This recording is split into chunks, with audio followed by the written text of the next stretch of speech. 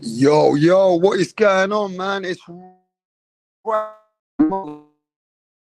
Yeah, man. Great weekend of boxing, you know? But smash that like button and subscribe to the channel. What is going on with the people? What a fucking boxing weekend. Bivol came out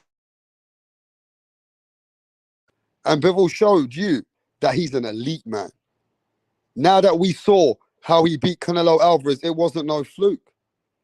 Bivol beat Canelo Alvarez because Bivol is just a better fighter.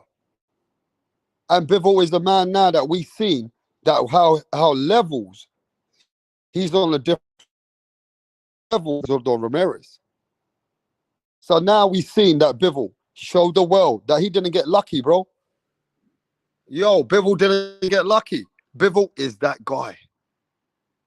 I'm calling it. Bivol is that guy.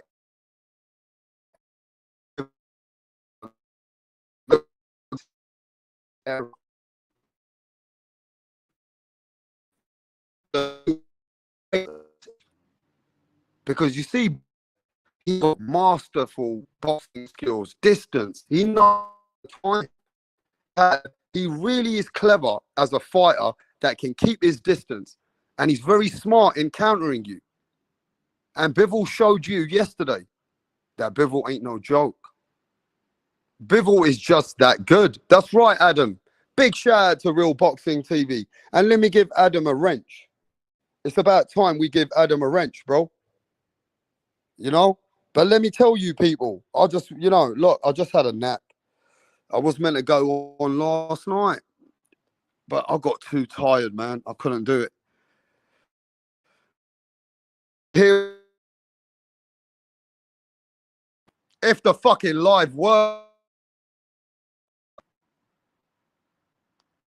is working, we're going to talk about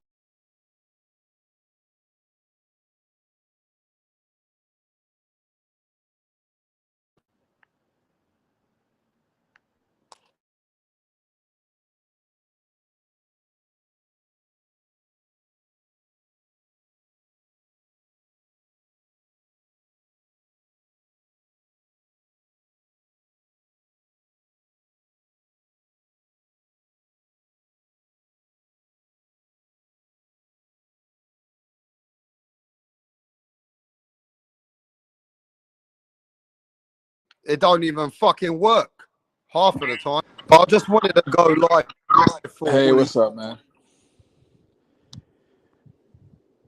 For you What's guys, going? man, because I was too tired yesterday. What's going on? What's going on, Rapstar? I just came to help you out a little bit. If you want to back out and come back in, Yeah, see if that I'm helps good you, right man. now, right? I'm Yeah, good you're right good now, now. right? So is Bivol that elite guy? Is he that guy? Is Bivol the Well, guy now that we recognize he is just one of the great fighters of this era? What do you think? yeah. So I'll be honest. I didn't get to see the fight. I saw a little bit of, basically the outcome of the fight. So I have to like watch it. But everyone's basically saying, of course, Bivol won. So I guess the only reason I'm here is to just kind of remind people that this was somebody that people were calling a cherry pick for Canelo, that he was somebody that was a nobody, but we're clearly seeing in the making, right? Bivol is the real deal Holyfield. Um, he's about to go for undisputed. I don't think he's going to take a Canelo fight again currently because he's going for legacy. And yeah, man, big shout out to Bivol, man. Big shout out to Bivol. From what I So understand, he wants to be undisputed first, though, Max. He says, "I want to fight Beterbiev." yeah, He no, and wants that's to what, fight the man that everybody's avoiding. He don't yeah, want Canelo first. He no, wants and his that's undisputed first. and that's great. That's what we the fans want to see too. I don't want to see a Canelo fight right now. I want Beterbiev and Bivol to go at it for undisputed, and let's see who the best at 175 is. I think that's the fight that we should see. The Bivol is elite. He's not average. He's elite. He's a very complete fighter.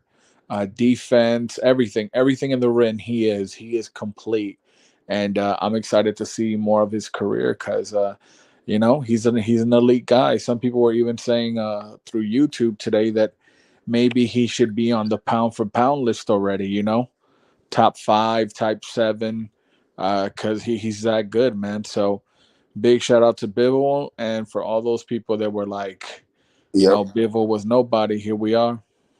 So let me ask you this then, Max. Yep. Bivol said that he wants to fight Beterbiev. Is this Yeah. guy, the Kazakhstani guy, do you think Bivol can beat that guy? Because that guy got power like nobody else. Yeah. Well, that and Rapstar, you know, I know that you know a lot more boxing than I do. So, just from my eye, I right? wouldn't say that. I wouldn't say that I Well, know a lot more. well, no, I mean, You've been you knowing think that you've been speaking to all the professionals with us now. yeah, but at the same time, I know you've been in the game for a long time. I say that to say this, right? Bivol, Bivol, if he wins, he's going to box. He's going to put on a boxing class. But the problem with Beterbiev is that Beterbiev can fight, but he also has that bet. He has crazy knockout power at 175. You know, a perfect Bivol has to be displayed for that undisputed fight. You know, a healthy Bivol, a complete Bivol, and a Bivol that moves around in the ring, right? And here's the thing, because the problem is you can't give Beterbiev a round or two, because here's the thing: if he catches you, that's all it takes. That's all it takes. He has that knockout power. So it's going to be interesting to see what's going to happen of that fight. Hey, look, man, I'm gonna say this. You can hear me, right, Max? I'm Yes, gonna sir. I'm gonna say this, Max. This guy Beterbiev, yeah, he's a Yep. fucking machine. He's a machine. Yeah. This Yep. this motherfucker ain't laying down for no one. And let me just Yep. say this: yeah, Bivol is great, but he got to be great for 12 rounds. That's what. Yep. This Mm. guy's only got to get a good round in. You agree? Yep. Yeah. It's a bit like the Deontay Wilder situation. You got Yep. to be good 12 fucking rounds. Yep. Bivol has on his game for 12 rounds. If this Yep. guy gets his punches off, and this Kazakhstani guy who looks like Khabib's older brother, if this man catches Bivol, he gonna fuck Bivol up. He gonna damage Bivol. Because one thing we know about Beterbiev, if he gets his hands on you, bro, it's good night. If he gets his hands on you, you're gonna get fucking hurt. Can Bivol keep his legs, his jab, his distance, his timing great for 12 rounds? Well, look, here's the thing. We saw Bivol just fight, and again, I haven't watched the fight, but I can go off what I've heard. You know, Zurdo Ramirez came in there as a cruiserweight, basically, right? So we saw a bigger Zurdo, we saw a bigger, stronger Zurdo, and Bivol was able to outbox him, and there you go. Yeah, but what we do know is this man has got 3 belts. He's a certified world champion. He's a proven man. Zurdo Yeah. Ramirez is not proven. Yeah, You well, know, that's true. That's true. He was a hype job. I want to give a big shout out to Hayes in the chat because I think that's a perfect breakdown. He says Bivol is a disciplined fighter. That's what I'm most impressed with. We saw it when he fought Canelo, and Canelo was against the ropes, and he was kind of taunting Bivol to come in close. You know, Canelo was going to try to counter him, but any other fighter would be like, hell yeah, let's go toe for toe, but Bivol was very disciplined. So I think that's a great breakdown of who Bivol is. A very disciplined fighter. yeah, Bivol has to stay disciplined. He Yeah. has to be on point. You know, Bivol has to make sure he keeps his timing great, keeps his distance great. He got to punch in the right times. He got to make sure he counter punches you. He's going to be the one who's outboxing Beterbiev. He's Yep. going to be winning rounds against Beterbiev. Yep. But after Beterbiev, if he catches you, bruv, and he starts to land on you, and Bivol Yep. can't avoid it. I mean, look, it's very simple. Can Bivol be great for 12 rounds? This man got to be great for 2 rounds or 1 round. That's true.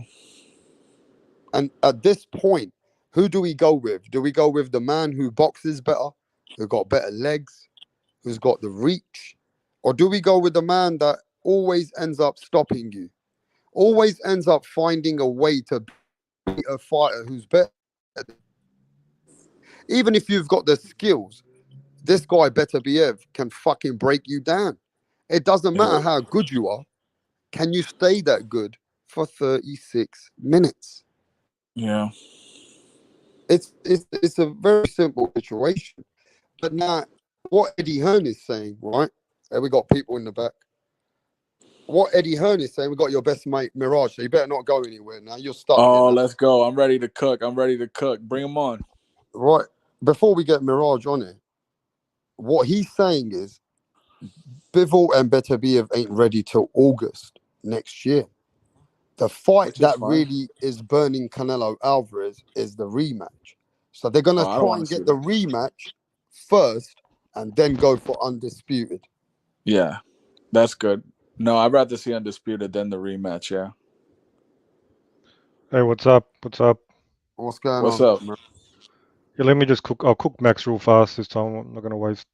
Let's go. You don't want to waste time. So I heard you say something dumb like straight away. What's up? Stream started. What'd I say? You said, "Oh, this proves like, you know, the people who said Canelo cherry picked Bivol, that proves it's all bullshit." Blah blah. Right. Correct. So what's the date today? It's like November 22, right? Yeah. November, 2022, right? November, right? Yeah. November. What 6th, What was the date when Canelo picked Bivol? That I'm not sure. You could tell me though. It's about a year ago.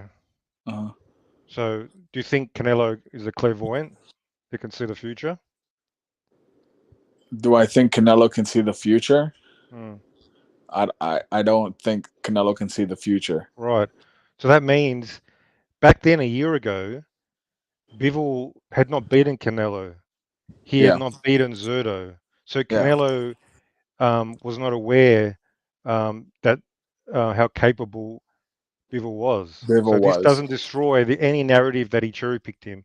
He picked on the information he knew then, and the information was Bivol just struggled to beat fucking Craig Richards, some domestic bum in the UK. Mm-hmm. Was he that was undefeated, Mirage?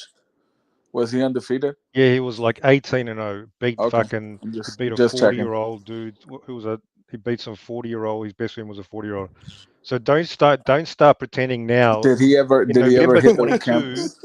That November 22 information is relevant to a year ago. So Max has been cooked already. We can move on. Would you give Canelo props that he fought someone like Bivol, and we're seeing No, it was a cherry pick. Or how is it props? He dodged the Mexican monster.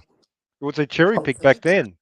Bivol was a nobody. Bivol hasn't stopped anybody in years. That was a soft pick. I see what you're saying as far as like you understand the logic. Like it's a year difference. Canelo didn't know then what we know now, so you can't say what we know now is evidence that Canelo didn't cherry pick. You understand? Doesn't work that way. Yeah, well, I mean, I will say one thing. I will say I was one of those fans that didn't know who Bivol was. There you go. I will say I was one of those fans that thought Canelo would win. But I also know there was other people in the boxing world that were picking Bivol to beat Canelo. Not many. Maybe they didn't have the loudest voice, but they definitely people that really knew boxing. And like I said again, I was not one of those people that thought Canelo was going to lose. But no excuses. Canelo lost. He got outboxed. He fought a fighter that clearly is in his prime. We didn't know that then. All I'm saying is, for all of you that said, "Oh, Canelo, he always, you know, this and that." He fought someone that is in their prime as well. I'm saying give him credit in that regard. He was in their prime, but he wasn't like, you know, viewed as some superstar, some great fighter. Let's talk about how your boy Benavidez is gonna get outboxed. We'll get to that. That's what I want. Hey, where's Frank? Where's Frank and his stooge? I want to take them apart today. Frank is here right now. Where's Frank? What's Now, up? Frank, I'm just curious. You can Yeah, what jog up, my Frank? memory. Yeah, what's up, Max? Yeah. Where's my what's up? You're a bitch. I don't respect bitches, so. Okay, I'm just curious. Jog everybody. What was your prediction for the Zurdo Bivol fight again? From memory, what was it again? Like I said it from the beginning. You can play it back. I said it several times, many places that my mind said Bivol, but my heart said Zurdo Ramirez. I thought that would be the biggest fight. I thought he'd Oh, have so a now different you're game plan. splitting it up with your heart and your No, mind. I stay Is that the consistent. game you're going to No, play I stay now? consistent. I stay That's consistent. I not mean, I'm a consistent. fan. That's I'm not hedging a both sides. professional. I'm a That's fan. dodgy. I don't That's pretend to be anything but dishonest a fan. because you don't have the balls. Well, Your do you know prediction more? Are you a was professional your gambler? Did you prediction put money on the was fight? Did you your win money prediction that you can? was your prediction, official prediction. I didn't hear nothing about, oh, my head. Your prediction was Zurdo beats him or maybe stops him. That's what I remember. Am I Yeah, it's wrong? going against the grain. I mean, it's Well, not a of situation course, where when you you knew say more than dumb shit, everybody. It was a it four to goes one against the line. grain. Yeah. So does But it you bother can't act like you? you know more Okay, than anybody because you picked Bivol, which that's all the money was going. hang It's on, hang not on. a situation where you know more than everybody. So, so you pick Most of boxing Zurdo. had So took you pick Bivol. Zurdo possibly by stoppage.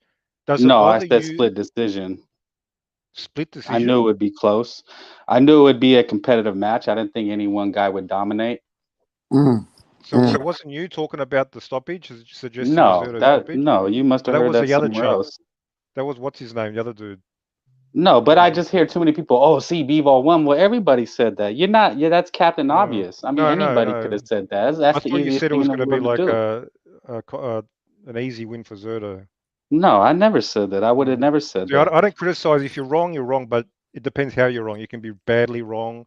You can be slightly Well, wrong. no, too So many people pick like they're experts. It doesn't take an expert to pick Bivol. I'm a fan, just like everybody here is a fan. You know, if you're a I professional bet you. gambler, no, I but then you bet you were wrong. You still Benavidez. were quite wrong. Actually, you were wrong. I was going soft on you. I You bet were you very wrong Benavidez won't go up to 175 because you thought it would be a and close fight that. fight. You thought it would be a close fight. Experts like me knew he would get his ears boxed off. well, you don't watch So, much and boxing, you Mirage. say when So, you I say, mean, "Oh, there's many examples of that this dude happening. Mirage, he doesn't know shit. He talks shit." No, you've What's up admitted now? yourself you don't watch What's up boxing. You now? don't watch much What's up? boxing. But So you don't what really does it have your mean comments about on Yeah, the but my count. pick was accurate. I didn't just. what does it fucking mean about Zurdo Ramirez now? Because now people are calling Zurdo Ramirez a hype job. What do you Well, think can I What? say about that? that? That's what I wanted to talk about. He's a Yeah, hype what job. do That's you He's a why think I'm bum. here. about that? I want to start with you, Frank, then Mirage, and then Max. They're calling the man Well, a hype job. I'd rap. I think I've listened and talking to you. Been watching boxing for a while. There was a situation when Jeff Lacey fought Joe Calzaghe, and everybody at the time thought Calzaghe was the high job because he had this glossy 39-0 record, and then he beat the brakes off Jeff Lacey. These things happened. It doesn't mean Zurdo was the best opponent at the time. I mean, nobody thought this was going to be an easy fight. If you came on here and you thought it was Yes, going to be an some easy people fight, did. Yes, many people did. no, Yes, no, no, no, no. don't But bullshit. they Many respected of us Zurdo did. as I no. picked Can it I as an finish? easy Who was fight. talking? Who was talking? Me or you? Well, He you asked me. don't You'll talk get your shit. opportunity. Frank's turn, then it's Mirage. Yeah, go on, Frank. But nobody thought that Zurdo was a bum. I mean, if you're taking when people are criticizing the Munguia fight because they think he's fighting a bum, nobody thought Zurdo was a bum. Nobody came on and said Zurdo was a bum. If you have any boxing knowledge, you just said Bivol is an exceptional pound for pound fighter, which he proved. But nobody came in here and said, "Oh, this is another bum fight. How dare we get this?" Everybody was excited for this fight. So don't get on here and act like you knew that Zurdo was a bum. Mm. And then if you did, then you're full of shit and you don't know boxing. You should just stop watching. Okay, awesome. Now, you guys, how about you just go back to the stream when it was a couple of days ago?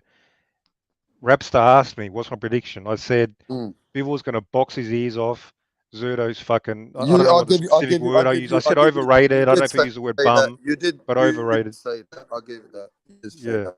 He So says that about Zurdo, everybody. He says that about everybody. It's nothing everybody who new. deserves it. No, He no, I said classified it about, everybody. He says Loma's a bum. see how He says, dodgy Frank oh, he is? fought Toledo, who He was a just said bum. nobody said it. Nobody said it. And if they predicted it was easy, they're dishonest. And I fucking No, but said you it. And you classify still don't give me everybody and as you a still don't bum. give me credit. Everybody's heard you talk. Everybody's a bum, but You're dodgy, Benavidez. You said bro. it yourself. You said You're everybody's a exposing bum. yourself as a Toledo's a bum. bad Loma's faith a bum. motherfucker. Ortiz was a bum. I've heard you. We've talked about these fights. You've said everybody's a Because they bum. are. You don't. No, not That's everybody. what I'm saying. So it doesn't take a brain No, surgeon to go and say, "Oh, I knew he was a bum," because you just cover your bases. no, I don't You say don't get everybody's a fair bum. So analysis. you're lying. So anyway, Yo, I Frank, predicted it don't let is. him take you out of character, homie. I predicted exactly how it's going to No, he go. just dumbs I down said the he's too sport. slow. He I literally said he's dumbs too down slow. the He panel. fights He like. dumbs down the Hey, Rapstar, speakers. wasn't it my turn? No, you actually spoke Didn't I have over to be? me. Didn't I have to be quiet No, you kept interrupting if me, so I I'm gonna talk? interrupt you. No, I did it at the start. No, Then I listen to stopped. this guy. Literally makes you lose Now I'm brain going to rub cells. it He in because dumbs down the sport. He when doesn't you understand talk what he's shit talking about. No, you and they're going to talk come shit. smack in Nobody's your talking face, shit. you have You to take it. bash You have everything to and take it. everybody. All right, well, let's No, get to the nobody has to fucking take subject anything. while my So I mics were predicted working, it yeah? Let's get to exactly the how it fucking went. I said subject Zurdo's a while my bum. mic's fucking working here. Is this Zurdo looked like guy, shit in his Zurdo recent Ramirez? fights. Is this fucking guy, Zurdo Ramirez? What's his future? And what should he do next? And where does he I go?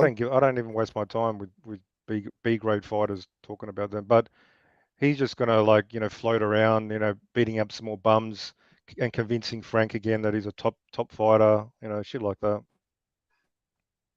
Well, he is See, a Frank top What do doesn't you fighter. think, understand. Max? Losing doesn't make you a bum. Nobody came in this fight and said Zurdo Ramirez is a bum I and he did, yeah. shouldn't be Many fighting people this did. fight. I know many Well, And people my did. thing is again, this with, let me Oh, get so this they don't count. So fucking even though they were Zurdo right, they Ramirez. don't count because it blows your mind that All they predicted it. You can't accept it, and now you're shitting on them. You're pathetic. Shut the fuck up. you literally dumb down everything everywhere you go. I swear, you don't understand Oh, the sport of yeah. boxing. So You've admitted it you are yourself. woefully wrong, and you're still arrogant and trying to talk shit. My thing is No, this, though. My thing is this. Zurdo Ramirez has got a future. He's still, learning on the job. Now, at the Learn end of the day, 44 fights, learning on the job. What the fuck? but learning meaning that, his 44 fights weren't with elites. Now he's Who fought an elite. cares? Yeah, but can he not learn from that, Mirage? Can No, he learn he's from that physically now? limited and talently limited. He's slow as fuck. So should he Um, cruiserweight where they're he more pushes slower? his punches. He Should they pushes his punches. he go up in weight? Should he go up in weight? Yeah, maybe go up and fight some fucking even slower dudes because he's mediocre. He's a mediocre fighter. That's it. Mediocre at best. That's the fact. And to prove that, he got his ears boxed off. Way too slow. He didn't even have power. Bivol had more power. Bivol held him up. Bivol controlled the center of the ring. This guy is a fucking joke. I saw when he fucking fought Gonzalez, some 40-year-old, and he struggled. That's when I said he was a bum. Long time ago. Frank follows the narrative, the hype. Oh, 44 wins. I Oh, never said that. I mean, this no, but guy's look. big. Okay, you Look might how have a big point. he You is. might have a fucking point, Mirage. The I do man have a has point. He fought doesn't, Rap. Come 44. on. No, look. He's fought 44 people, and he's beaten 44 people, and the Yep. man can't compete at top level, bro. Yep. This is the scam Let of me get let boxing. me What I get tell this you shit off guys. though. Forget about records. This Yeah, is all is it? fucking It's not the smoke and record. mirrors. It's the people that you need to fight to get to that level. Now he didn't fight out of those 44 fights. He never fought a Joe Smith Jr. He never fought a Callum Johnson.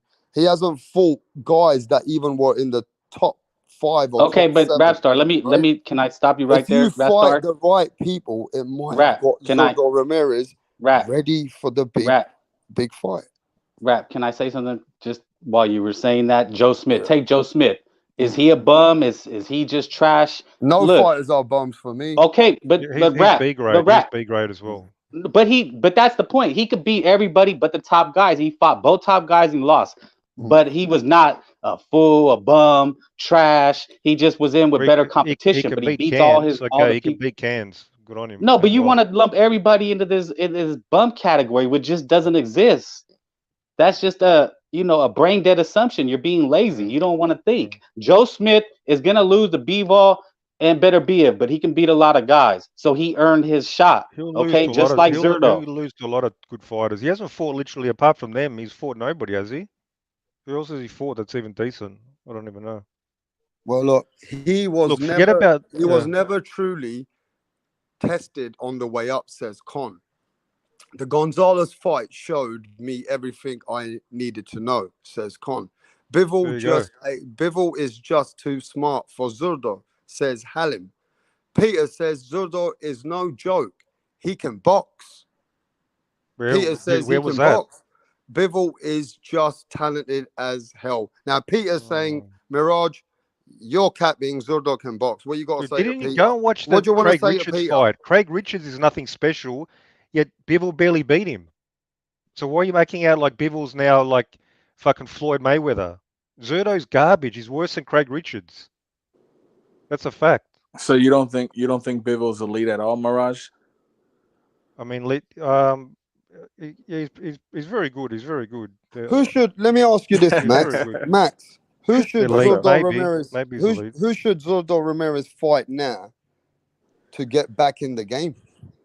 Max, I don't even know, man. I have to go back. I told you guys in the beginning of the show I didn't watch the fight. I've been working, so I can't even comment on that. Who he should fight next? Maybe Frank can answer that. What about you, Frank? Who should Zurdo Ramirez? Who would you like to see him fight to see if he can stay in the game a bit? You know? Yeah, just playing Fanager. It's going to depend on what he wants money wise. If he wants to stay on TV and get the money that he's accustomed to, if he has those stipulations in his contract. Hey, Craig Richards is a good fight. Craig Richards is a good fight for him. Because Craig Richards went 12 rounds with Bivol. Craig Richards gave Boatsi a tough fight. I mean, he's lost. That might be a fight for him.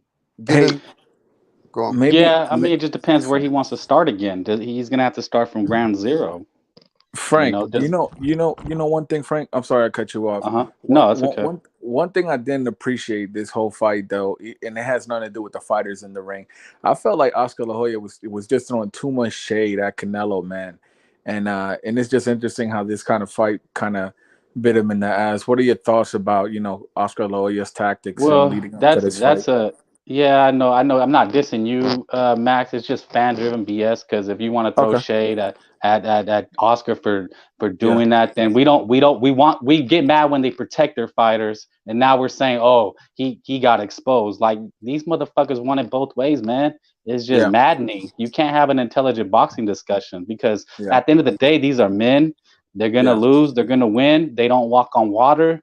The fanboys want their guy to win 100,000% of the time. And when they fear they're gonna lose, no, he's A side beast. There's people arguing that Bivol should not fight Canelo unless Canelo's the B side. Like, who the fuck is saying this shit, man? It's just insane. I'm telling you, man. These guys are nuts. They don't understand the game of boxing. There's just so many levels to it. And I'm not saying that to dismiss casuals. Honestly, I consider myself a casual now, man, because I hear these maddening boxing purists arguments that make no sense. But yeah, man, I'm sorry to ramble. It's just we look. Oscar put him in. He believed in him. It didn't work. Back to the drawing board. What's wrong with that? Yeah. You know, Tio's back to the drawing board. It happened. Josh Taylor back to the drawing board. Yeah, but my thing is, right, the drawing board's not going to be easy because now him losing like that and showing that, he lost convincingly at the end. He was in the fight in the beginning, but then once Bivol worked him out, Bivol showed there's levels to this. So what's wrong with just saying Zurdo's not on that level? So would it be fair to say it's going to be tough to see this guy to get a world championship at 175? No, we've seen that guy. Who's the guy that everybody trashed? Canelo, Callum Smith, and now everybody's thinking he's the greatest thing since sliced bread now. You can bounce back, fight. Man. No, you just gave me you can bounce back. Yeah, absolutely. It happens. I mean, these things, they're not overrated. They're not underrated. Bivol's just a phenomenal fighter. He's pound for pound. He's my number one pound for pound, and you can argue and hate that I have him number one. But he is. Inaoue is going to get this undisputed. And next month, he's going to move up to a new division. Wait. You got Bivol pound for pound number one. You got Bivol pound for pound number one. Hell yeah. Bivol's fight of the year, number one pound for pound. I tell you what. Well, everyone, Frank. He beat this Canelo pound for pounder. Then he goes up. Oh my God, that's Mexican. He's huge, and he beats the shit out of him. I ain't mad to say I'm wrong because I like boxing. I wanted to see it. I'm not sitting here protecting. But I'm just gonna say, Frank, Bud and Spence fanboys. Oh, now I want to protect Bivol. Oh, Bivol don't need to fight Canelo. It's like, no, motherfucker, go fight him. These are the type of fans we're talking about. Bivol don't have that problem because he don't have these fans that want to protect him. You know what I'm saying, Rap? Yeah. Shout out to Frank. He cooking in here. I just want to say I do think Bivol has a great, strong case for being fighter of the year. I also like Bam Rodriguez in that conversation as well. That part. I do think that I don't have, and I guess pound for pound is subjective depending on It's very, criteria, yeah. but I definitely think Bivol's top 5 pound for pound. We got to put respect on his name. I just think that now people will say, like Mirage was in here earlier saying like, oh, you can't tell the future, this and that. But it just goes to show you what type of opposition a Canelo ran into when he fought someone like a Bivol. But yeah, man, I give respect. Ever since he beat Canelo, I mean, I give respect to Bivol, man. I think he's the real deal. Holyfield at 175. I don't want to see a rematch with Canelo till after the undisputed bout between Beterbiev and Bivol, because I think that's what the fans want. I think that's what Bivol wants. He's not ducking no smoke.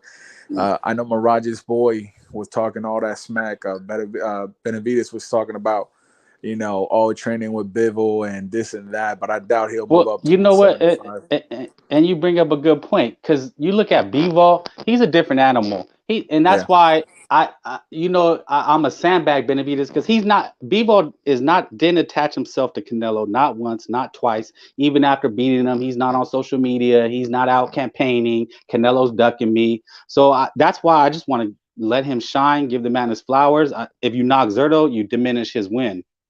You got all these campaigners campaigning because they're fanboys. They want to campaign for Benavidez. They want to campaign against Zurdo because it makes their fighter look better. It's like, man, sometimes a fighter just has to shine because he's the best. And I think Bivol went out, and it was the performance. Okay, it was the performance. Did he hug? Did he clinch? Did he low blow? No, he went out there. It was a couple fill out rounds, and then once you notice he got his range, he started just peppering them. Then not only peppering him, then he start opening up. Then he spun him around and start unloading. Like, man, he did everything that some of these guys, I ain't gonna say no names because I don't want them to get shined, did that they should have did. Yeah. Look, man, I respect all of you guys, and especially Frank. Frank's my boy, so I'm not gonna say that, but I disagree that he's pound for pound number one. But I agree, Frank. Oh yeah, Look, I said Frank, that's my I list. agree. Everybody's very subjective in how they look at a fighter. Pound for pound has become very subjective on people's values of how they see things. But what I will say is, I agree with Frank on he should be the fighter of the year. But then we did have Charlo become undisputed. Come on. Devin Haney became undisputed. Look, we're just gonna talk. We're gonna talk. Hey, no, I respect Max, somebody. I'm gonna respect your opinion. Max, and Frank. You who said else? Devin What? Haney? Let me just say this, Max. Who did what this year? Let's talk about Monster Inaoue knocked out the legend. Monster Inaoue knocked out the legend, and now he's becoming and he still has a fight. Undisputed. Now, if he becomes undisputed and knocks the way he beat Nonito Donaire, which is a friend of our channels. Oh, yep. And we really highly rate Nonito Donaire. Yeah. And you saw how Monster dealt with that situation, and then going for now the undisputed. So if Monster Inaoue becomes undisputed, who's the fighter of the year? Is it Bivol? Is it Inaoue? Is it Devin Haney? Is it Charlo? Who else did something? Come on, Max. Bam Rodriguez went up and beat Rangvasai. Yeah. Right? Who are the fighters that are the candidates for the top 5 fighter of the year? Let's talk about that, Frank. Give me the 5 fighters that stand out for 2022. Okay. Go ahead, Max, or whoever wants to go. I'm gonna say if I only had the opportunity to do one casting vote, just one, I'm gonna say Bivol, man. Tell us. I feel like he shocked the world. I mean, I know there was, like, again, I don't claim to be like you guys that, and I say that with respect. I mean, I love watching boxing. Yeah, remember this Usyk became again a heavyweight champion. Understood. I just want everybody not to get too carried away with Bivol as well. I want everybody in the chat to give me the fighter of the year, and I want everybody in the chat to tell me who should be the fighter of the year. Let me tell you why I would say Bivol. Number one, Bivol, in my opinion, he knocked down the face of boxing. Right at this point, Canelo was on top of the tree, on top of the hill.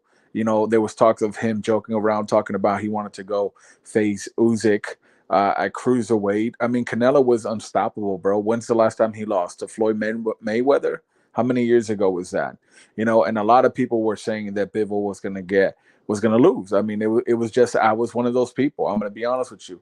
I didn't know much about Bivol, and the way he outboxed, the way he outclassed Canelo and frustrated Canelo, I was like, damn, I haven't seen Canelo in that position for a long time.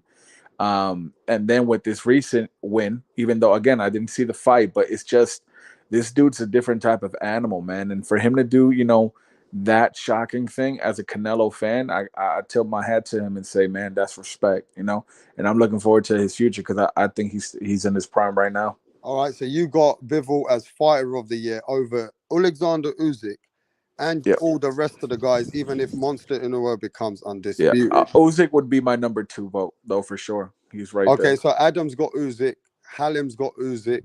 I wanted to ask Tip Bayless has just come in. My brother Tip Bayless, what's that? What's up, Tip? Yo, hold on, give me a sec. Tip Bayless is always up and down. He's He better not around. say Keith Thurman because we gotta boot him. Nah, I gotta go over the list of fighters. There's been some. Okay, Tip Bayless, man. Everybody's watching. Like Adam says, Usyk is close, but it should be Usyk. No. What about Haney? I don't know about Haney, bro. Haney did go Australia though. Oh my god. Nah, Usyk had one fight this year. That was a rematch. He didn't win the title this year. Well, Mirage, I'm gonna come to you as well after. I'm just Tip. correcting you. You're gonna You said tell he run me. undisputed this year. He didn't. No, I said he also came back after the war and kept his undisputed.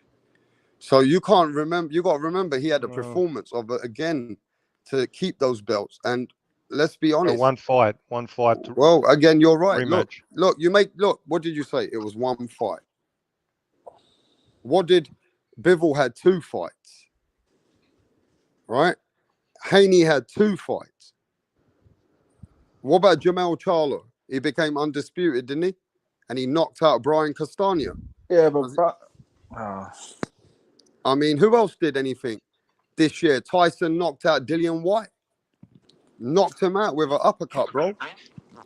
But we knew that was going to kind of happen. At least I did. I knew that was going to be. I'm asking you, who else stood out for you? Bam Bam Rodriguez. He went up in weight, and he dominated Rangbasai.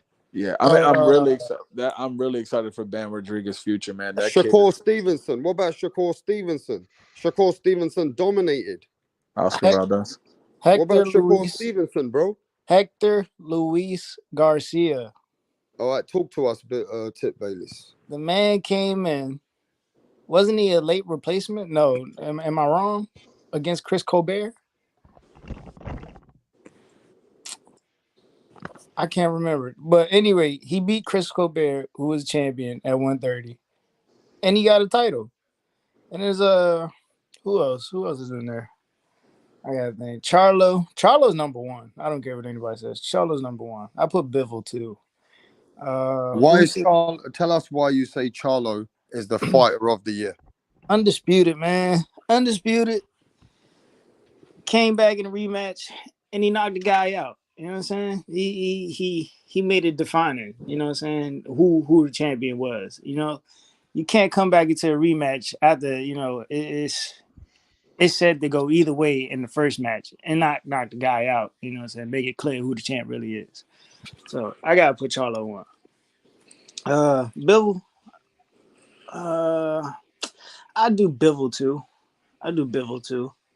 Bivol beat Canelo.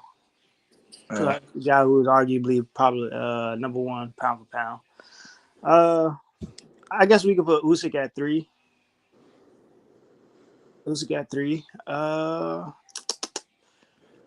Damn. 4 and 5. What about Haney?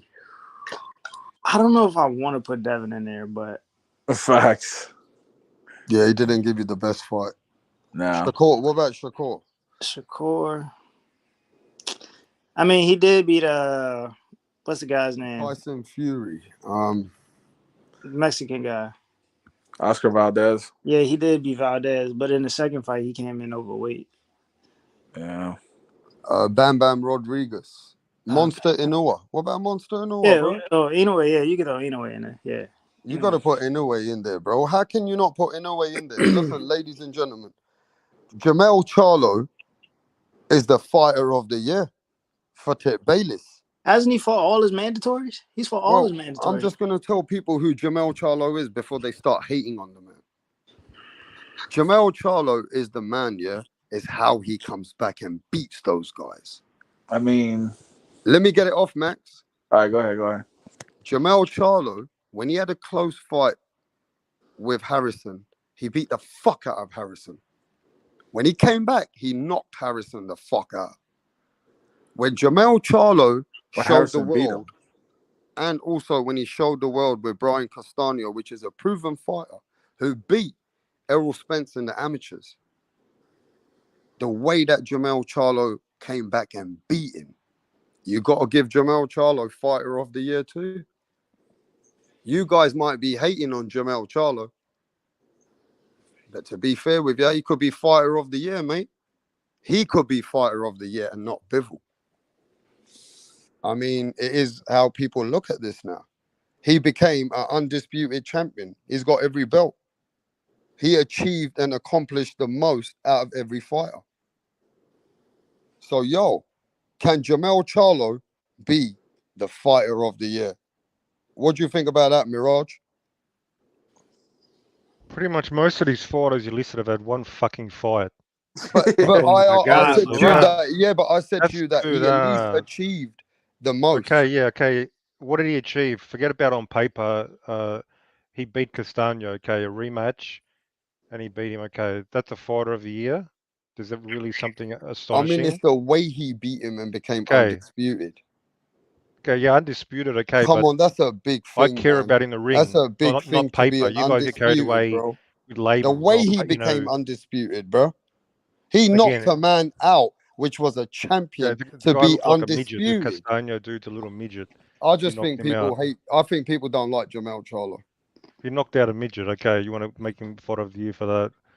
To me, yeah, whatever, it's okay. But none of them really done much that's really impressive to stand out. So, with that being said, no one said Benavidez. Even though Canelo is overrated and Zurdo was a bum, I still Bivol did take out the cash cow.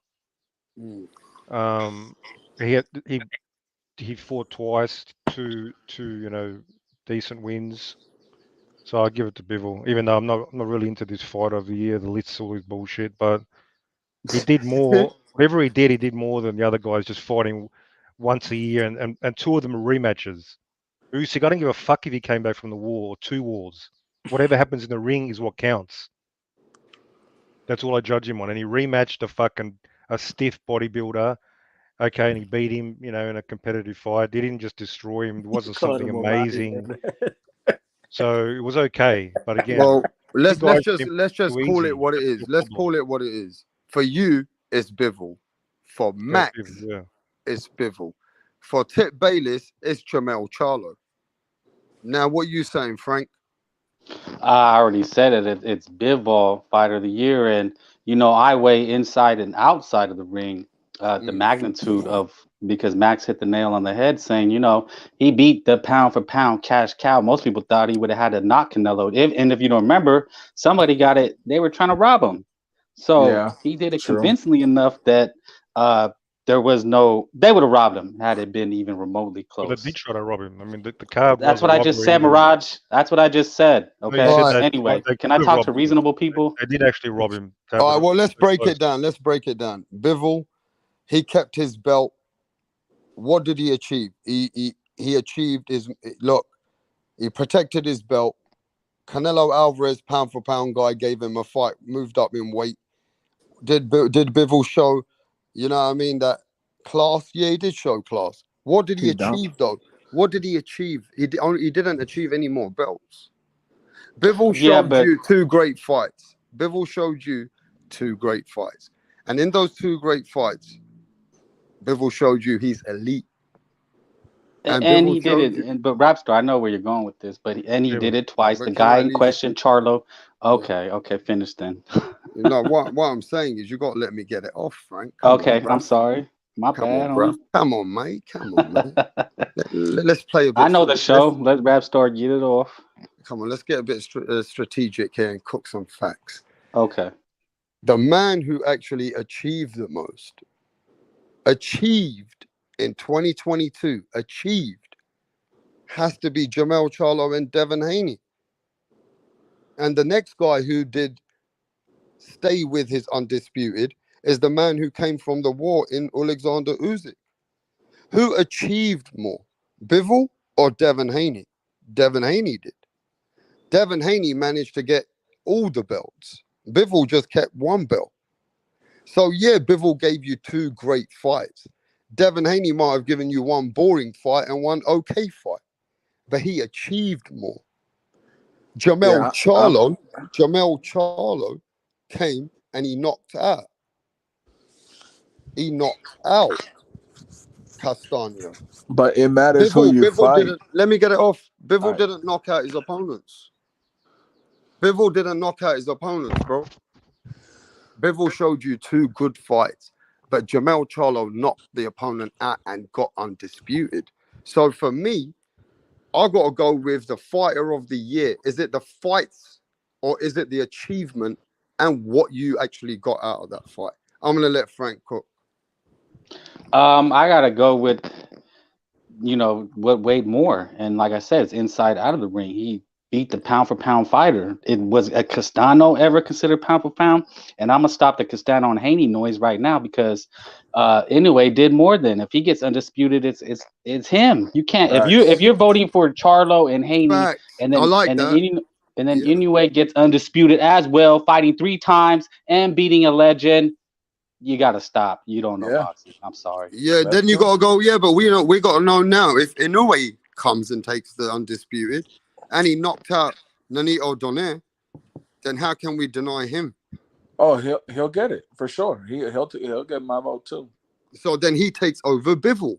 Yeah, Bivol is not the fighter of the year. We're just getting How old was listen. Donaire? We're just getting hyped up with Bivol doing a good How old was performance. Donaire? But who the fuck was Zurdo, bro? Nito's like 30. How old was Donaire when he got knocked out? Zurdo ain't the guy to give you the fight of the year. but did he beat Canelo? Right? Yeah, he did. He did beat Canelo. That's where most of the weight goes on. But didn't this guy dominated a legend in Nonito Donaire?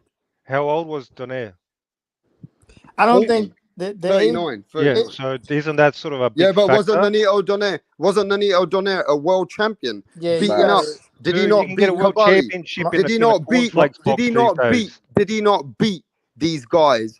He did not beat a prime Donaire. Man, he did not beat a prime listen. Donaire. Let me get it off. Nonito Donaire came back and he beat 2 champions. He beat these guys back to back. He beat these guys. He was coming off of a momentum. Were they good champions or were they? No, he beat Nonito was a champion. You can't. No, the guys that he beat, were they any good or were they just paper champions? I don't know who he beat. Well, then why vote for Haney then? I'm asking the question. Everyone's a paper champion to you. He came back and became champion, and he went into beat that decent fight. Fighters, or were they just fucking nobody? He went into that fight as a champion. He went into Monster Inoue's fight as a champion. And as a 39-year-old. But he was beating everybody else. In fact, let me tell you something Were they any good? Let me tell you something right now. I think the Filipino Flash, Nonito Donaire at 39 beats everybody else but Monster Inoue. Even right now. He beats the rest of them. So how good is this guy, Inoue? My thing is, if Inoue becomes undisputed, he's got to be fighter of the year and not Bivol. I don't think anyone can argue that. If it's not him, it's got to be either Jamel Charlo, then Devin Haney, and then Usyk for keeping his belts at heavyweight. Well, but that's why I mentioned Monster, because if he beats Butler for undisputed, I mean, nobody's really going to weigh that heavily as beating the #1 face of boxing. That's why I use that to show you that sometimes those belts don't matter. That's why I said that, because Butler, who's giving Butler a shot? Like literally nobody. So let's not But that's act how like good. That's how good this guy let's is, not though. overrate Undisputed and Castano. Who was Castano? It was arguably a draw. He was just avenging what he almost lost, which I thought he lost. So let's Yeah, but not act didn't. like Yeah, but let's not forget Castano was a freaking. Castano beat Lara in his fight, but they made it a draw. Castano beat the fuck out of Texera. He beat guys, and Lara was the guy.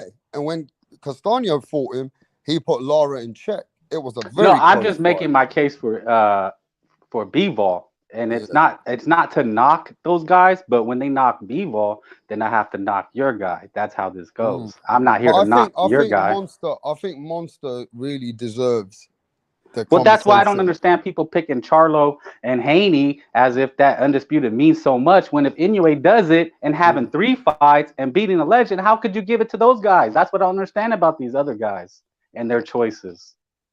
So let's really think about fighter of the year if this guy becomes undisputed in style. Does he become the fighter of the year? That's a conversation to have now. Is the fighter of the year a man like Naoya Inoue, the monster? Is this the guy that we need to class as the fighter of the year? Max, I think the fighter of the year might change, bro. If Yeah. this guy dominates Butler and just takes the undisputed, he fought 3 times, is what Frank is saying to me. Then how can we go with anyone else? I agree. I agree Yeah. with Frank. No, Nito. I mean, Inoue only fought once this year. Well, then why is Frank? No, this is going to be his second fight. So did he Yeah, this will fight be his before? second fight. Did he not fight before that this year He in the only fought beginning? Nonito this year. Oh, so he's had 2 fights Was it this just year. Nonito? I thought it was Maloney. Somebody said Nah, I Maloney. he thought it was only Malone. fought Nonito. I thought it was Could have Malone. swore it was 3. I don't know. Somebody look at Hating on box rec Charlo. confirm That's all. that. He's just hating on Charlo. No, Well, but no, here's the even thing. if it is, So is When he? no Look, it's still disrespect, either 2 him. more fights. All right, so let me just say this, Max. Do you give the respect of how he beat the legend, Nonito Donet, or do you give Charlo more respect for coming back and beating Castano for undisputed? oh man, you see, it's a little tight for me. I'm not the biggest fan of Charlo, and I want to be. I want to be objective. I mean, it's cool that he won. The first time they fought, I kind of edged it out for Castano. I thought that was, or it could be a draw, but who you wins matter, who you beat matters, and how you win matters. Um, I would still pick Inoue over Charlo. That's crazy. Yeah, that's just my train of thought with that. But I would love to hear why Tip would think that Charlo would be a better choice if Inoue actually wins undisputed. I would love to hear his take on that. Go ahead, bro. It's the same scenario. Yeah. It's literally the same scenario. Has Castano ever been considered a legend, or like that's kind of where I'm at with that. Inoue beat Nonito more convincingly than Yeah. Castano beat Charlo, or as you would say, the first time. Yeah. Mm-hmm. So Halim says, doesn't it go down to if like Devin Haney, he defended his undisputed, and Usyk defended his undisputed. These 2 guys should be in the top 3. What do you think about that? Haney, I don't know, So man. I mean, Usyk, you don't have no problem with. Devin Haney did give me an HBO classic fight in that second one versus George Kambosos. You don't think that fight could have been an HBO classic? No way. I Come tell you on, what. that's hype. I tell you what. If Haney would have knocked him out, yeah, I would have been like, but there's no way Haney for me. That fight. If Devin Haney had power in his hands, that fight would have been an HBO classic. Yeah, there you go. Would have been. Yeah, would have been. But here's the thing. It's like right there. Tip. Here's the thing with Haney, and this is me. I'm gonna die on this hill, man. I just don't. I think he got, and I know people are gonna be like, "What are you talking about, Max? He went to Australia." Yeah, but he fought George Kambosos. Who is he?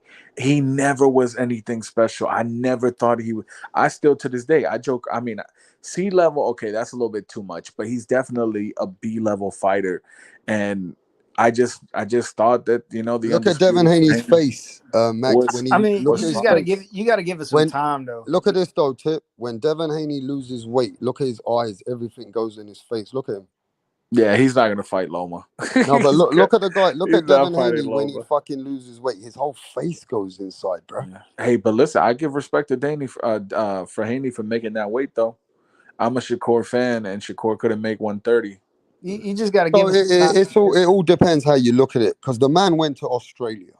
Love him or hate him, he went to another person's Yeah, but backyard. you can't And compare beating Canelo to beating Kambosos. I'm I get sorry. it. Correct. I get it. But You we're just can't. gonna give. You We're just gonna give. can't argue that. I don't But know can how we give? anybody could argue that. I I understand, agree. but can we give Haney some his credit for An 2022? honorable mention. Okay, An honorable honorable Can we mention. just mention, yeah. can we just at least talk about Haney without getting people saying I don't deserve He it? Yeah, beat Oh, but you know George what's the Haney, interesting fact? Haney don't Cambosos. deserve this. Yeah, but the Haney's interesting fight was fact is, boring, and I know, but you know what? Okay, the boring part, fine. That's subjective. But if you want to argue facts, that did less than 1 million. Tio's non-title fights did the same. Loma and Tio did 4 million.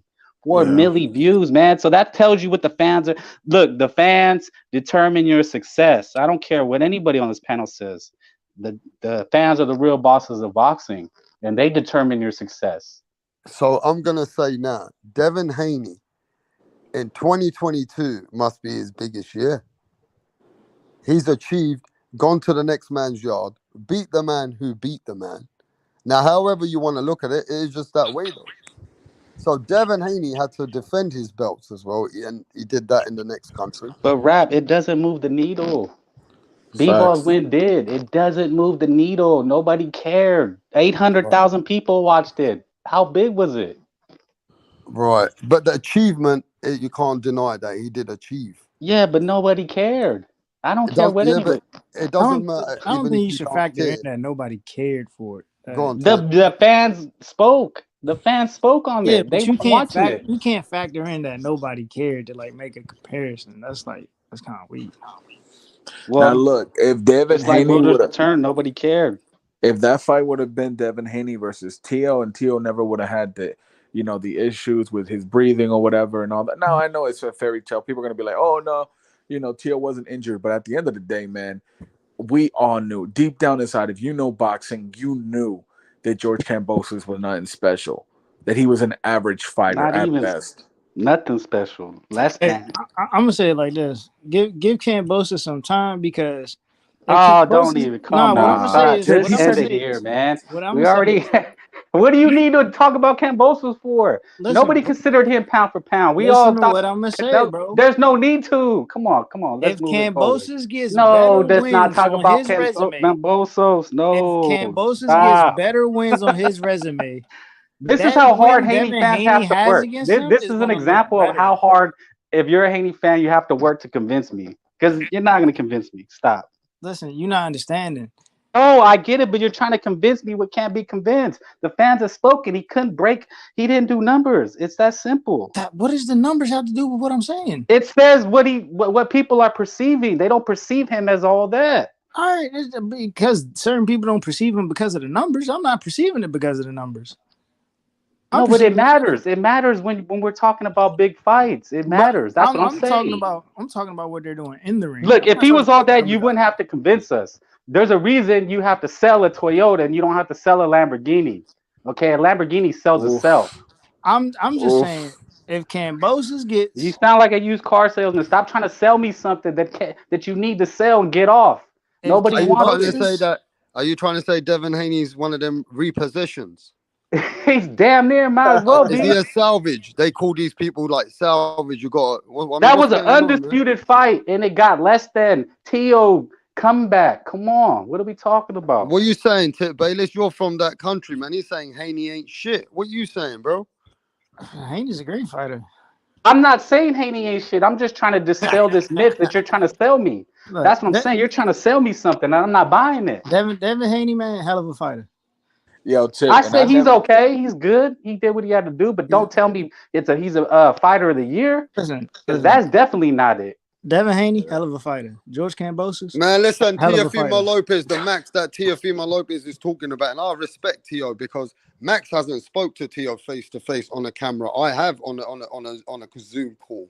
You know what I'm saying? Respect. So I know I've spoke to Teo, so I ain't a fanboy. Teo didn't want no Kambosos rematch. Teo didn't want to go Australia. Teo didn't want that talk about that talk because he wanted to go to 140.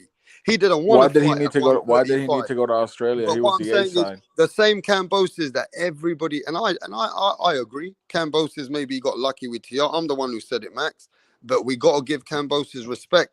He come to America and beat Teofimo Lopez, regardless whether you like it or not. Whether you like it or not, he beat Teofimo Lopez, bro. And Devin Haney embarrassed Kambosos not once, twice. Okay, let's And put it look, like but this. here's the thing, rap. Go ahead, Yeah. Chip. Go ahead. But between all these guys we're talking about that could possibly be fighter of the year, who had the toughest bout to arguably be fighter of the year? Who had the toughest bout? What are you gonna say, Charlo? Is that what you're gonna say? Because he was pressed. I mean, did Charlo not have the toughest bout? Tell him, talk to us. But that says more about. That says actually mean, that That says discredits more Charlo about had his to fight That competition, Canelo. right? discredits Charlo, if you want to say that, because It says Castaño was more never about his considered pound for pound. competition. That he was never considered pound for pound. Stop it. He's not a That's pound true. for pound fighter. At least if we're talking Canelo and Nonito Donaire, those were considered pound for pound fighters, just like Loma. Okay, Yeah. Castano and Cambosos. Come on, man, stop trying to sell me BS. You can't Yeah, sell those guys. We're talking about Yeah. Nito Donaire legends, Canelo Alvarez.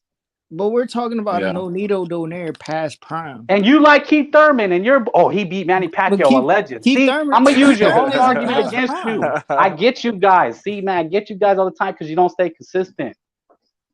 Keith Thurman isn't even past prime. Like, what are we talking about? No. But he's your man's, and he beat Manny Pacquiao, and you wave that flag. Oh, we got, we lost to Manny Pacquiao. Though he's a legend. Yeah, we lost a legend. Yeah. See, yeah, exactly, man. These guys, they don't stay consistent. So where's Devin Haney? Is he in the top 3 fighter of the year? Yes or no?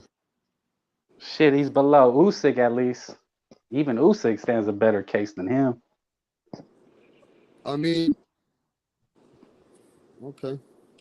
If Bivol would have lost, then it would no doubt be Usyk. I know he had the one fight. That's why I don't say it. But he did. I mean, the weight of it, right? The magnitude. That was a world event. We were all excited. That moved the needle. Bivol being Canelo moved the needle? Nah, dude, I said Usyk.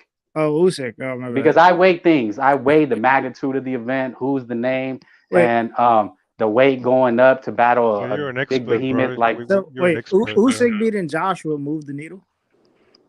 worldwide. Yes, it did.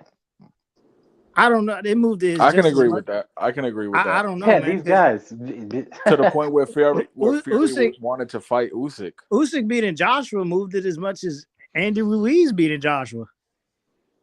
Nah, I'm sorry. No. Why not? Why not? Usyk It moved at less because AJ was already beaten. it was a unification bout. It was unification bout. It's a rematch. It weighed a lot more than Joshua coming to America for the first time as an unknown. Come on, you're trying to compare Usyk and Joshua to Ruiz? Like, what are you trying to do? I don't understand. Mirage over there. Mirage talking crazy. No, the other Vato too, man. But I don't understand what he's trying to say. AJ was undefeated, like the you don't think he was the big hype. Usyk and Joshua moved the needle in boxing? Like, as boxing fans, it wasn't what we were all talking about. Not as much. I think Andy beating Joshua. Beating that was worldwide. Yeah, Andy beating Joshua was way more impactful. Than Nobody Usyk even give a fuck about that fight. Nobody didn't have the world on pins and needles. You're Did that shit not make ESPN headlines or something? That was all over. Yeah, because of it was a Buster Douglas moment. But don't act like people were anticipating it. He was a villain. Buster Douglas was like a historic fucking moment. This was being compared similar scale, like not as big, but Andy Ruiz was a late replacement. What are you talking about? Buster Douglas was a nobody. Buster Douglas was a nobody. You're trying to compare the magnitude of Usyk and Joshua to Joshua and Ruiz. Ruiz was a last minute replacement. It was just It a was, home. It was just a. okay, It was a what parade was for the bigger Joshua. It was upset? supposed to What be was the his big? big What, American, what was the big? showcase. Was That makes it Usyk and even AJ better. That even? makes it even What were the better. The odds? fact that What he were the came odds in as for a late Usyk replacement AJ? and What still were the won. odds? What were the odds? I don't know. The guy comes in as a late replacement and beats the guy. What were the odds No, for I'm saying Usyk the AJ? magnitude of the fight. It wasn't moving the needle. People didn't Dude, really what do you care mean about it magnitude that of the much. fight? You just had a fucking undisputed fucking Jamal fucking beat Castaño. That was for big That nobody stakes. gave a fuck Who about. nobody It did knows a about it. decent No, 800,000. It did decent 800,000 what? views. Pay-per-view?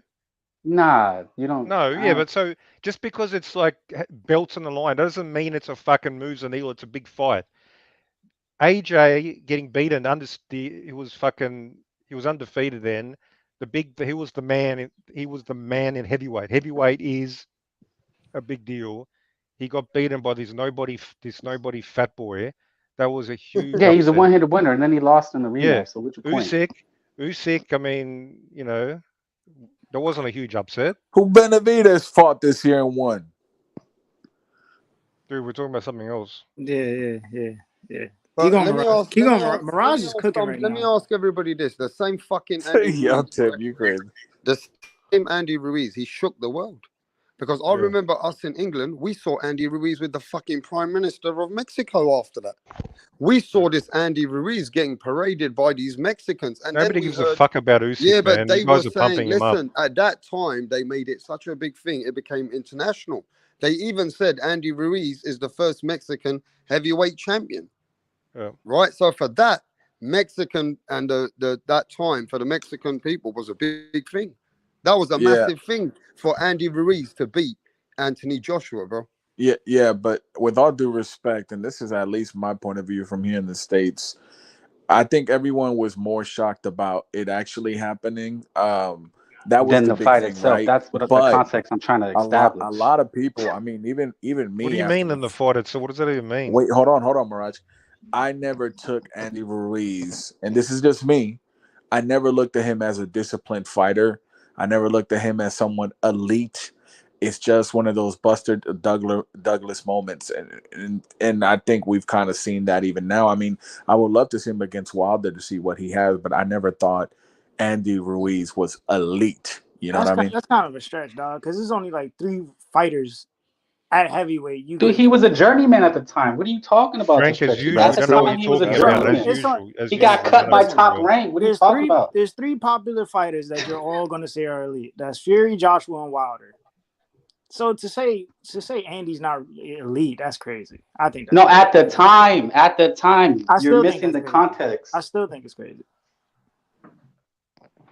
Okay, I guess you missed the context of what I was saying. I understand what you're saying, but I still think it's crazy to say. No, because you had a problem when you said Usyk fighter of the year. I said, yeah, considering the magnitude of the fight of what the Usyk Joshua at the time, it was the fight. Everybody thought it was the biggest fight of the year. Well, that was fucking last year anyway. That was last year. No. I'm talking about just recently when Usyk unified against Joshua and he won the rematch.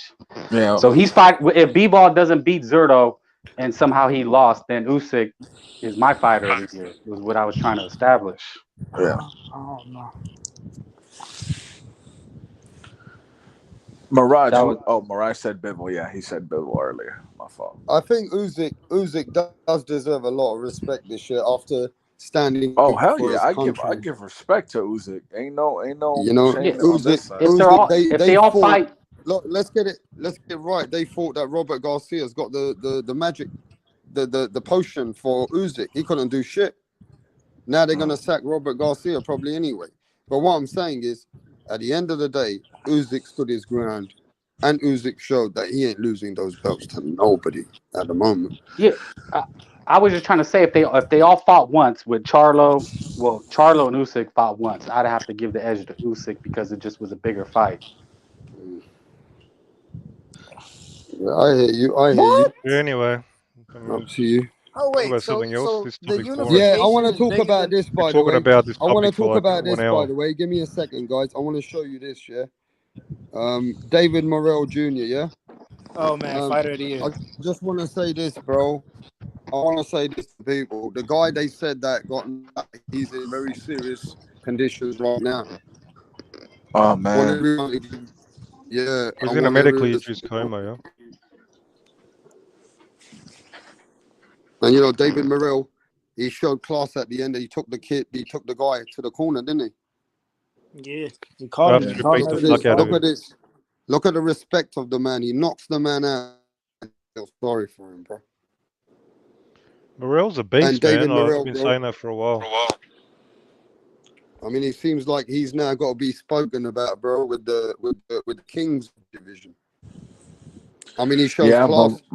Morrell is definitely someone I'm looking forward to seeing. I want you to pray for the other guy, Max.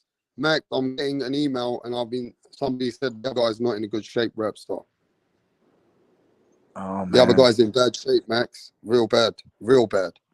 I hope the brother makes it through. I mean, at the end of the day, I know we as fans, we talk a lot of smack, but these guys do put their life on the line. So I hope everything works out. He can get back to his family. Hayes, that's right, Hayes. Prayers for him, bro. Prayers for him, bro. Ralph Unreal. We're sitting here speaking about boxing. Prayers for the guy, man. He gave you a show yesterday. Adam, put prayers up for the man, you know. Everybody who's in the chat right now, prayers up for him, man. Tony, put prayers up for the man, man. I like Morrell. Just think he still needs... Is that Tony Boswell? Where the fuck you been, Tony? How the fuck I haven't seen you on my channel when you were one of my first subscribers, bruv? This is fucking Tony Boswell, yeah? How you been, bruv? Where the fuck you been, though? Mirage in the chat talking to somebody. I don't even know who. You know what I mean? Hey, I ain't seen these people. Where's Punch, man? I saw Punch. I'm gonna say this. Punch. I'm gonna say this, bro. I'm gonna say this, bro. David Morrell, man. He took the guy to the corner, man, and he must be thinking to himself today, he must be feeling like, fuck, what did I do to this guy? Because this guy might not make it, Max. Is it that serious, huh? I don't know. I'm hearing a lot. Wow. That's the sport, man. I mean, yo, Morrell, man, respect, bro. He looks very impressive. I'm very impressed. Morrell, right? Yeah. You know, it wasn't necessary. He took an unnecessary beating. There was no need for that. His face was busted by the 6th, 7th round. That guy's a decent fighter, apparently. He's in a coma, bro. The man's in a coma, bro. He's in a medically induced coma. Medically induced coma. Yeah. Oh wow. That could be bleeding in the brain, you know. Oh my God. I think, Frank, when you're medically induced, most of the time it's bleeding or damage in the brain, isn't it, Frank? Yeah, from what I've heard. And do you think it's because of the weight cut? Is it because of so much weight cut as well, isn't it? That could be, but to me, it just looked like too many blows to the head. He just was, at a certain point, was probably already suffering from concussion. He had already had a concussion. Morrell throws with intent, bad intentions. Every punch. That's what I like about him. Right. I mean, let's be honest though. Look, prayers up for the other guy. Let's talk about the fight now because it's a kind of a sad situation. Morrell did his thing. Well, what about let's just go over the Rosario? I just wanted to say, man, that was a good one. yeah. Real quick. Like, wow. But let's stick with this guy. Do you think this guy now needs to be spoken about with the top guys now? Because he's a WBA. Yeah. He's a regular champion. He's already a WBA champion. He's in line for. That doesn't mean anything. That doesn't mean anything, bro. Yeah, but he's in line for Canelo's super belt if they could put that together. What I'm saying is, he wants to fight the Benavidez's, the Plants. I mean, where do you think this guy is, bro, in the game now? He looks like we got to remember now that he's going to be making noise. And it seems to me he's banging down the door for a world championship who wants another belt. What do you think about this guy? I mean, his skills are on another level. He's got power. He's got power. If you're a top fighter, you don't want to fight this guy. Yeah, I was thinking the same thing. I don't think. Well, not the fighters themselves, but their handlers. Yeah, are probably like, man, I don't know. Yeah, he's already a top fighter. The problem is, I mean, Why would what's an established fighter got to earn fighting a 8-0 prospect? Like, say if they beat him up, everybody's going to say, well, he wasn't that good anyway. And plus he's a tough fight, dangerous fight. So why should a top guy even fight him? Money.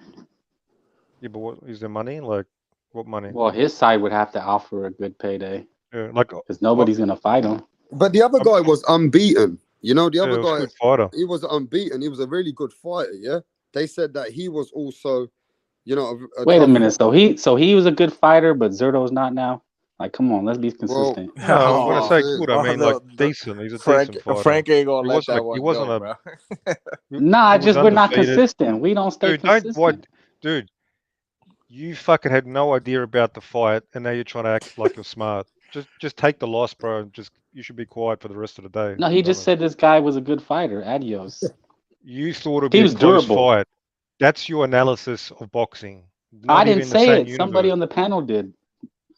Don't kill the messenger. Well, Anyway, but the Morrell you guy, said it'll be yeah, a close fight. You saw Zurdo Bivol. You don't even we're know what talking day about it is. Morrell now, man. We can revisit the Yeah, past. just So don't let's try to act talk about smart. Morel. Don't Hey, try to act smart with me. Max, is this guy ready? Is this guy the guy that can beat the Benavidez's and the Plants? What do you think, Max? Why didn't you say Canelo? All right, let's talk even Canelo, No, he'll beat Benavidez, Canelo. Plant. I'll choose him over Canelo for sure. What about Canelo Plant? won't fight him. What Canelo's a about thugger. Plant? What about Plant? He'll beat the fuck out of Plant, I think. What about Benavidez? See, Benavidez, that's a fight I'd be worried. Like I'd be a bit anxious about for Benavidez because I can recognize top fighters. I'd still pick Benavidez because we don't know how tough Morrell is. Like, can he take punches? How is he in a war? We don't know. So we know Benavidez is tough as fuck, but I'd be fucking like, I wouldn't be, jumping up and down if they were fighting him. This guy looks really talented, dynamic, speed, agile, just fucking, high talent. You can just see when somebody's talented, how it's easy. Every punch with his intention, nice combinations, nice body work. Like, I'm fucking impressed. Very impressed. But it's not the same situation, right? Like a Zurdo Ramirez, that he hasn't fought the top guys when he goes. No, but you can see, this is the eye test. People say, oh, nah. You can just see Zurdo looked like garbage before to me. Looked fucking mediocre, just plodding, slowed. I wasn't impressed. Completely different. But This you're guy looks impressed with impressive. this guy's skills coming up. Yeah, just doesn't matter if he's fighting B grade or C grade. You can still show attributes and skill. Doesn't mean he's like proven 100%, but he's shown abilities that I haven't seen from the Zurdos and different level. Okay, so you got high hopes for this guy now, La. For me, at the end of the day, now he's proving to everyone that he actually is the next guy in line for these Canelo Alvarez's. He's the guy you need to speak about, not about just Kalen Plant and David Benavidez. You got this guy here knocking the door. Now, to me, his name is now not as the like he's in there with these guys now. What do you think about it, Tip Bayless? You got hopes, big hopes for this guy here, Man, David Morrell Jr. I'm cooking with Mirage today, man. Listen, I'm watching this fight, and like Mirage said, it's the eye test. Look, he could have got this guy out quicker than what he did. Like he played with him. Like, I'm so serious. Like if you have the natural eye test for boxing, bro, like he really played with this guy, and he could have. He entertained us, but what he could have really did is just shut him out by just strictly boxing. There's nothing else that guy could have really did with him. Like the hand speed, the footwork, he's just levels above him. You know what I'm saying? And him against the Canelo, it's gonna look like I said this to somebody else. It's gonna look like Lara 2.0. Except this guy doesn't run. This guy doesn't run. Yeah, like Lara. This guy's aggressive. Yeah, this guy he's a puncher. He's more of a puncher than a Lara. Like, this guy is dangerous. This is a dangerous fighter. Canelo's not going to get in the ring, man. There's no him way against David Benavidez. That's what I want to hear from you, Tip. That's his toughest fight. That's his toughest fight. That's his toughest fight, because with the way he fights, I don't think he'll end up boxing like David Benavidez. He's gonna have to get into a brawl. I think that's what's gonna have to happen. He's gonna have to get into a brawl. There's no way he's gonna all the other shit. David punches too hard for him to keep trying to get out the way. He's going to start slowing him down. It's a sick fight, but I don't know if it's gonna happen, man. Like I like that fight. I like Benavidez versus Morrell. I think Morrell washes Plant. I'm sorry. I like Caleb Plant, but yeah. I don't think. So basically, you got David Benavidez beating Caleb Plant too, then too. Yeah, I do. I do have Benavidez being Plant. Can you imagine this fight though? David Morrell Jr. Mirage versus your favorite fighter, David Benavidez, bro. This is a 50-50 fight, bro. This is not. You can't favor the Mexican monster in this fight. Well, I think it's a tough fight. Yeah. I don't know 50 what percentages, but it's not an easy fight. Unless Morell's got no chin, unless he's fucking soft. I don't know. Can he take body shots? Can he take David Benavidez body shots? I don't know. Maybe he'll fold in half. We don't know that part. I'll tell you what, Morell's got more skills than David Benavidez. Morell's a good pop shotter. He got faster feet than David Benavidez. No, whatever. Maybe. I mean, for you, who do you think punches harder? You're going to go with David Benavidez because he breaks fighters down, right?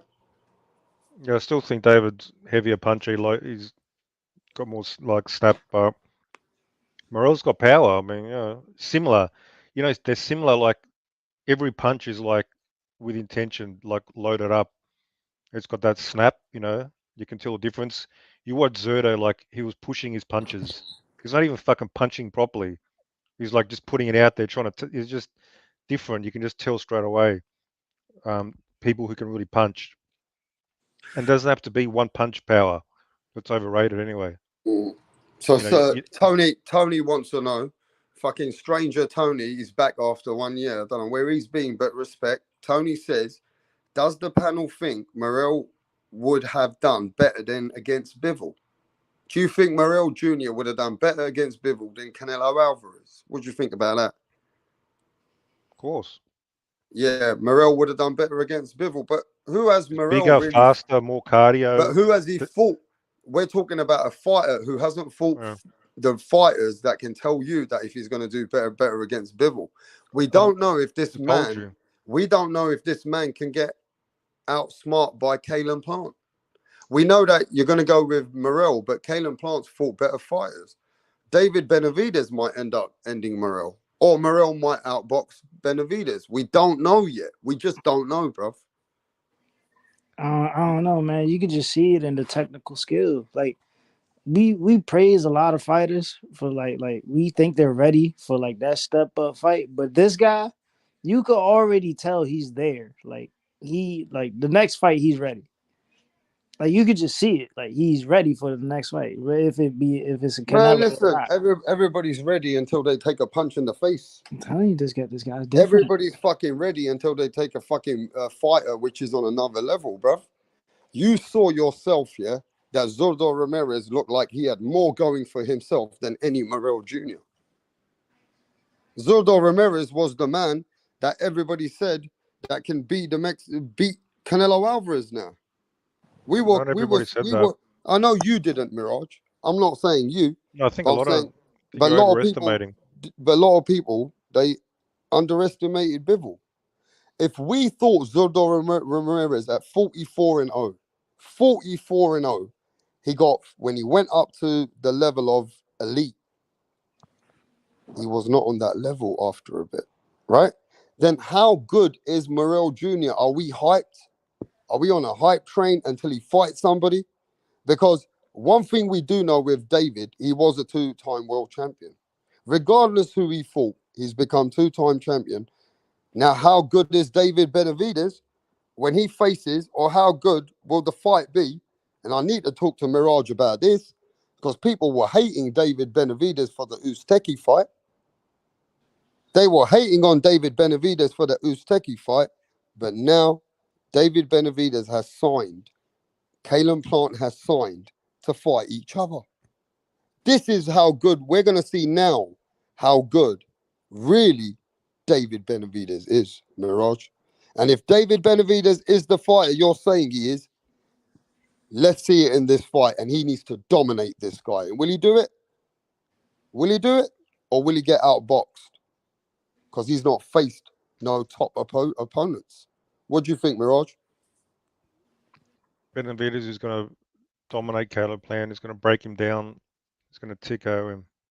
I don't think Plant can even outbox him. He'll look okay first 3 or 4 rounds, move around. David can box. He isn't just a fucking one-dimensional fighter. He can box. But ain't you happy that this fight is finally signed for David and Plant? It's great. I give Now Caleb Plant everybody, credit. He's delusional happy. enough to think he can win. So give him Caleb credit. Plant. Yeah. But Caleb Plant is the one who took the fight to David Benavidez. He sent him the contract. Well, I don't know who sent the contract. I don't know. But Well, Caleb Plant is the one who made that let's fight. not start playing narratives again. Well, Caleb Plant says that it was him who pushed for that fight. He said he got it done. I think he said he got it done. Whatever that means. He got it done. I'm not going to trust. He can just mean he just signed the fight. I don't know. I don't give a fuck. The fight's been made. I give him credit. His confidence is really high after the KO. That's so why John McSmith says that Caleb Plant will beat David Benavidez. Well, you never should listen to John anyway. And Real Boxing TV says Max says he's got Caleb Plant beating David Benavidez, bro. Hey, we can bet on that, John, if you want. If you're so confident. All right, listen. We're taking bets. We're taking bets now. So if you want to bet and you believe Caleb Plant will beat David Benavidez, then Rapstar is officially taking bets. Mirage wants bets. We're taking bets. So whoever wants a bet, send your bets in. Let's go. Plant's going to get dominated and stopped. Round 7, round 8. Well, I don't know. People are going to realize finally what I've been talking about when Benavidez runs through Plant. People believe Plant's going to beat Benavidez, bro. Well, most people are fucking deluded. That's the problem. A lot of people thought Zurdo would beat fucking Bivol. Abel Sanchez, I heard Abel Sanchez go, oh yeah, Zurdo's too big. He's just too big. He's going to dominate. He's going to blow up. These people, even they're in the sport. They're in the bubble. They're blind. Don't listen to them. Listen to me. Well, let's see what the people say. Adam says Caleb Plant sees holes in Benavidez. The YouTube 007 says Caleb Plant will treat Benavidez like he's the police officer in this. You know what I mean? I think the fight will be. I think Tony Boswell says I think the fight will be kind of similar to the Zurdo versus Bivol. Benavidez is slow, comes forward with no defense. Plant outboxes him. So Tony, you didn't notice like Bivol had much faster hands than Zurdo. Zurdo hand speed is slow. Benavidez has got even faster hands than Plant. So how is it going to be similar? You fucking muppet. Why are you getting upset with people? Because they're going for Caleb Plant. Because they say dumb shit. Benavidez is a lot slow. of people might have Caleb Plant as a winner in this fight. Mirage. I don't blame them for actually thinking that. Like I can imagine, like thinking, oh, he's going to outbox him. They think that knockout with Darrell, that KO with Darrell. It's not as crazy as thinking Zurdo beats Bivol because Zurdo is fucking garbage. But Plant, he's a good boxer. He's got nice boxing skill. So I'm not going to shit on somebody. Let's break it down. Caleb Plant is a faster fighter. No. Who punches harder? What do you mean faster? You mean foot speed? I'd say Caleb Plant's feet, and also I'd say Caleb Plant's hands are a little bit faster than David Benavidez. You don't think so? No. Well, if I'm going to be generous, I'll say it's equal. In one shot. I think. I don't know. All right, Caleb Plant got faster feet. Caleb Plant got definitely better foot placement. Right, he's better with his feet. He's maybe not faster fighter, but David Benavidez is slower too. He's slow too. He ain't fast. He ain't a fast fighter. He's too big for the weight. He Now, doesn't need to be fast. now, who's got a better jab? Benavidez. You think Benavidez got a better jab He's than? got one of the best jabs in the fucking in the sport. It's fucking powerful. It's fucking long. He's got a Wait, great jab. a better jab What than do you who? think, Tip? What do you think, Tip? Plant's Better- just got a weak ass, measuring jab. Benavidez What? jab fucking break your nose. Who has a better jab between Benavidez and Plant? Is that the question? Yeah. David. David has a better jab.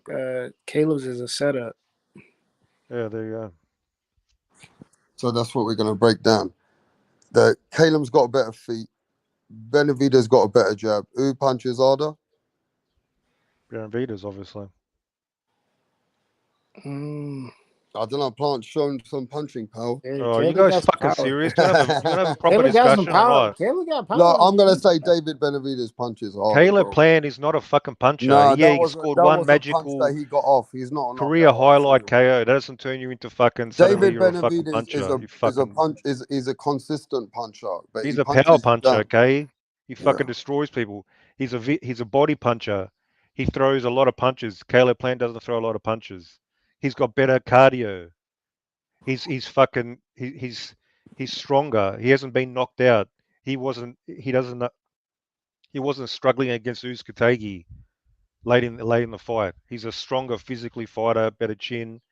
All Plant's got is sort of nice sort of boxing skills, I don't know, man. but he Caleb can't only keep got that up. You Caleb reckon only he can got keep two that up for fights 12 rounds? he's only got 2 fights that went unanimous decision. Now, all round, you'd expect Caleb Plant all round should be able to pop Oh wait, shot. no, I'm tripping. Caleb Plant all round should be able to pop shot, should be able to get his shots off, get out, keep the distance, right? Can he keep David Benavidez to stop taking him to the corner of the ring, like to the ropes? Is he able to move those feet like he did with Canelo and keep himself on distance, moving around so he can keep himself at bay and then get his shots off and then get out of reach? Now, what we For got to 12 recognize rounds? is for 12 rounds, can Caleb Plant outbox David Benavidez? Oh. Because from what we think, Caleb Plant can't knock out David Benavidez, bro. People better get that out of their brain. If you think Caleb Plant is going to stop David Benavidez, you're too hyped up about the Anthony Dirrell fight. Anthony Dirrell is a different fucking fighter at retirement. David Benavidez is an animal right now. He ain't lost. He's that same fat kid has been training since 9 years old, waiting for this opportunity. So David ain't getting stopped for nobody. You can outbox David. You can punch David in the face many times. He's going to keep coming forward. The thing is, can Caleb Plant outbox David and then be winning in the rounds? When David starts to bring... Oh, shit. That's all good. When David starts to bring it and starts to put the onslaught on and starts to get to the body and get to the head and start bringing it in the later rounds, can Caleb Plant deal with the onslaught? Can he make sure he deals with those harder rounds and not get stopped or not get hurt? And if he can not get hurt and keep boxing, he can possibly get a win against David Benavidez, bro. He could possibly outpoint David Benavidez as long as he keeps focused and don't get hurt, bro. He can't, that onslaught that's going to come, because what's going to happen, Mirage? He can be great for a certain amount of rounds, but David's going to bring it. And once David starts coming and he starts coming with shots to the body, to the head, to the elbow, and he'll keep bringing it, can Caleb Plant deal with the onslaught, Mirage? He's proven that during his career that he cannot handle that type of onslaught. Why? Because of Canelo Alvarez. He got tired with Canelo, and Canelo fights at a slow pace, and he was already tired, and he couldn't. Usyk started breaking him down. He was fucking looking weak in the championship rounds against that fighter. How's he going to look against Benavidez if he was looking weak then? So he's shown cracks already. And those guys don't put on the pace and the power of Benavidez. He's not going to be able to keep him off. That's the reality. What do you think, Tip?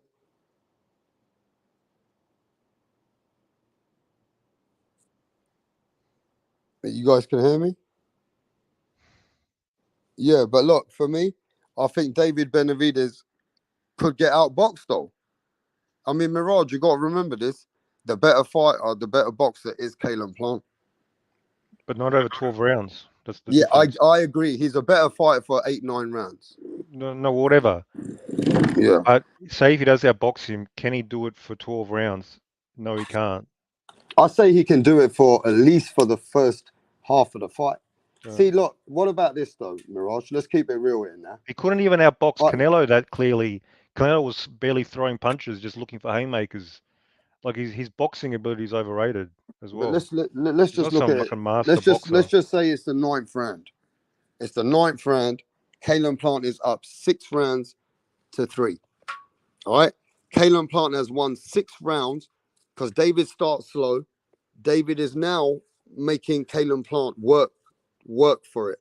Now Kalen Plant's getting slightly tired. Now you know Kalen Plant's punching power is not keeping David Benavidez honest. See, in the first 6, 5, 6, 7 rounds, Kalen Plant is going to keep David Benavidez honest because he's going to have enough pop and enough energy. But once it comes to the 9th round, can Kalen Plant keep that energy up, keep that feet movement, keep himself punching hard so that David Benavidez doesn't keep taking him to the ropes? Because David's going to keep coming, bro. He ain't going to stop. So Kalen Plant Kalen Plant has to take the onslaught. He has to take the tough times in that fight. And when Canelo Alvarez landed on him, and when Canelo Alvarez finally got to Kalen Plant was finished. Benavidez will do that like 3 or 4 rounds earlier. It's not even going to go that far, trust me. I'm just saying, let me send a link. People want the link. One sec. My thing is this though, Mirage. This is a fight that certifies the guy to go and fight Canelo Alvarez. And you know, if David Benavidez beats Kalen Plant, people are going to start shaming Canelo Alvarez to fight him. People are actually, even the Canelo fans will, Mirage. Go on. There'll be no more excuses. But he has to beat Kalen Plant. Yep. Can you imagine if David Benavidez he beats Kalen Plant more convincingly than what Canelo Alvarez did? Of course I can imagine it's going to happen. Do you think that's going to happen? Yeah, it's going to happen for sure. 100%. You think the story script's written, yeah? That was Canelo plan was a competitive close fight. A lot of people had it almost even, or basically even into the 10th. I had it even basically. This fight against Benavidez, it's not even going to be close. Yeah, let me give a big shout. Let me give a big shout out to the people right now. We got Tony, Jeff, Con, we got Ghost in the building, we got Hayes. Hey, look, let me just get people. Let me get people in the back. Look, my thing is this, bro. A lot of people have got this fight way closer because of the way Kalen Plant knocked out Anthony. They get carried away. They get emotional. This is just typical casual mentality. Ralph, what's happening? One fight happens, all of a sudden they get on the bandwagon. Yeah, that's not rational.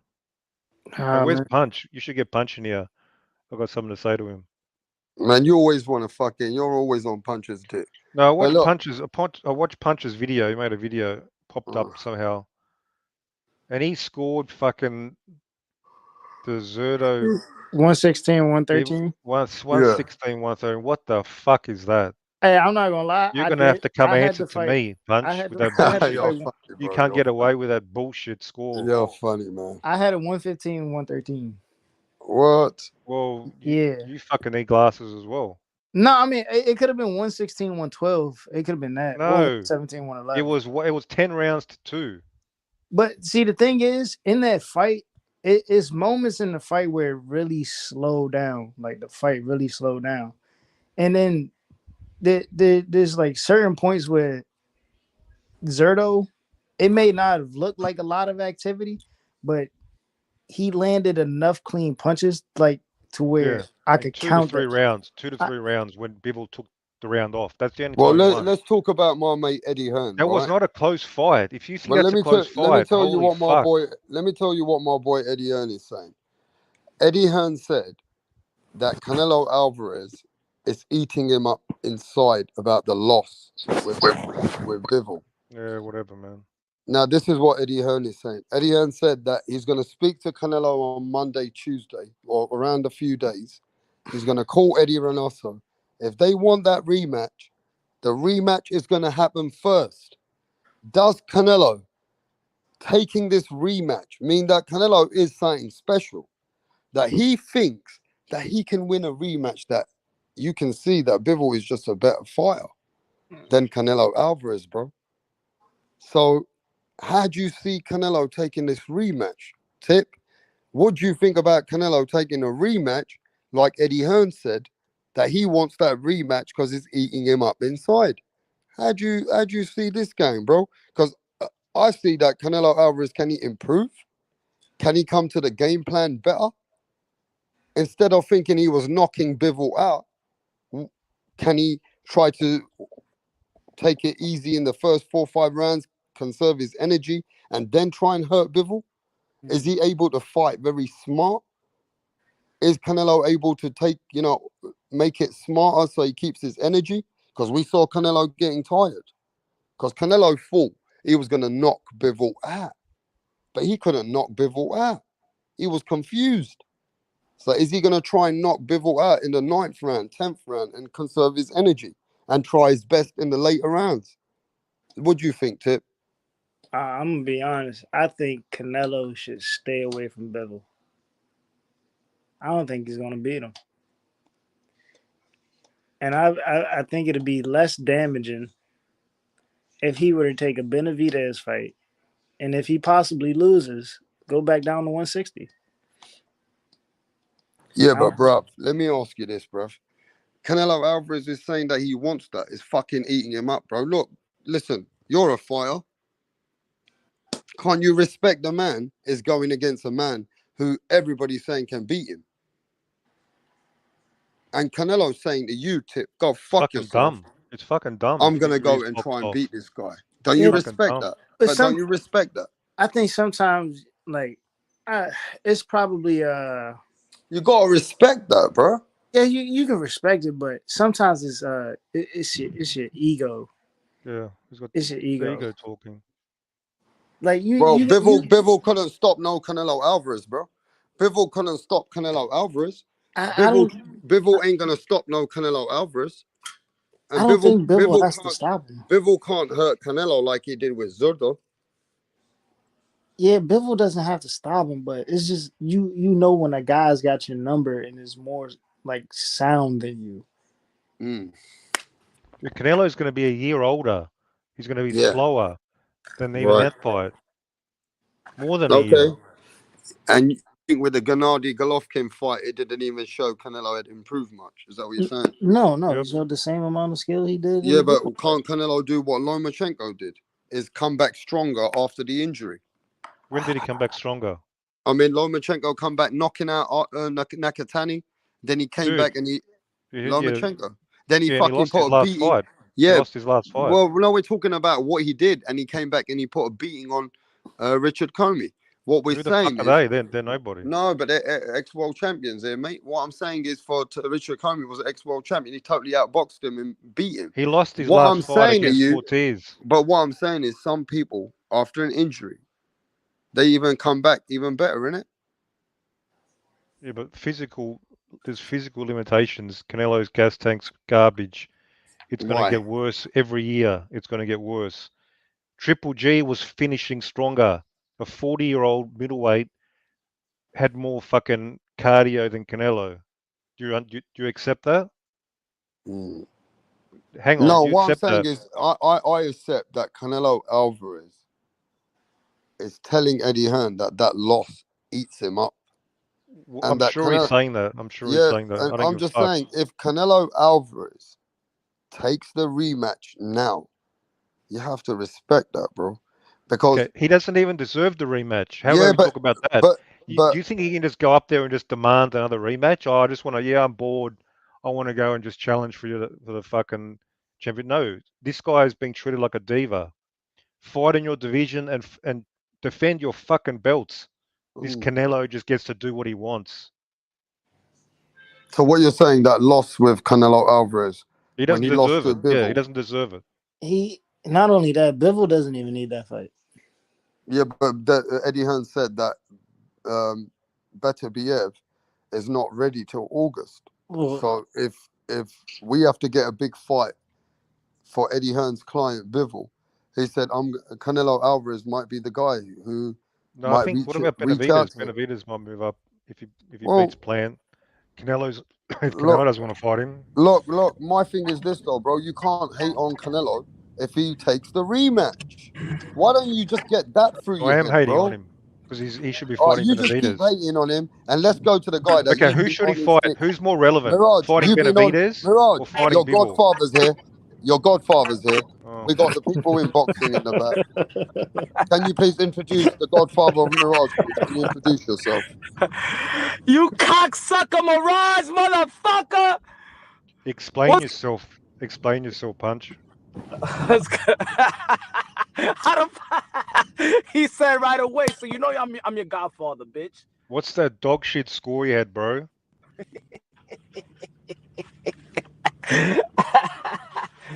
What y'all talking about, man?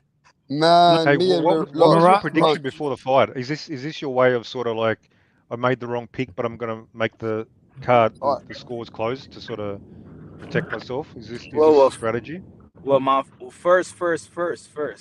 Well, Shout you out to know, Rap Mirage is a Supervisor. big supporter of Punch Drunk because he watches your videos, Punch, because he also Damn. comes here. He comes here explaining about your It videos. came He up in likes. my feed. I'm gonna block it next time. I might No, block it Punch, next you time. know what he does? Let me tell you what I'll he think does. about it. He'll agree with most of it, and the one thing he don't agree with, he'll come over here and tell us that what he doesn't like about your No, I content. was in bed. I was in bed like 11 o'clock, and it just comes up. I think, oh fuck, I'll have a look at So why this. And don't you then I like see Punch's this content, scorecard, and it bro? pissed me off. I couldn't sleep for another fucking hour after that. Fucking serious. What you ain't like? Talk to me, man. Well, the score, man, was too close. It was the What's scorecard close? is just way too. You're way too generous to Zurdo. You obviously picked. Did you pick Zurdo? I forgot what was your pick. Nah, man. I just like going against the grain sometimes. You know what I'm saying? Yeah, no, too generous, bro. Too generous. So yeah, what, man? I mean, Did I I can see, have a win? I can see Huh? one of those rounds being a 10-10. I think it was like the first round. It may have been like a 10-10 round. Dude, I don't understand. I People did lit him give up I give from my the memory. I did give the first round a 10-10. All right, then yeah, that's the Yeah, round. but from memory, I can Bivol possibly landed see. a nice combination, like clean headshots, a couple in the first round. Am I miss fucking? And I yo, think I'm pretty sure.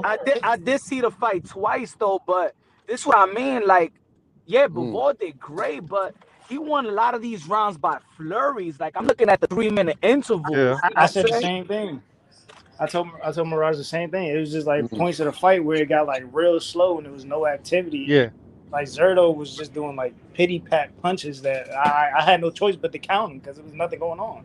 Yeah, but they were hitting gloves. They weren't hitting clean. Yeah, he was doing pity patter, but those flurries were like serious shots, like big shots. He landed like sometimes 3 to 4 full on, punches to the head. Like that outweighs the pity patter Zurdo that he did. I think it was Bivol conserving wind. Now I do look, like I do think that Bivol won most of the rounds, you know what I'm saying? But in the end of the day though, in my opinion, the way that I came up scoring the bouts is who controls the 3-minute intervals. So even if if you go see the fight again, I watch it twice just in case, you know what I'm saying? If I'm living in the moment, you know what I'm saying? But Bivol just did he won flurries and he won the rounds, but Zurdo was the one that was jabbing there, here and there. If you accumulate those punches and the flurries, you know what I'm saying? Like, But they didn't yeah, even land. I didn't see them even landing that shit that Yeah, was but a lot of flurries also. Yeah, it was good, but he ain't land all the flurries. If he throws some 8-punch combination, I'm not saying that all 8 landed as well. Like, it was competitive. It was a competitive fight, but Bivol won all the rounds. But it was not like I don't no think it was a clean competitive shot. fight. I don't think Nah, it it was was competitive. competitive. It was competitive. What was I don't more think so. competitive? Devin Haney versus George Kambosos, or Bivol versus Zurdo Ramirez? I think Zurdo and Bivol was more competitive. That's crazy. That's Yeah. crazy. Yeah. The whole time I punch. Y'all think that Kambosos and Haney was more competitive? Punch.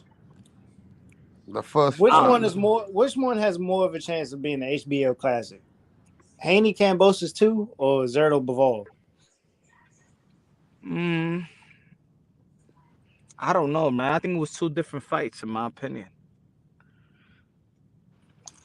Which one was more entertaining?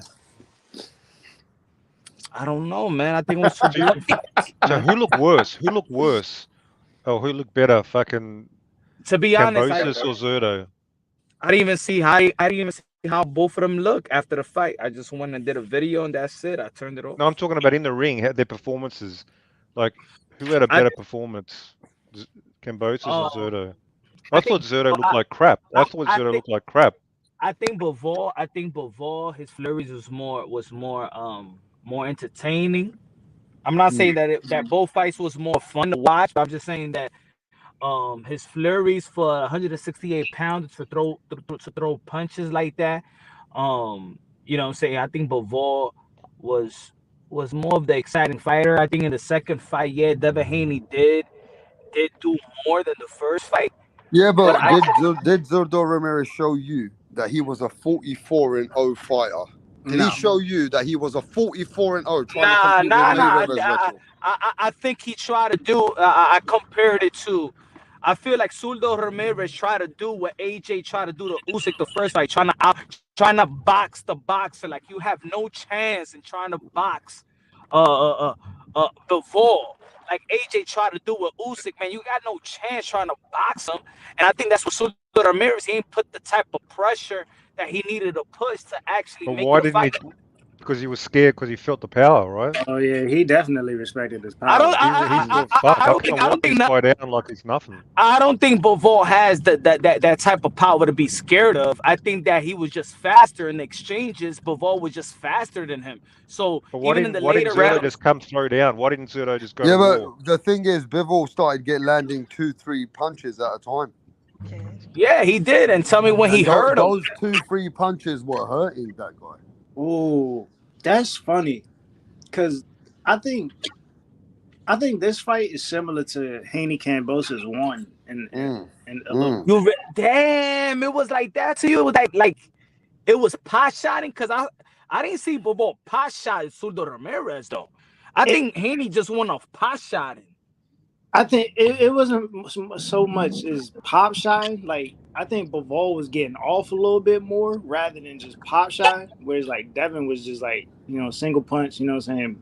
And he would throw like a little combination every now and then. I think Bivol was more busier. Yeah, Bivol was a little bit more busy.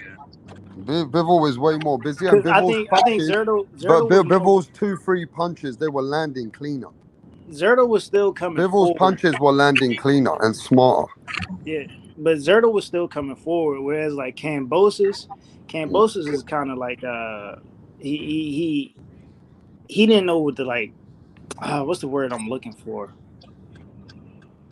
I think that Bivol was his attack. I didn't think that Bivol was gonna be pushing Zurdo back the way that he did for the most part, and I think that was more not surprising, but I think it was good. It was good what Bivol was doing. I think he was putting the pressure on thing, and Zurdo didn't use his size. That's what I'm saying. That I feel like Zurdo fought the way that Anthony Joshua fought Usyk. Like, you in the first fight, I mean, of Anthony Joshua and Usyk, like, you didn't use your size. You didn't pressure him. You didn't put him against the ropes. You didn't do the things that you did with other fighters. He could do that with other fighters, but he couldn't do that with Bivol. I don't think I didn't even think he tried though. I think he was getting hurt. I think he was getting outboxed at that point when he tried. In the later rounds, yes. with the way Bivol was hitting him, bro, like I think Bivol would have got him out of there if he would have tried to fight on the inside. So my thing is this, Punch. 50% of the panel, like the Max, I don't know who else came in here. A lot of people in the chat. They got Bivol as fighter of the year. But I said that Charlo has done more than Bivol. Right? Now people start hating on that, bro, in my channel. Now I'm asking you, who's more fighter of the year, Bivol or Charlo? Right now, Bivol, you know what I'm saying? He beat Canelo Alvarez, and then he beat Zurdo Ramirez. So he beat you could say that he beat maybe the third best light heavyweight, and then he beat Canelo Alvarez, what you people at the time considered the #1 pound for pound fighter in the world. I think Charlo, if Charlo could have got Tim Zhu this year, not next year, if he would have got him this year, because that's just Charlo, that's only one fight. If we would have got Tim Zhu this year and let's say stop or just outbox him in a way that Bivol did Zurdo Ramirez, then yeah, I will pick Charlo. But right now, Zurdo Ramirez and Canelo Alvarez on your resume in 1 year, yeah, I got. So who's the fighter of the year for you? Is it going to be Inaoue after he beats Butler as undisputed? Is it not Jamel, not Haney? Who's your fighter of the year? Bivol, Katie Taylor. Bivol or Katie? Not even Monster Inaoue, who beat the legend and he only fought, and now he's gonna but now he's going for undisputed. We haven't. Let's talk about it when that fight happens. But right now, but if he does get undisputed, would that change your mind? No, I'll still say Bivol. So you're saying Bivol's the fighter of the year for you? Bivol, Katie Taylor. I don't know about Katie Taylor, man. Why not, bro? Anyway, smash the fucking like button, bro. Ain't 43 people just looking and doing nothing. Or press the fucking dislike. I'm just looking at her opponent in that second fight. I don't think she wasn't on that level of competition as Amanda Serrano for me to put her as top 5. But I mean, she did fight. Man, listen, man. I think Usyk's the fighter of the year still. No, I think Usyk came back after the war. He beat the same guy though. His fucking country, and he saved his belts against a heavyweight and kept his undisputed. So you're trying to say that Usyk? So I'm saying his accomplishment after the war of what he's done for his country needs to go down. Oh, stop it, man! What you mean what he done for his country? Fuck that shit. He represented against Putin, bro. Ain't no fucking American or British fighter gonna do that. So he gonna get. Yes. This motherfucker ain't even talking about the fight. He's saying Putin. Usyk stood up to fucking Putin, bro. That's the fighter of the motherfucking year. We like having dialogue. But we got to give him some credit here, Punch. We got to talk about Usyk kept his belts, man. Know what I mean? Went back Saudi Arabia and showed the world. Give me a second. Showed the world, man. Look, put some respect on the Ukrainian, Punch. I think he got to go down as one of the greats, and he's doing good things. 2022, he served his country, bruv, against some serious fucking people. You can't fuck with the Russians. The Russians are too strong in this world, bro. This man gave up his career for a little while and then come back and showed everyone. Ain't no Joshua gonna beat him. Ain't no Joshua gonna beat him, bro. So look, I'm gonna give respect to Usyk for 2022. Gets a lot of respect from me. I'm gonna give respect to your boy, Charlo. I'm gonna give big respect to Charlo, Punch, because it's the way he comes back and beats up those opponents which are in a close fight with him. You can't knock him, bro. This man is a true undisputed fighter. Put some respect on Charlo. 2022 was his year, and he came out. He knocked Castaño the fuck out, bro. What about Bam Rodriguez? I'm gonna talk about him too. But before we talk about Bam Rodriguez, we gotta talk about your boy. Look at your boy's face when he's weighing up at 135. Devin Haney went back to Australia, bro. Nah. Now, whether you like it or not, Devin Haney did try to listen to punch. He tried to get the knockout. He tried. It was a little bit more entertaining for a couple of rounds. He tried, but he couldn't get no knockout. But he still won those belts in Australia. You got to put respect on the man's name. But that wasn't this year, though. No, but he's defended his belts. I got to give respect to Devin Haney this year for going to Australia, bro, and defending those belts again. I'm going to give him respect. Okay, but are you These are fighters that stood out. are you comparing Usyk and Anthony Joshua? You're comparing Bivol versus Zurdo Ramirez and Canelo Alvarez to Cambosos for the second time? I'm saying outclassed? fighters. Yeah, but punch. You got to remember this, brother. A fighter that's got to fight and keep his belts as an undisputed fighter in another country. I got to give him some respect. Well, Just see, Punch.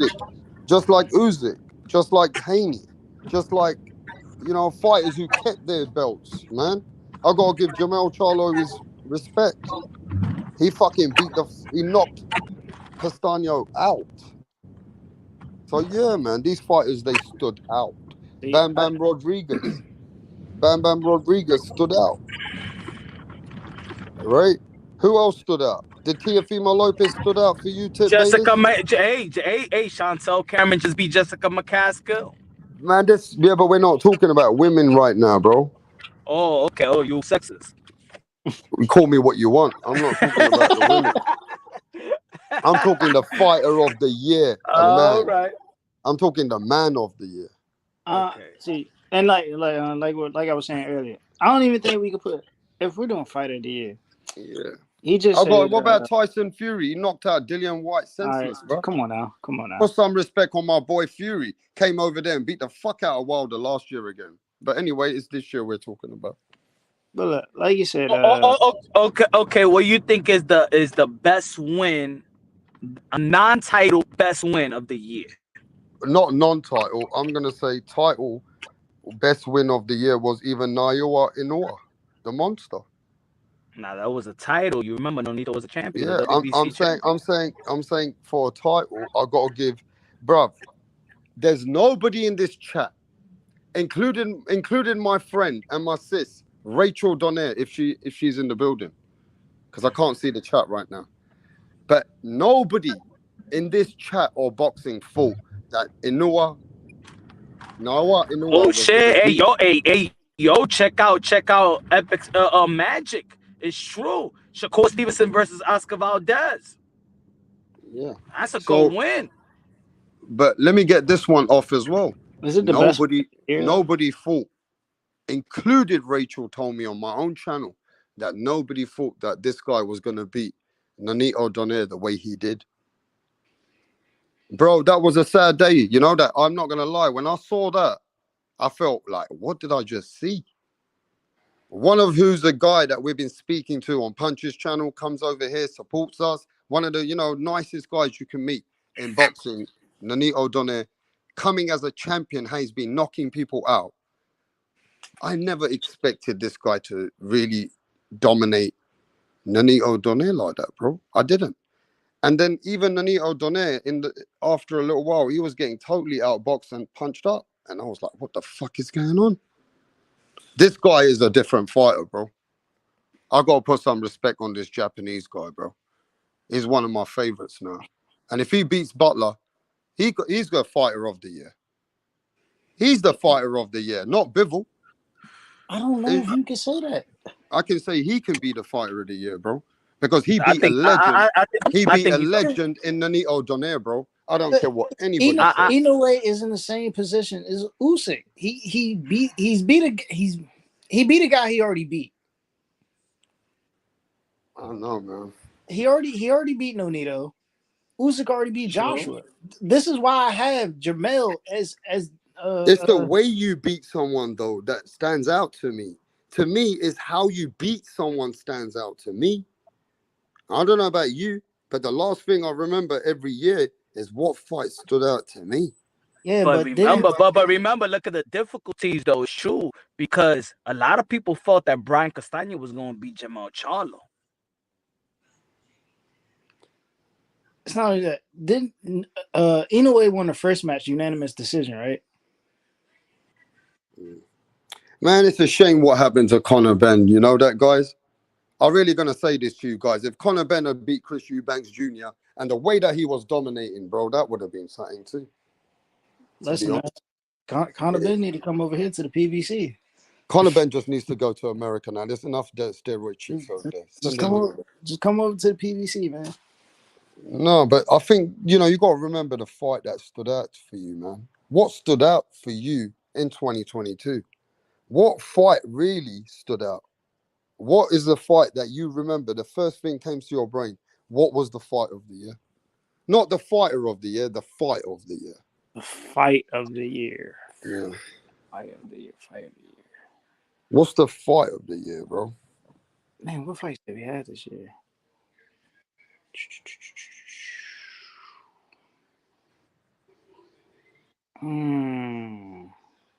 Damn, y'all gonna make me say Spence versus Ugas, man. You like Spence versus Ugas, yeah? That was a good fight. I can't think of any. Oh, I might have to say Spence versus Ugas. I think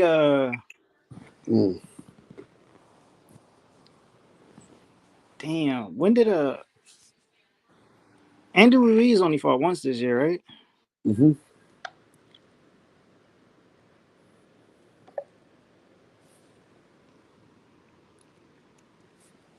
Hey, we ain't even finished, bro. We got Estrada versus Chocolito as well.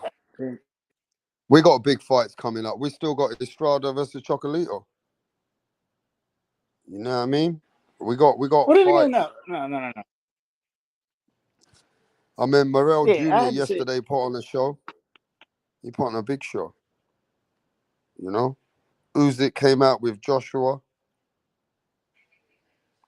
You know? There's some fights that really did stand out. It's not like they didn't stand out, bro. It just depends what you're looking for in a fight. You know? At the end of the day, it depends what you wanted to see. What really stood out for you is a fight that you're going to think, yeah, that fight was the one, bro. Wilder versus Helenius. Adam, you funny, bro. Wilder versus Helenius stood out for you, yeah? I don't get that. Wilder versus Helenius, yeah, bro? Man, the fight that really had to happen was fucking Errol Spence versus Terence Crawford. That shit fucked up down the drain for this year.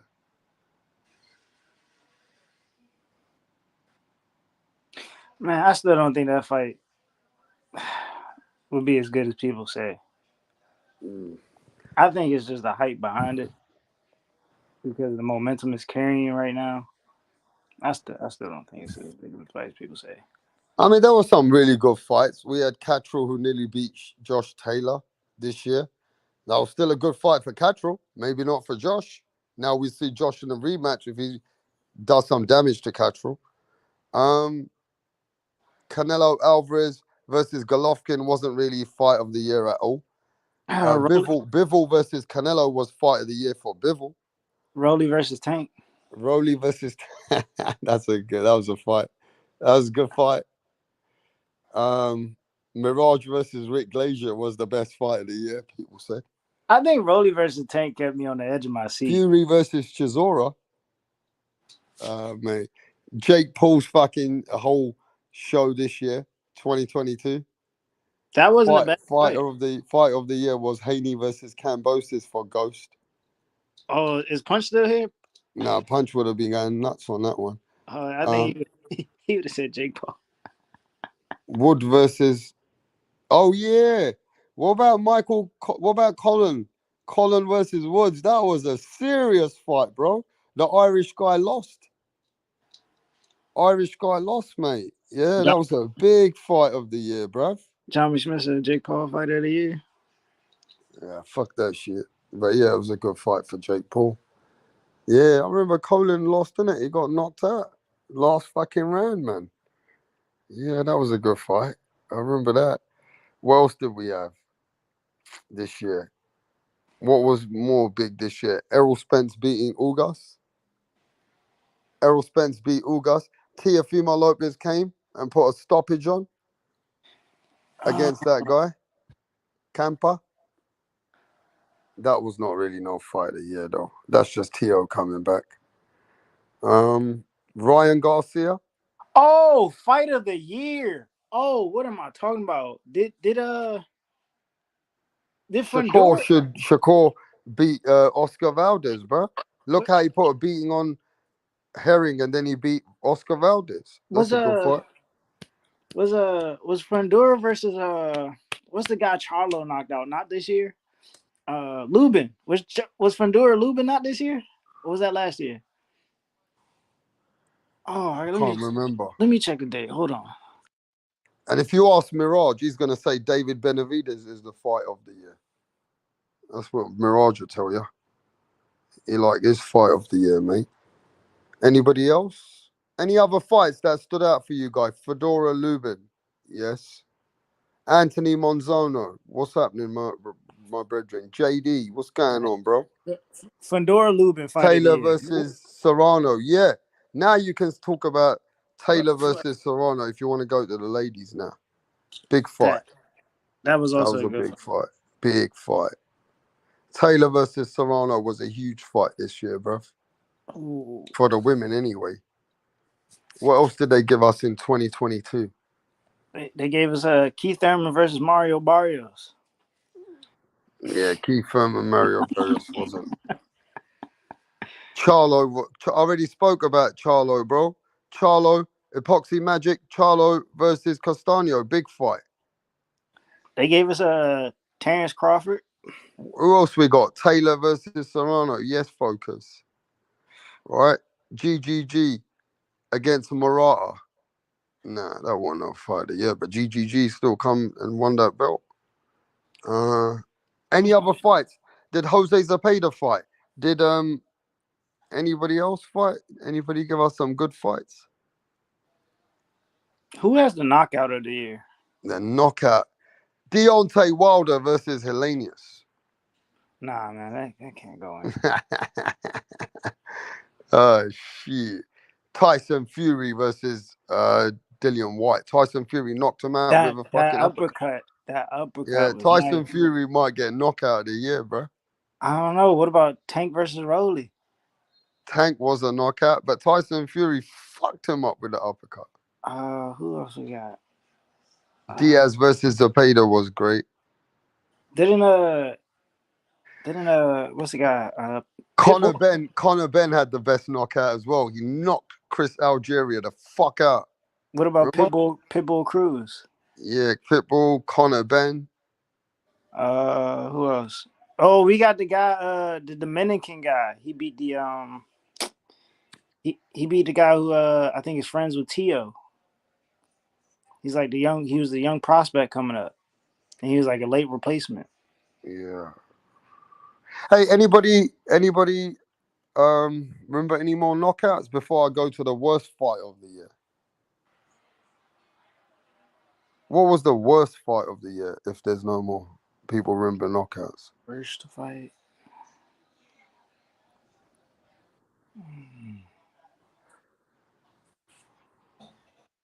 What was the worst fight of the year, bro? The worst fight of the year. I can't even. What was the worst fight of the year, people? Come on, mate. Everybody wake up. The worst fight of fucking 2022, man. Let's see who's got this one. The worst fight of 2022. I thought White was going to put on more of a fight versus Fury. Yeah, but he couldn't. Fury knocked him out, Jeff. All of Ali's grandson's fights. The worst fight was Davis versus Baby Mama. Tank versus Rolly, says Jevon. Tank versus Rolly was the worst fight of the year? I don't know. And that was still exciting for that fight. Andre had the worst fight of the year. He didn't even fight. That's a good one. Who said that, bro? Who was that? War Master. Oh, shit. Yeah, War Master, man. He says fucking Andre had the worst fight. The cunt. He didn't even fight all year. Yeah, Andre was the worst fighter of the year. Ah, shit. Miscellaneous versus Wilder was the worst fight for Hayes. Real Boxing Talk says Haney versus Kambosos was the worst fight. Huggy Bear Kambosos drop. He called him Huggy Bear. Huggy Bear Kambosos. Ah, shit, man. Canelo versus Gennady Golovkin part 3 was the worst for Vinny. Yeah? Smash the motherfucking like button, bro. We're talking about ending the whole year now. We're talking about everything that went on. Yeah? How many likes we got out there? Chef? Rigadale fought this year. Did it? If Rigadale fought this year, it would have been the worst. How many likes we got, JD? Who had Canelo versus Bivol. Now, that was a good fight. Nah. Nello versus Triple G3 was not a good fight at all. Jeff says Nello versus Triple G3 is not a good fight. How many fucking likes? 37 likes. Man, I'm shutting this shit down, Hayes. People taking a fucking piss. Smash the fucking like, bro. If we don't get over 45 likes. I mean, I guess you could say I'm back. What did I miss? Canelo versus The Triple worst G. fighter of the year is where we're at. We're at the fucking worst fighter of the year. Canelo versus Triple G or Haney versus Kambosos? No, Triple G, Canelo. Triple G showed up for a paycheck. It's a fucking embarrassment. And Canelo couldn't even do anything to a guy who showed up for a paycheck, a 40-year-old. They both embarrassed the sport. Mirage. What about Keith Thurman versus Mario Barrios? That was a good fight. That was a good fight. Good fight. You're capping, Tip. No, it was an okay fight. At least Mario Barrios came to fight. Yep. If you come to fight, I mean, you can't blame him too much. Hey, listen, Epoxy Magic says, tell Mirage he won the worst debater of any year and the next 10 years. I don't know, man. Mirage coming on strong at the end of the year. I don't know, man. People fucking saying Mirage is a fucking... don't like you, mate. Does Ghost want to back that up? Is Ghost going to come on here? I didn't think so. For me, the worst fighter of the year was Berlanga. Oh, when he bit him? Damn, I forgot about that fight. Berlanga's garbage. I bet you were on the hype train as well. I bet you were on the hype train. Now you're pretending, oh, yeah, Berlanga, this, that. Nah. Berlanga wants to be... He was on Instagram. He was on Instagram back Live up the other day. Well, he was on IG Live the other day. He was talking about, he's going to put the whole division on notice when he comes back. This guy's a fucking joke. He was getting walked down by Ngulu. Ngulu's fucking got up out of the fucking graveyard to come fight. So, Mirage, who's your best fighter of the year? Told you, man. Probably, I don't get into all that bullshit, but probably Bivol. Bivol, yeah. Bivol, he beat they're big names. Like, even Zurdo was it wasn't a huge name, but he had a pretty big reputation. I mean, you have guys like Abel Sanchez, who's not an idiot. They were picking Zurdo. So he was... John McSmith said, I already cooked Mirage. So he was... You notice John McSmith doesn't come on anymore. He's scared. He's intimidated to come on when I'm here. He's vanished. Mirage, who has knockout of the year? Plant. That's Plant. a good You knockout. think Caleb Plant? Man, well, I don't know. Show me something better than that. I don't know. We got Tank versus Rolly. Nah. Rolly's a fucking joke to start with. Tyson Fury knocked out Dillian White. Yeah, and he got up. He got up from... This was the one punch. He was basically out. He didn't get up. That was like a classic, and the technique. The technique. Body, head, like beautiful. The Rolly one, he just ran on like an idiot, ran onto a punch. And then he sort of got up. It's not even in the same class. I have to give Caleb Plant credit, man. Trying to see who else. Right. Who was the most let's say disappointing fighter? Have we talked about that? Who's the most fighter that came in, put himself on the map this year? Like You know, the newcomers. Who's the newcomers that really did put themselves on the map? I'd say Bam Bam Rodriguez did something really special. Came up in weight and beat Rangmasai. He put himself on the map for sure. Bam Bam really comes to mind, really, that he did something good, put himself on the international scene. Who else did something really good come up out there? Like, people didn't expect. Put themselves on the map. Have we had the most disappointing fighter yet? No, who you got? Take one fucking guess. Canelo Alvarez? Yes. Well, I think that's a fair that's actually a fair assessment, don't you think? Well, Like, Adam, let's see what the chat's saying. We go to that in a minute. Adam says Pitbull Cruz. Pitbull Cruz has put himself on the map now this year. I don't know, because he fought Tank last year, and then his performance against Tank last year. Really And this year his performance has been good. Yeah, the way he knocked that guy out, it was the Ruiz Ortiz undercard, right? Yeah, Joe Joyce, motherfuckers. That's right, Con. Thanks for waking me up, mate. I'm half asleep, bro. Joseph Parker. Joe Joyce put himself on the map, bro. He stopped Joseph Parker. yeah. I don't give a He put fuck what himself on the anyone map, says. yeah. Now people say that Joe Joyce can beat Deontay Wilder. I still don't think that. What do you think, Mirage? Can Joe Joyce beat Deontay Of course he Wilder? can. Of course he can. Wilder's garbage.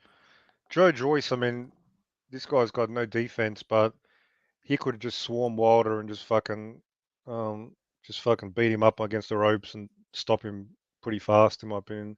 I still have Wilder as the number 2 heavyweight. Yeah, Wilder's garbage. I still think it's Fury, Wilder, and then number 3. You can Hey, throw you guys anybody in keep there. cooking, right? I'll be back. You have him over AJ? I have Wilder over AJ. I still think Wilder beats AJ. I think Wilder beats AJ right now. You can't tell me you don't think Wilder beats AJ right now. Well, hang on, man. I'll be right back. I've got to do something. I'll be right back in 5-10 minutes. Oh, Yeah, yeah. hey, Javon. keep cooking, Tip Bayless. I'll be back in a sec. Yeah, Javon, you say David Morrell. I mean, after that performance last night, that's definitely put on notice. That shit right there. I don't know. I don't understand. Damn, that's an arguable one. If heavyweights, man, I don't see anybody beating Wilder. I don't see Andy beating Wilder. I don't see Joe Joyce beating Wilder. I don't even see Usyk beating Wilder. I think he knocks them all out. Still, the Fury still gives him the toughest fight, in my opinion. Frankenstein Joyce, Tyson Fury selling 85,000 tickets in an hour. Takes for a fighter. Fight of the year. I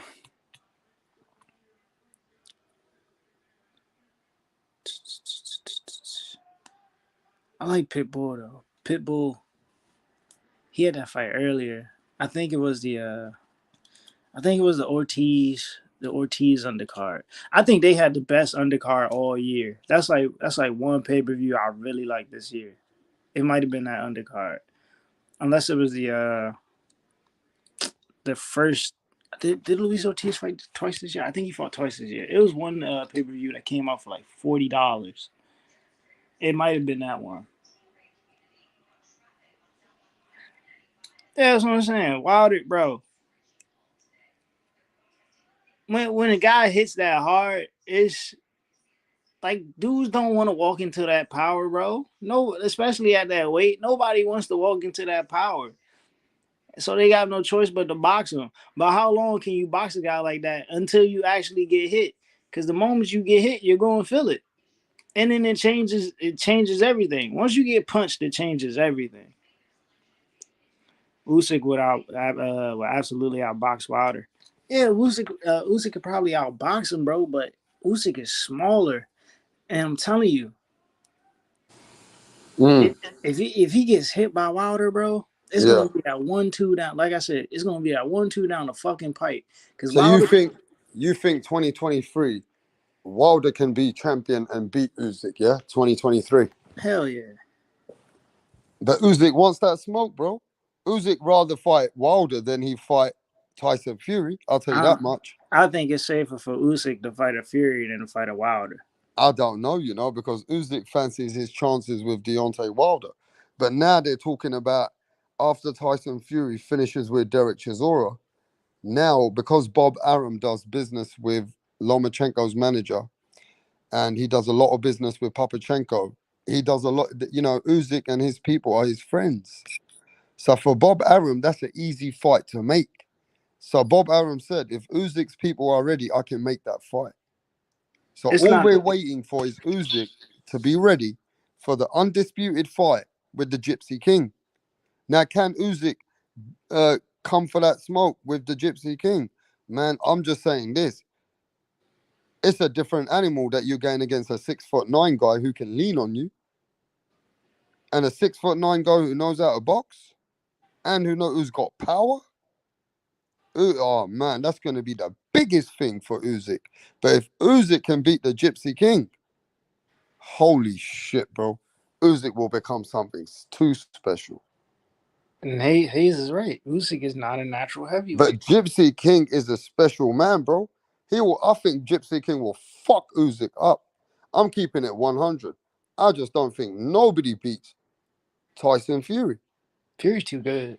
I don't think there's anybody. Forget Usyk, man. Let me get the picture for Fury and Usyk, and let's talk about that. Go on.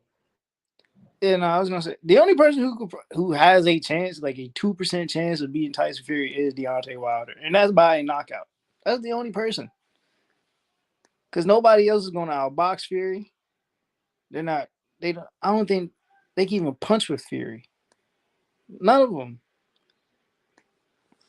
This is what makes Wilder Fury such a special thing, because we know how good Tyson Fury is, and we know how strong Deontay Wilder's right hand is.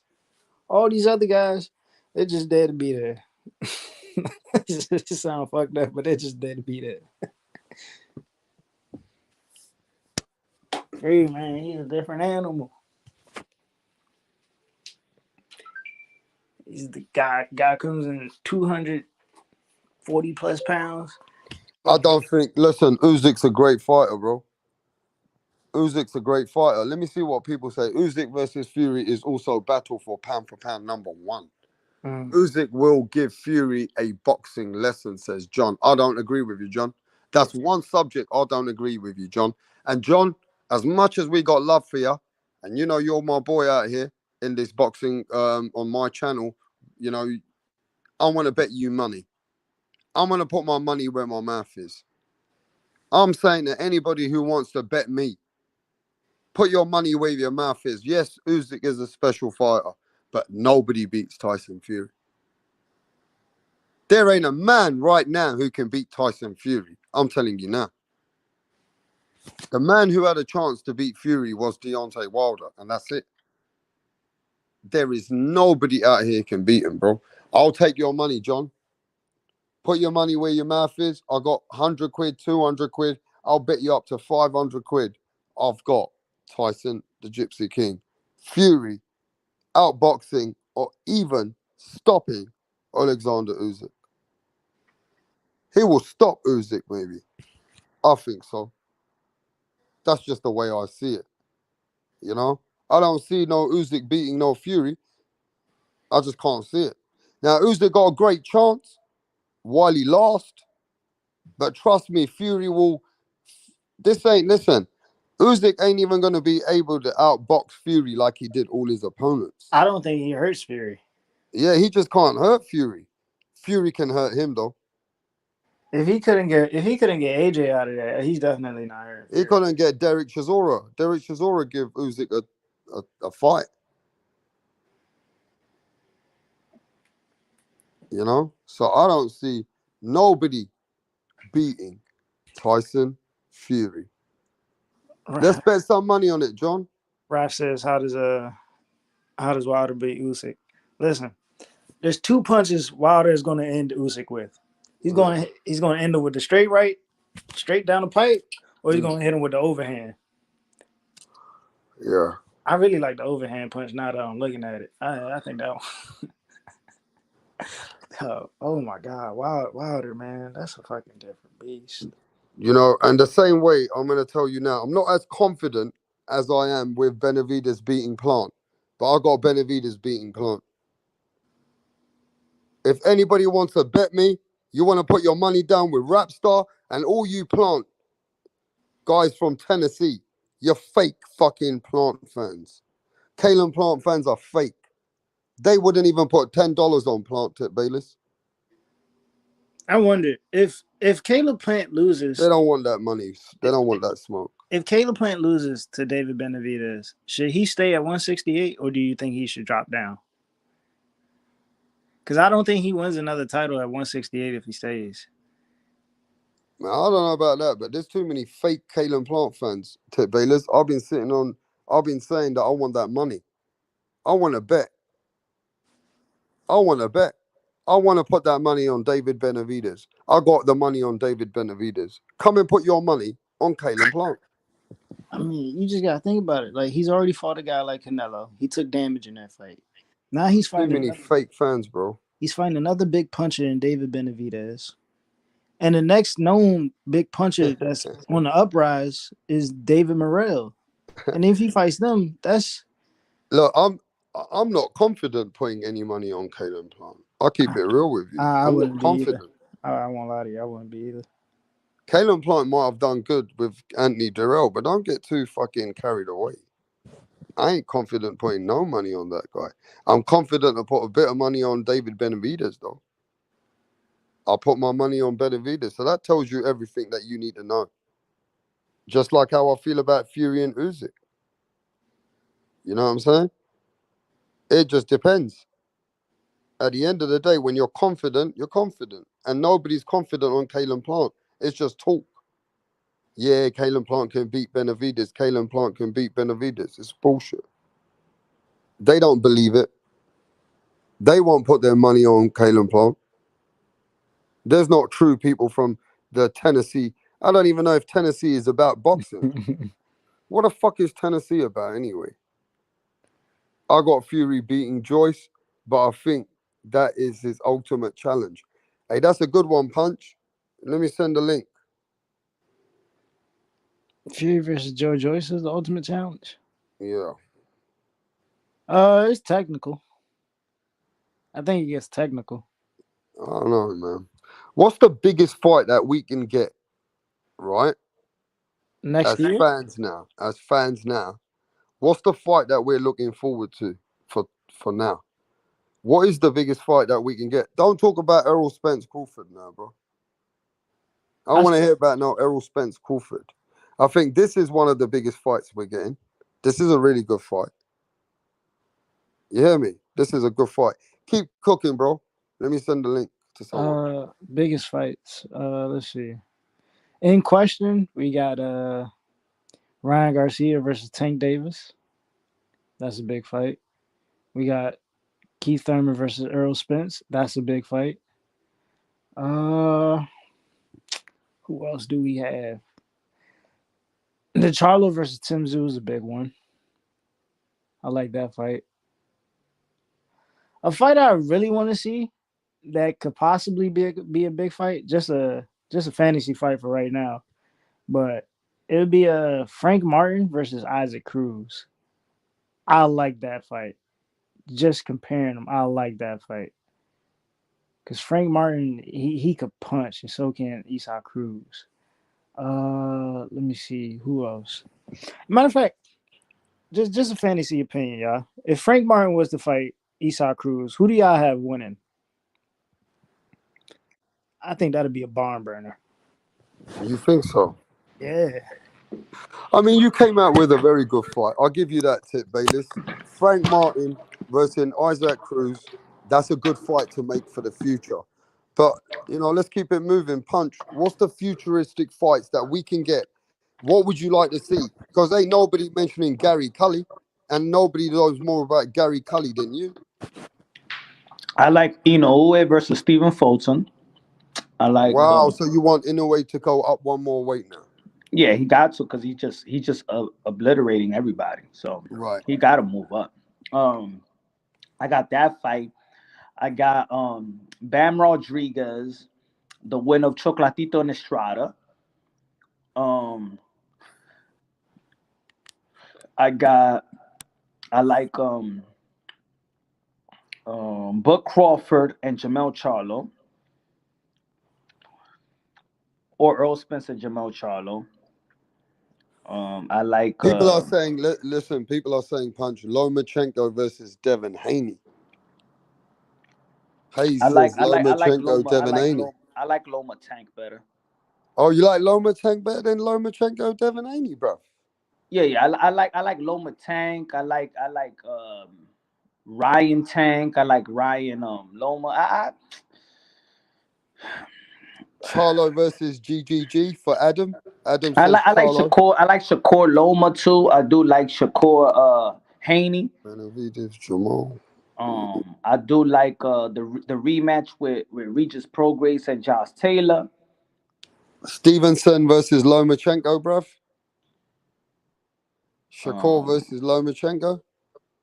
Yeah, I like that fight too. So we got a lot to look forward to in boxing, yeah? So it's better I don't shut down my channel for a bit. Keep it moving, yeah?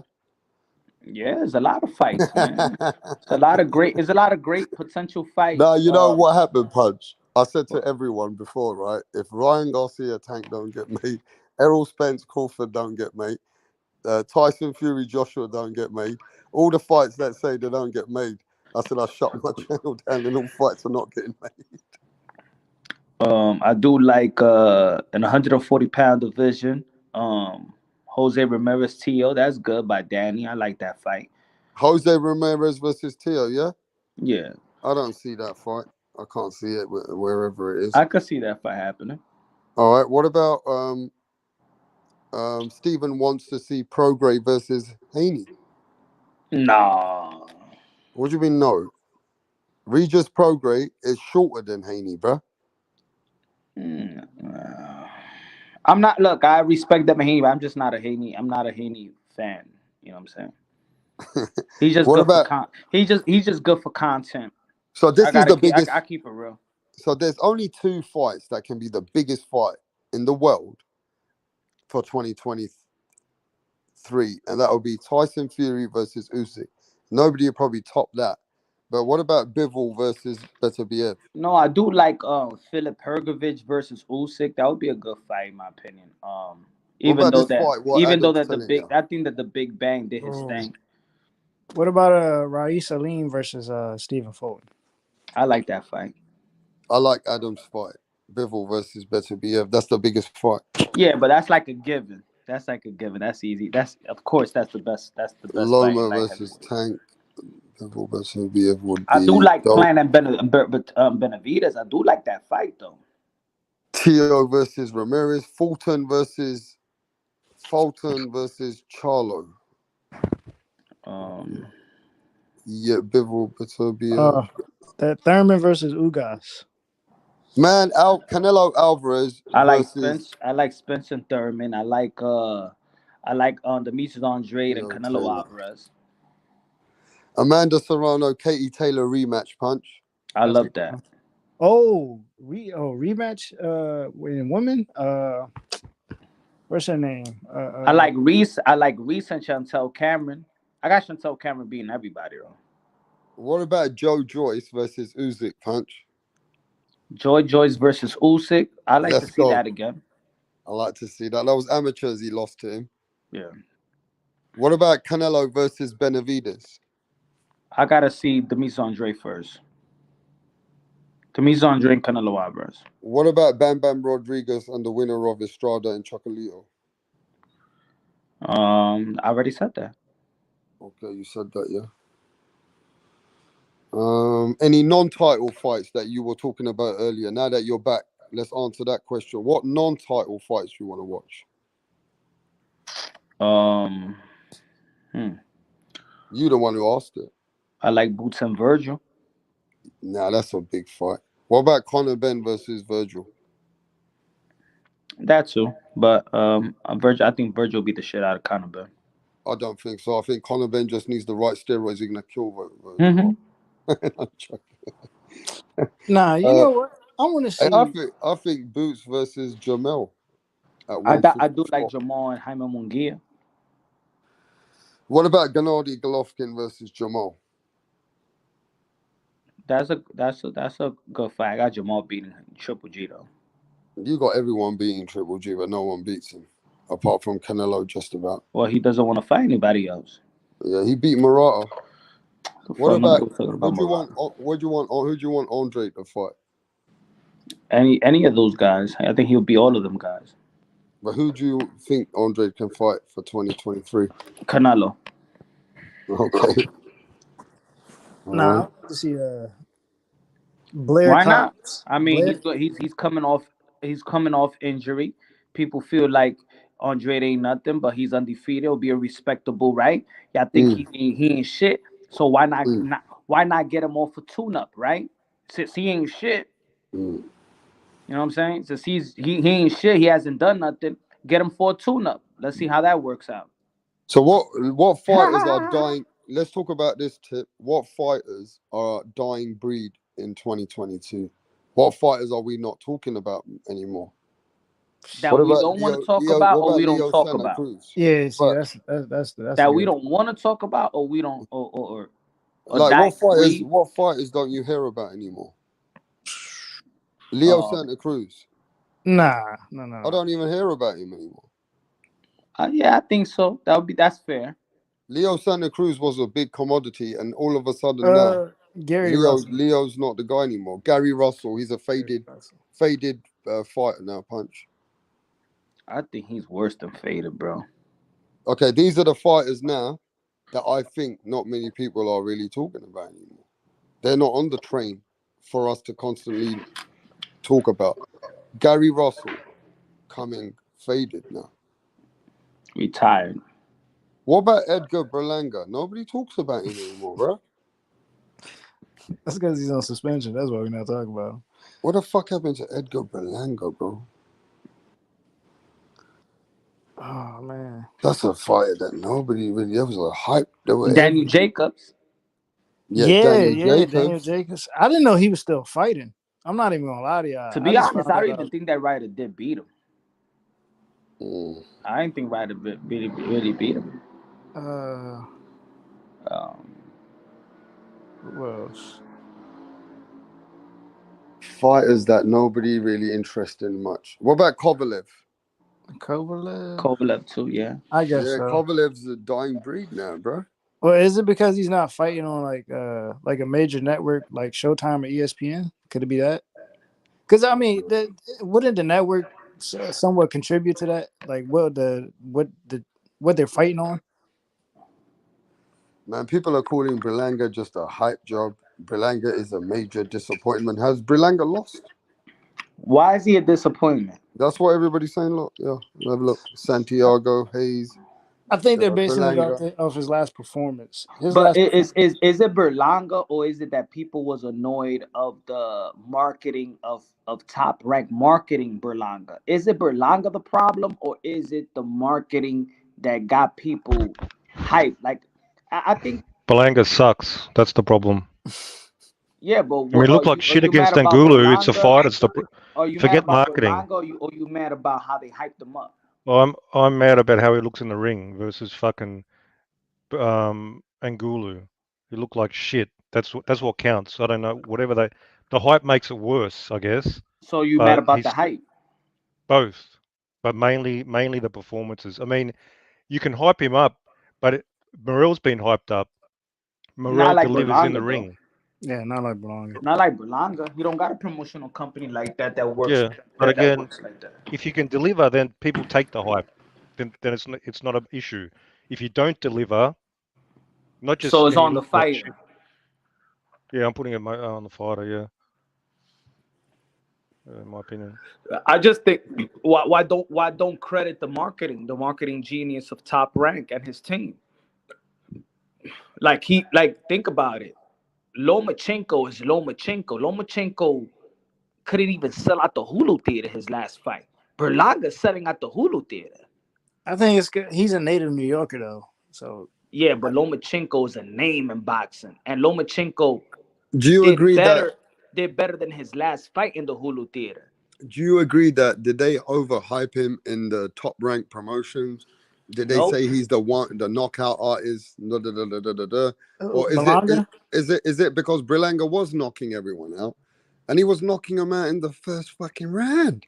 So, but that's what I mean. Look, when he let's be honest, because we spoke about this, the rise and the hype of Edgar Berlanga.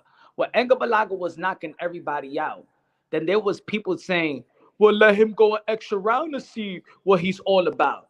As soon as he went an extra round and he knocked the dude down 4 times, then it's like, oh, he's not this knockout artist. He couldn't go 17 straight.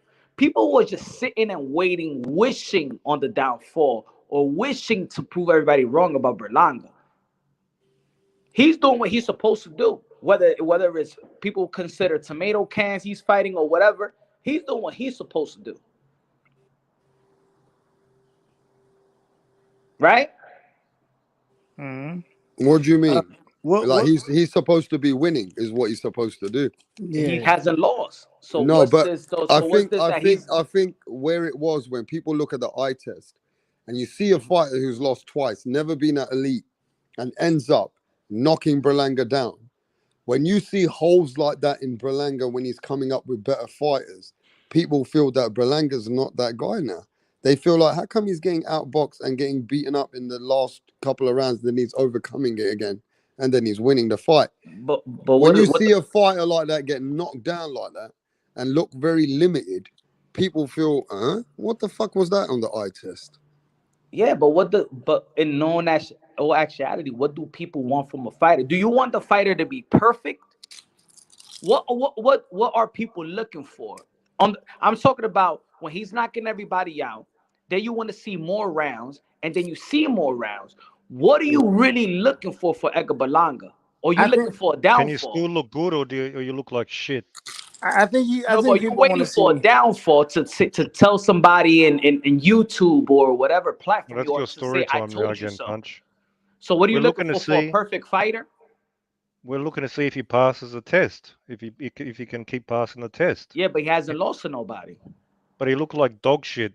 So what is that? How do you classify that when he looked like But dog I'm shit? saying he hasn't lost to nobody. But what are you looking for? If he's knocking everybody out and then he's going the extra round and you see the vulnerability, Yeah. if you didn't like the knockouts and you ain't like the extra rounds, what are you really looking for Edgar Berlanga? Or you just a fan waiting for a downfall? It could be that Huh? he didn't look. We're looking for extra rounds for him to look good in the extra rounds. Yeah, it could. But what? Yeah, I But Can if he he think look you looks see good? if that. he looks good in the extra rounds, you're gonna say that he's fighting a tomato can. No, the Oh, is he problem is fighting it's a the tomato same thing. can? No, it's the Is he? same thing with like a fighter, yeah. When they're coming up on the come up, and you see these fighters coming up, yeah, and they're coming up to people which are not just there for the paycheck, but they're not on the same journey as Berlanga. They're there to let Berlanga look good. It puts a sour taste in people. Wait there. He just got fucking exposed for 2, 3 rounds. Then he overcame it. Then he was gassing. I mean, is this guy really an elite? We I thought he think could. People start to second guess the fighter because the fighter is giving you many reasons to second guess him, bro. I think we became a bougie fan. I Uh, think we became this era of fan base became bougie ass fans. That a guy can't get hit, he can't get knocked, he can't nothing. He can't go through adversity. Oh, he's exposed. Oh, he got wobbled. Oh my God, that's it. He's not this guy. Like, what do you? That's what I mean. What do we expect? Do we expect a guy to be clean, perfect, never get hit, never go through adversity, never go through nothing? Never look Because like shit. Not even look like Shakur shit when he's moving up. No, even if you look Shakur like shit, that's a Stevenson, look, problem. Shakur Stevenson before the hearing fight got booed. He uh. got booed where he needed to apologize for going for having a shutout performance. Okay, was there one of those fights that people thought he even lost, but they gave him the decision?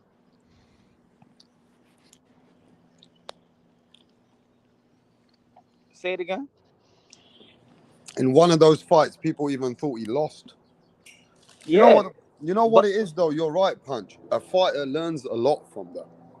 He can time out, learn time a out. lot from Look that. at A fighter look at. can learn a lot from that, but the fans can see a lot of holes as well. All right, but what I'm but then it's almost like where we see this performance and then that's it. We define them as this particular fighter that was struggling. Let's not forget, even let's say Teofimo Lopez when Nakatani was struggling, right? Yes. And then when he did the next fight, he Yes. knocked out a champion in the second round. Yes. So why are we becoming this slave of like a fighter can't make no mistakes? He can't look like he's struggling. He can't look like he's special. That's what it is.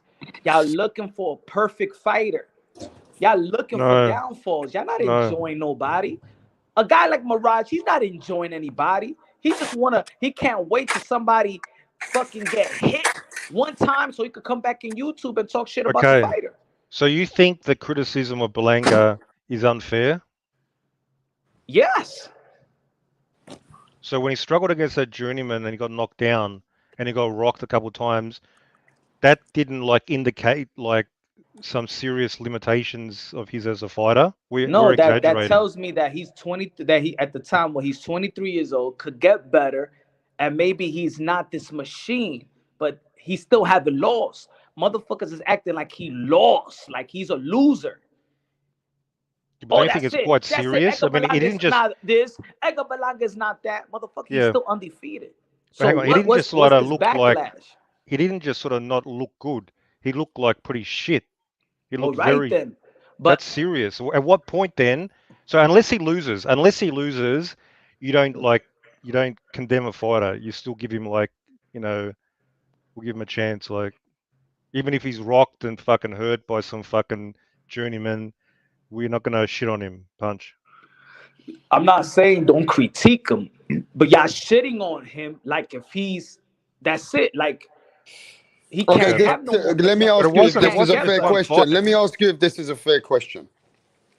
The problem what happened with Berlanga fighting like that, people think that Berlanga is too soon for a fighter even like him to put him against a John Ryder or a Gabe Rosado or even a Danny Jacobs now. That to me took away his aura, took away his, what he had coming into the sport. He's got to be able to go through those opponents if he wants to be in the name with the other top guys in the sport. Whether he becomes that guy. I'm just gonna Is keep this on. guy is this guy ready now for John Ryder or even a Gabe Rosado? I'm Gabe Rosado's a journeyman.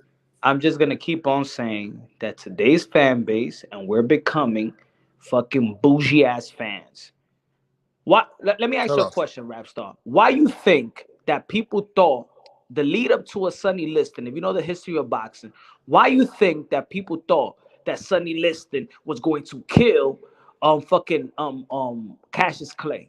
Why? Because he was a beast. Yeah, it was Because a he was a strong what? man. Destroying wasn't he a dominant champion or something? Who? Cassius Clay? No, Sonny Liston. Liston. Because Wasn't he like the most, the baddest man on the planet? Blah blah blah. because Cassius Clay got dropped twice before the fight with Sonny Liston. So they thought that he wasn't ready for Sonny Liston. And then what the fuck he did to Sonny Liston? Okay, Like so that's what what I mean. Like we becoming slaves. Like what the did he look like? slaves to Shit as well when he for got a dropped, Ali? performance. They thought that he wasn't ready. He was a 22-year-old that got dropped twice in his last performance before Sonny Liston, and they was like, this guy's gonna kill young Cassius Clay. Because if this guy could drop him, imagine what Sonny Liston gonna do. And what the fuck did Cassius Clay did to Sonny Liston? Okay, there's always an exception to the rule. Berlanga didn't just look bad in one fight. Okay, maybe you can make an argument of one fight, but he looked like shit against Angulu and the other dude. I think it was another dude as well. Was it 3 fights? But it's more than one fight. At what point? Twice.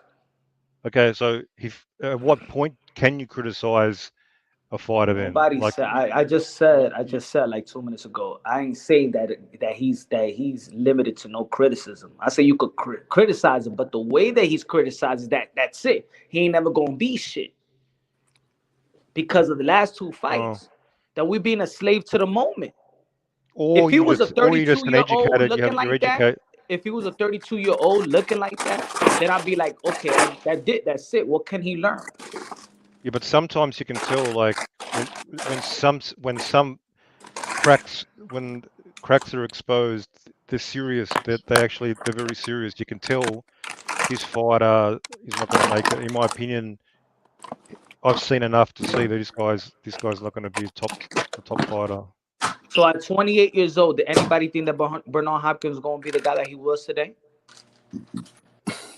I don't know. Like, how did he look back then? I don't 28 remember. years old, he fought Roy Jones Jr. Did anybody thought at that age, what can this guy do to become a Hall of Famer? Ain't nobody was thinking about Bernard Hopkins around that time. Yeah, but did he look as shit as Berlanga? Like, wasn't he? He wasn't Yo, a champion everybody then, but struggles. The thing is that we don't see everybody struggling. Sometimes it's not even televised fights.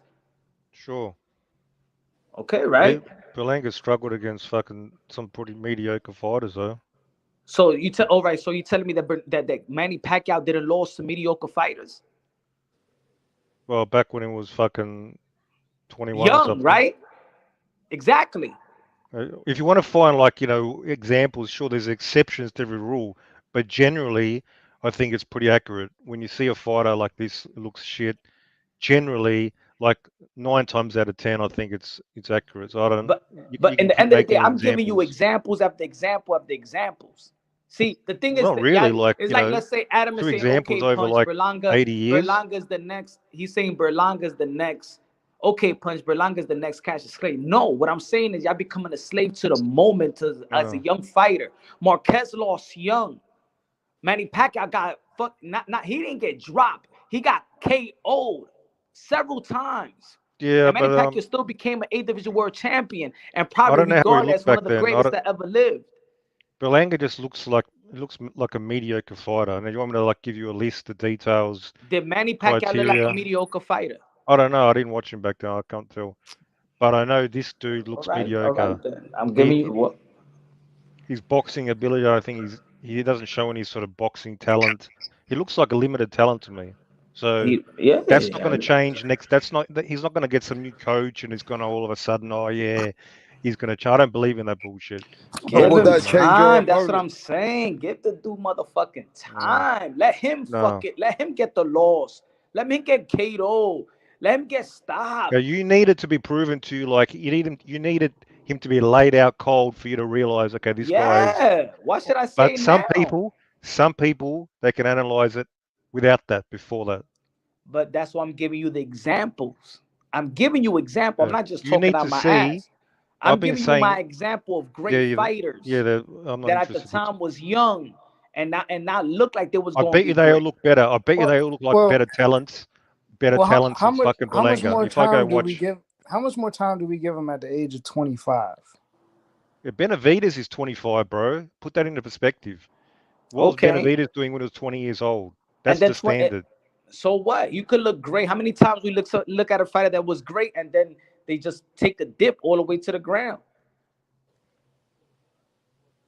I mean, look at a guy like August. He was losing fights and then he became a champion. There you go. Look at Jason Rosario. Who did he beat? Who did he get beat? Look at Jason Rosario, lost to Galmore, then beat J. Rod, became a unified champion. They're getting knocked the fuck out and every time he gets in the ring. See? Manny Pacquiao, August beat. So he beat a 41-year-old, and now you're gonna. That's evidence. Oh, he made it. He proved but himself. that will define his greatness in his history. No, it won't. It won't define nothing. He beat a part-time fighter. Only a casual fucker takes value in for the that. history books. He'll still go down as one of the champions. I can guarantee. I'm very confident Belanga's is garbage, and he's going to be garbage. So you don't think Berlanga could ever be champ, right? Oh no, that doesn't mean much today. He can be champ, but what does that mean? Can he win some bum vacant belt in 10 years, in 6 years time? When fucking Benavidez vacates and Canelo, that's possible. But is he going to be a top fighter? No, he's not a top fighter. All right, so let me ask you. So what do you, when you see a young fighter, right, on the come up, what do you expect from this particular fighter? Go ahead. I expect them to look good, to consistently look good, and not look not get rocked and fucking hurt and look like fucking garbage. But don't you think he's fighting limited opposition on the come up? He should look good. He should show potential. He's not showing me potential at all. I think he showed potential, and I also think that I'm knocking happy. out some bums. And I'm not. Yeah, but then when he look what the people were saying, we want to see him throw jabs. He actually was throwing the jab last fight. Yeah, but he can't box. He's not a he doesn't have talent, bro. You can So go. you're writing him off. That's it. He Yeah, should this retire. guy's Like got. right He's now, got like you would be like, all right, you ain't never gonna be nothing. no, Stop because fighting. he can make some Listen, money. he don't can need make the some money. fucking box. What's Arthur Beterbiev doing? He could probably Arthur Beterbiev can Isn't probably he like a knock silver out medalist or Arthur something? Beterbiev can probably knock out Dimitri Bivol, who's even a better boxer than him. That's the beauty about boxing. Not everybody got to. You don't do the have to fucking be a same. greater boxer. Have you got the determination, the grit, the hunger, the keep going, the mental structure, and the power to maybe break down a better fighter? So you Have still you think got there's that? potential for Berlanga to be a top fighter, Punch? I don't know about that though. I'm asking Punch. He's the one trying to be smart. You still have hope that Berlanga can be a top fighter in the division, yes? Is he there? Or has he ran away when I start asking questions? Look, the I main can confidently thing is, say I'll bet serious money like this guy's not going to be anything. I don't. I mean, what do you think, Tip? He could possibly win a belt. I wouldn't doubt that he wins a title. Some bum belt. I wouldn't doubt it. Yeah, but What he's you going to be like think a top Berlanga fighter. can win a Forget belt? about Yeah. belts. I mean, he is climbing the ranks to be in position of a title fight. So, I mean, like Punch said, you could give him time, but my question is, how much time do you actually give him? Because he has to show something. How old is David Benavidez? Ask me that. He's 26 next month. Yeah, David's young. So is he the same kind of age, Mirage, like Berlanga? He's around the same age as what's the guy name? 147. Morrell. Boots. No, how old is Morrell? 24. So he's the same. So he's young. They're all. So Berlanga, Benavidez, Morrell is around the same age. And you can see their levels ahead. So I'm not saying I wouldn't say that Berlanga can't win the title. I won't say that. I just don't think he's gonna get around with the elites. What I'm saying is, most of the fighters are coming up almost the same way, unless if you are an extreme or an elite amateur that is already 30 years old and got like 400 amateur fights, been in a bunch of tournaments in the World Games and stuff like that, like a Usyk, like a Usyk, Lomachenko, Beterbiev, that's coming as grown ass men, 30 years old, into the professional level and stuff like that. What do you expect from a young guy? What do you expect? Because damn, he's at least showing for you. Some of these young fighters at least showing that they could get hurt and how they could overcome. These guys shouldn't even be hurt, shouldn't be touched. What are you looking for? No, the problem. No, what we want to see is him fight now fighters that you can give him some, a fight that can elevate him. Who does he need to fight? Danny Jacobs? Yeah, Danny Jacobs, who just lost to John Ryder. That's a good fight for him. I think Daniel Jacobs is a good fight for him. I expect him to beat the shit out of Journeyman, Punch. Not get knocked down and rocked by Journeyman. That's what I expect. All right. So how do you feel about Virgil Ortiz getting rocked by the mean machine? Just like Crawford did. Isn't Mean Machine like still fucking decent fighter? But who did he beat to be a decent fighter? I don't know, but isn't he sort of a... Who's the guy who rocked Berlanga? You always say you don't know. Who Who did he beat to be a decent fighter? Who did he beat? But I'm asking, what is the standard? Like, isn't he... Come on, at least say Dave Avenesian. I give you one. I'm not saying... I'm not giving you my opinion. I'm saying, how is he viewed? He's viewed as like a decent fighter. Like, who's the fighter who rocked... But who made him look like a decent fighter? I don't know. You have to ask the people who rank him as a decent fighter. I'm asking you, brother. I guess would it be? It would be Crawford, yes. I guess the Crawford fight. because he rocked Bud Crawford, then it was okay for him to rock Virgil Ortiz, right? Steve Rolls is the dude who rocked He who said knocked Mean down Machine was a Berlanga. world titleist He challenger. knocked Yeah, he also knocked Rolly down too. Berlanga. Steve Rolls is literally he's a nobody. He's a domestic fighter. He didn't just catch him and just knock him down. He rocked him a couple of times. Berlanga was fucking gun shy versus this fucking nobody, Steve Rolls. To me, that's like a serious exposure right there. Right there. Yeah, but what it showed you when Virgil Ortiz, the young fighter, got rocked by the Mean Machine. What did he showed you? What did I Virgil don't know. Ortiz in I don't his watch the fight. adversity showed you? I don't know. How did the rest of the fight go? I don't know. Oh, come on, man. This guy ain't no fucking boxing fan, bro. You don't see fights. Yeah, I don't watch every fight. Yeah. Well, then it's really hard for you to debate with the hardcores of this game, then, isn't it, Mirage? No, If you don't watch, if you don't remember, you don't if watch you don't do your boxing, bro. homework, you don't Punch do is your homework. obfuscating. Next Punch time is you come, obfuscating. He's talking about Virgil Ortiz and another fight. I'm talking about this specific fight.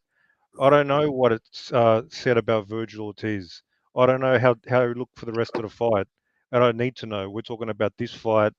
He Bro, looked you like don't a know no legit. fights, bro. All you say is you don't know. You don't know shit. Well, I knew to score the You don't Zurdo watch Bivol fight boxing, better bro. than you. I knew to score the Zurdo Bivol fight No, better than all you. you do What's is up? go to fucking Box Rec and then go to YouTube and try to fucking argue numbers I and knew to records. You predict don't the know shit, Bivol bro. Canelo fight better than you. So what's up? You don't know shit. All you know is David Benavidez because you Hey, feel like you all you think you know do. boxing Look, because you watch all you fights? do is talk about Hey, relevant do names you because think you Alright, you're a think boxing expert let's because because you you go, watch gonna Mirage. fights? troll. Get Let's the go fuck. to You don't watch people in the Hey, back. you boxing. wanna throw the Hey, we gloves got the down, bitch boxing boy? Let's people in the go. back, Everything Hey, you say, bro. you don't know. Hey, we Every think got fight other that I you boxing mentioned, you understand people in don't the boxing know. because fucking you back, know man. names? Max You don't Kellerman know knows all the shit. You don't know names. fights. All You're right, a let's Max go. Kellerman, bro. You're Let's a keep Max You it don't know moving. Kellerman. fights. Let's keep it You moving. you Yeah, know we the got. names. You think you You don't know understand. fights. You don't know fights. You can't You don't even talk understand boxing with boxing. none of us on the panel. You can't talk You don't boxing. understand boxing, bro. You just know You names. can't That's talk not boxing, All understanding, right, bro. let's bro. keep it fucking moving, Mirage. We got people in the background. Hey, listen, what do you think, Mr. Frank? Edgar Berlanga's future. How do you see Edgar Berlanga? Everyone's downplaying Edgar Berlanga. We'll They see in don't 2 believe years he's who was got it right or who anymore. was wrong, Punch Boy. We'll see. Oh What do you my think, gosh. Frank? Well, Berlanga's a nobody. Oh no, I like the actual conversation of not so much Berlanga, but just how we judge these fighters. Yeah. Go to your local gym. How many champions you run into? There might be one champion in one single gym. So I Yeah. mean, we're way too hard on these guys, man. Like Berlanga's earned his spot. I mean, he knocked Uh, out people. You know, you Yeah. can knock him, this but is this is the mainstream. This is the mainstream narrative now. Go, Frank. I want to see him. And it's guys like the Mirage is an example of today's fan. They're not fans of boxing. They're fans of a particular fighter, which is okay. But you can't talk to people that know boxing and pretend to know boxing. I'm not a fan of Zurdo or Bivol. How did you pick the fight? You thought it was going to be close? That's not what we were talking about. We're Oh, I talking about wasn't talking Berlanga about right Virgil now. Ortiz either, but Punch wants to drag to some fight that I didn't watch. Oh, you don't understand boxing because you didn't watch this Because fight. you don't Fuck off. understand what goes into making a fighter. Do you understand the Oh, well, process? how come? Well, I'm pretty good at judging a fighter. I judged Zurdo getting his ears boxed off. You No, thought you it was already going to be said you don't close. watch boxing. It's impossible to talk to someone You that is don't. not a You fan of don't boxing. understand. I bet you Punch thought it would be a close fight as well. If I go look, I'm going to go look at the predictions. I'm going to fucking beat up Punch. I'm going to go find his video for his prediction. How about that, Punch? You want to do that? You want to fucking talk shit? Go ahead. What was your prediction? Be a man, save me the time. What was your official prediction for the fight? Come on, just That your confess mother now. was gonna suck my dick after the fight. Confess. What was your prediction, Zurdo Bivol? I'm pressing you now. Are you gonna back it up or are you gonna back down? That your mother was gonna suck my dick after the fight. What was your Hey, why does prediction? Mirage like gay? Oh man, what's it all Now this about? guy started talking shit to me. I was being nice to him. You don't know fucking boxing, Mirage. You just exposing yourself. You mean I don't know every name and I haven't watched every Let fight? me Sure. find out. Should we But you write know off what? Elvis What I do Rodriguez talk because he about, lost? hey, Should I we know write what I off talk Elvis about though. Rodriguez too? Let me ask I you a know what I'm question. talking Should we about write though. off Elvis Rodriguez? Was I talk? Hey, Yes, was I sir. debating those fights? Let's talk No. boxing. Should you write off What I Elvis talk Rodriguez? about? Who Hey, Elvis what I Rodriguez talk lost about? to? Mirage. I'm not debating those Who fights. Elvis Rodriguez lost to? I don't give a fuck. That's not I the know debate. you don't give a fuck about no shit. You don't know shit about boxing. No, I know the shit that I talk about. That's You what don't know counts. what you talk about. Benavidez Senior. No, we're talking about Jose Zurdo. Benavidez Talking mother. Zurdo Bivol. We're talking. Don't run. Fuck out of Zurdo here, Bivol. bro. You don't know shit. Don't talk to me What about was your boxing, prediction, bro. Zurdo Bivol? Yeah, Are you too ashamed? Are you too Can't talk ashamed to shit. tell us? See, John McSmith's backing me. He's calling you out, Punch. He knows you're a fucking Man, John fraud. McSmith, man, his father is his uncle. You're the Max Kellerman. You can talk about this fighter that nobody watched. That doesn't mean shit, bro. So what the fuck you doing here though? Then who the I'm fuck? What the educating fuck you you. talking Listen about up, then? motherfucker. I'm educating you. You can't educate me. No dummy could educate me. There's a reason this dude been kicked out everywhere because he don't know boxing. He just You devolves don't know every shit, conversation. bro. He just fucking bored. He's literally been kicked out of everywhere. Yo, There's a Mirage, you don't reason. know shit. You don't know Frank gets boxing, and you in a exposed and he still boxing talks channel. shit like If no. I No, were they you, kicked why you out of don't you just BDA. stick I know to that for a fact. They won't let xnxx.com you and on I fucking there got kicked anymore. off the stream, but then I chose to leave the server. Nah, you got booted, dude. You got Jerk exposed. your You're a shit mental off, patient. This man. dude's literally calling. That's why he Well, can guess call in what? certain Guess times. what? Can I haven't only been get kicked his from phone here. I privileges. haven't been kicked from here. So until then, shut the fuck up. How He's about a that? mental patient, man. He really is. They already Hey, told us. at He's a least I can mental patient. analyze and understand fighters. He's You a mental can't. patient, bro. That's why he can only come on certain Punch. times. Stop being scared. What was your prediction? Bivol. Yo, David Benavidez Bivol, is his Zurdo. favorite fighter. His second favorite So fighter is Jose Benavidez. the whole chat now is watching you duck and dive. You're not answering the question, Punch. This is not good. I don't know. What was your There you prediction? What was your prediction? I think Zurdo, I said he could win an upset. I said Zurdo Ramirez could win an upset. Okay. I So said you skills weren't don't even in the always. ballpark. I said skills You don't weren't always even in the pay the same bills. universe. And I you're said skills trying don't to talk always pay the boxing to me? bills. You're trying to talk boxing to me? Let me hear your prediction. What was your prediction? Let me see your video. Was you can go. Where's your video? You can. Hey, Rapstar can back me up. Where is your video? We can get the video. Rapstar can back me up. Where is your channel? I said Bivol boxes his ears off. It's not even going to be close. So what? Everybody said that shit. Who was That's right? boring. Who was right and who was wrong? Everybody said that shit. Everybody was right. You don't know boxing. Everybody was right. You didn't say nothing new. You just got knocked out, bro. You don't even realize. Everybody was right. You know Fuck what? Out of here. You can the talk fuck you say? names. You think you said something genius? Exactly. Yeah, hey, more than you. More You think genius. you say something genius? The sun's gonna come up. Hey, give him a prize. I said Wilder was gonna be Fury, and what? Hey, I was wrong. wait. So what? Anybody can sound. I said smart. Mike Tyson would be Buster Douglas. Hang on. Anybody can sound smart. Do you thought Buster Douglas was gonna be Mike Tyson? I'll answer that when I finish talking. Anybody can sound smart, talking, but do you know what fight night is? That's the test. That's test day. Can you back up what you're talking about? No, it's boxing. Nobody could back it up. Oh, yes, it is. Nobody could back it up. It's boxing. You need to predict. How's this fighter? I've analyzed this fighter. I've analyzed this fighter. Now, I put that together. What's my prediction? Do I understand the dynamics of the sport, or am I just hot air? Am I just a fucking hot air balloon? Like all right, Max so let's Kellerman? talk about the dynamic of the sport. So let's talk about boxing. Let's so talk you give about me credit boxing. and shut the fuck up. Let's talk Don't about boxing. question my ability. Folks. Don't question Let's talk about boxing. Let's talk about boxing. Let's talk about this fight. Let's talk about. Do you think that Elvis Rodriguez? Do you write off Elvis Rodriguez? I didn't predict that fight. I predicted this fight. I'm not acting Elvis. What you think? I'm not asking you about prediction. No, we're not going to play your games. Do you write off? Do you write off Elvis Rodriguez? I've written off Berlanga. I'm not talking about Berlanga. I haven't watched my fight. I haven't wasted my time. You see how I answer your question? I'll answer my question. I haven't wasted my time. I'm not interested in that. This guy's a vampire, man. He's a vampire. I don't know. I haven't seen him fight, so I'm not right there. You don't know fucking boxing, bro. He's a black hole. I don't know that guy. Yes, Mirage is a black hole, dude. You don't see no fucking fights. I hope you guys understand by now. Gosh. So what's been exposed, Frank? You don't see fights, bro. You don't see fights. No, Mirage, you're a black hole, dude. You're an empty space. You suck all the light out of the room. You only use here for entertainment, you dummy. Rap star right now probably you only use here for entertainment, bro. Punch, you got no boxing IQ, bro. You're a good talker. That's it. I don't give a fuck. I know how to stick my dick in your mother's mouth. You're a good talker. That's what I know. That's my Mirage is calling from rehab. That's how he gets his phone You privileges. can gaslight what you want, Stick bro. my But dick in your daughter's you don't mouth. understand boxing. That's It's not my true. IQ. You never been to rehab, Mirage? Stick my No, dick in bro. your I daughter's don't take mouth and your drugs. daughter That's that what you I haven't seen thought. your daughter. That's what Yeah. it is. You need to go to I stick rehab my dick in your with the way you daughter's predict mouth, fucking your boxing daughter that fights, you bro. can't see. You must have been on drugs when you predicted that fight. That's what I Hey, have I to Oh stick say. my my dick gosh. in your daughter's mouth, the daughter that don't want to see you. This is what happens when Punch gets upset. Yeah, I'm a disrespectful motherfucker.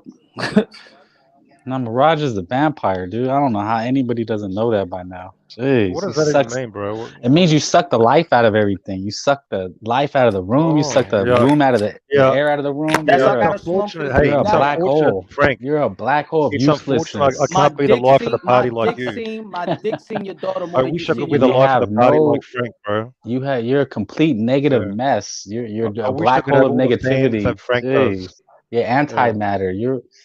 You're a black Yeah, hole, you're man. You upset. You're suck the triggered. I light out of understand. everything. You're No, triggered, you're bro. just, You're it's seething. obvious what you are, man. You're a You're mental seething, patient. bro. Nah, You're seething. I just can't understand why people You got argue with you. exposed There's as no point. There's you no got point in arguing exposed for not Mirage, being able man. to I analyze don't know. fights. Let Mirage host the show. Let Mirage talk. Let's just see what Mirage Does that mean knows. you're gonna shut the Go fuck up? ahead, talk, Does Mirage. that We're mean you're gonna waiting. shut up? Let's hear what you got to say. Let Mirage host the So show because you're nobody can upset. nobody could You got talk. exposed. Yo, Mirage, why you can't You see got your daughter, Mirage? you got exposed for your Mirage, lack why of you can't ability see your daughter? to evaluate a Let fighter. me ask you a question, You Mirage. Why cannot you can't see evaluate your daughter? fighters. Punch Drunk must have been drunk when he Yo, scored that Mirage, fight 116, Mirage, why 113. you can't see your daughter? And what makes it worse, Punch watched the fight twice and he still can't fucking Mirage, score why it. you can't see your daughter? I don't have a daughter, bro. You a fucking loser as a father. That's why. So go watch. Hey, You's a go watch loser, the fight bro. 3 gosh. times. I don't Go watch respect the fight motherfuckers 3 like times. you, bro. It looks like You said it the Mirage other day. You said your has no father. You said your friends. daughter hates you. Oh, now I've got no friends. Let's go with the gaslighting. What's Oh next, my bro? gosh, this guy. Hey, you can't You think evaluate you fighters. think That's I'm gonna what counts. respect? You think I'm gonna respect Well, you should. disrespectful motherfucker? Yeah, I'm going to. Yeah. Why don't you see it? Why your daughter don't want to see you, Mirage? Maybe You if you started need, with the maybe if you stay disrespect. out of Hey, you fucking started it. YouTube, maybe if you stay You out of started it. YouTube trolling, maybe you can have some time So with your now daughter. Punch Maybe you can Drunk have is time still with not. your daughter Hey, instead of being trolling on YouTube. so Punch Drunk is still unsure about Belanga. I was trying to talk about He Berlanga, but cannot. Nah, He's fuck not able Belanga. to recognize I want to talk about why you a the loser fucking as a bum. father. Why Punch don't you needs see more your daughter? time to You recognize said the other Belanga's day, just I've a been bum. thinking about it, Mirage. I've been thinking about it. You said your daughter hates you. And I'm trying to figure out, maybe if you don't spend 24/7 trolling on YouTube and have some time for your daughter, maybe she will love you. Okay, thanks for the advice. When I have a daughter, I'll All take right, it into listen, man, I'm consideration. back. What are we talking about? I'm back in this motherfucker. What are we Roz is talking about? hosting the show. He All right, said it's his I've show. all exposed right. Punch Can we I'm Drunk. move trying. on I'm now? trying to Can we give talk him. some I'm boxing trying to now? get. I'm Come trying to on. give him some All right, let's keep it fatherhood moving, right? tips. I want to talk about boxing, and the year's not ended yet, right? And I want to Fuck start. boxing, bro. Let's talk some boxing I now, want yeah? to I want to know why Mirage daughter. Why Mirage daughter don't love him. Man, what are we talking about here? Punch and Frank are upset because I called him out over Zurdo Bivol, man. Nah, I'm They're not upset. mad, brother. They're You the upset. one that brought it up the other All right, live. look. I just following it up. I'm just. All right, let's You Can't go. brought even up your score a daughter the fight. other. Let's go with You some brought up boxing. your daughter. Hey, Punch Not couldn't me. predict it and he couldn't score it. You You're brought up your fucking 0 daughter. and 2, You bro. brought up 0 your and 2. daughter. You brought up your daughter, not me. You 0 told the and whole 2, bro. world that your daughter don't love you, and I'm just asking you you brought it up. Ain't nobody asked you. Now I'm asking you now Couldn't because you predict brought it, it up couldn't last score it. live show. So I'm brought since why you so stuck on YouTube Couldn't trolling? Maybe you should predict take it, a time couldn't and build a score it. relationship with your daughter, and maybe she will love you. Not even in the fucking ballpark. And you're talking shit to me about fucking boxing. Holy fuck.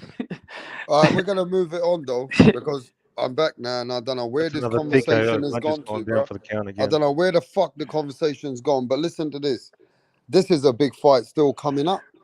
We got Regis Prograis versus Motherfucker. Jose Zepeda, bro. So we want to talk boxing now. Mirage, I don't want to talk about no mad shit. Yeah, Dude, he's the one who's talking about I imaginary don't know, man, daughters. but everybody keeps saying that you ain't keeping it boxing sometimes, bro. No, I was talking boxing. He's talking You about keep, fucking imaginary daughter. well, let's Are keep you it listening? boxing Oh, now. so you Let's Are you going to keep lied be it about it. honest? boxing now. So you lied about it then. Are So you let's going to be keep it honest? So motherfucking boxing you now, lied bro. about your old daughter, you piece of shit. Yeah. So do we finish with Belanga? Punch All right, still has we're so. gonna keep it moving now though, because we're not, you Yeah. know what I mean? Jose Zepeda versus Regis Prograis, big fight. Jose Zepeda fancies himself in this fight, even though he's an underdog. He says people can think what they want, but I know what I got to do in this fight. I mean, you know, the other guy who's the favorite is Regis Prograis. He's the only man that in the beginning that said that you could have given him the win against Josh Taylor. It was a split decision. So we know that this guy is elite. We know that Regis Prograis was also a world champion too. So at this fight right now, we got to favor Regis. But could this be an upset? Could Jose Zepeda pull it off and Regis Prograis be the guy who was the guy? I mean, it is a good fight. It's a fight to look out for right now, and it's a fight that's going to be coming in the next few weeks. What do you think about this fight, Frank? Yeah, this is a hardcore dream. I mean, really, this is only for hardcores. I mean, these are not the sexy names.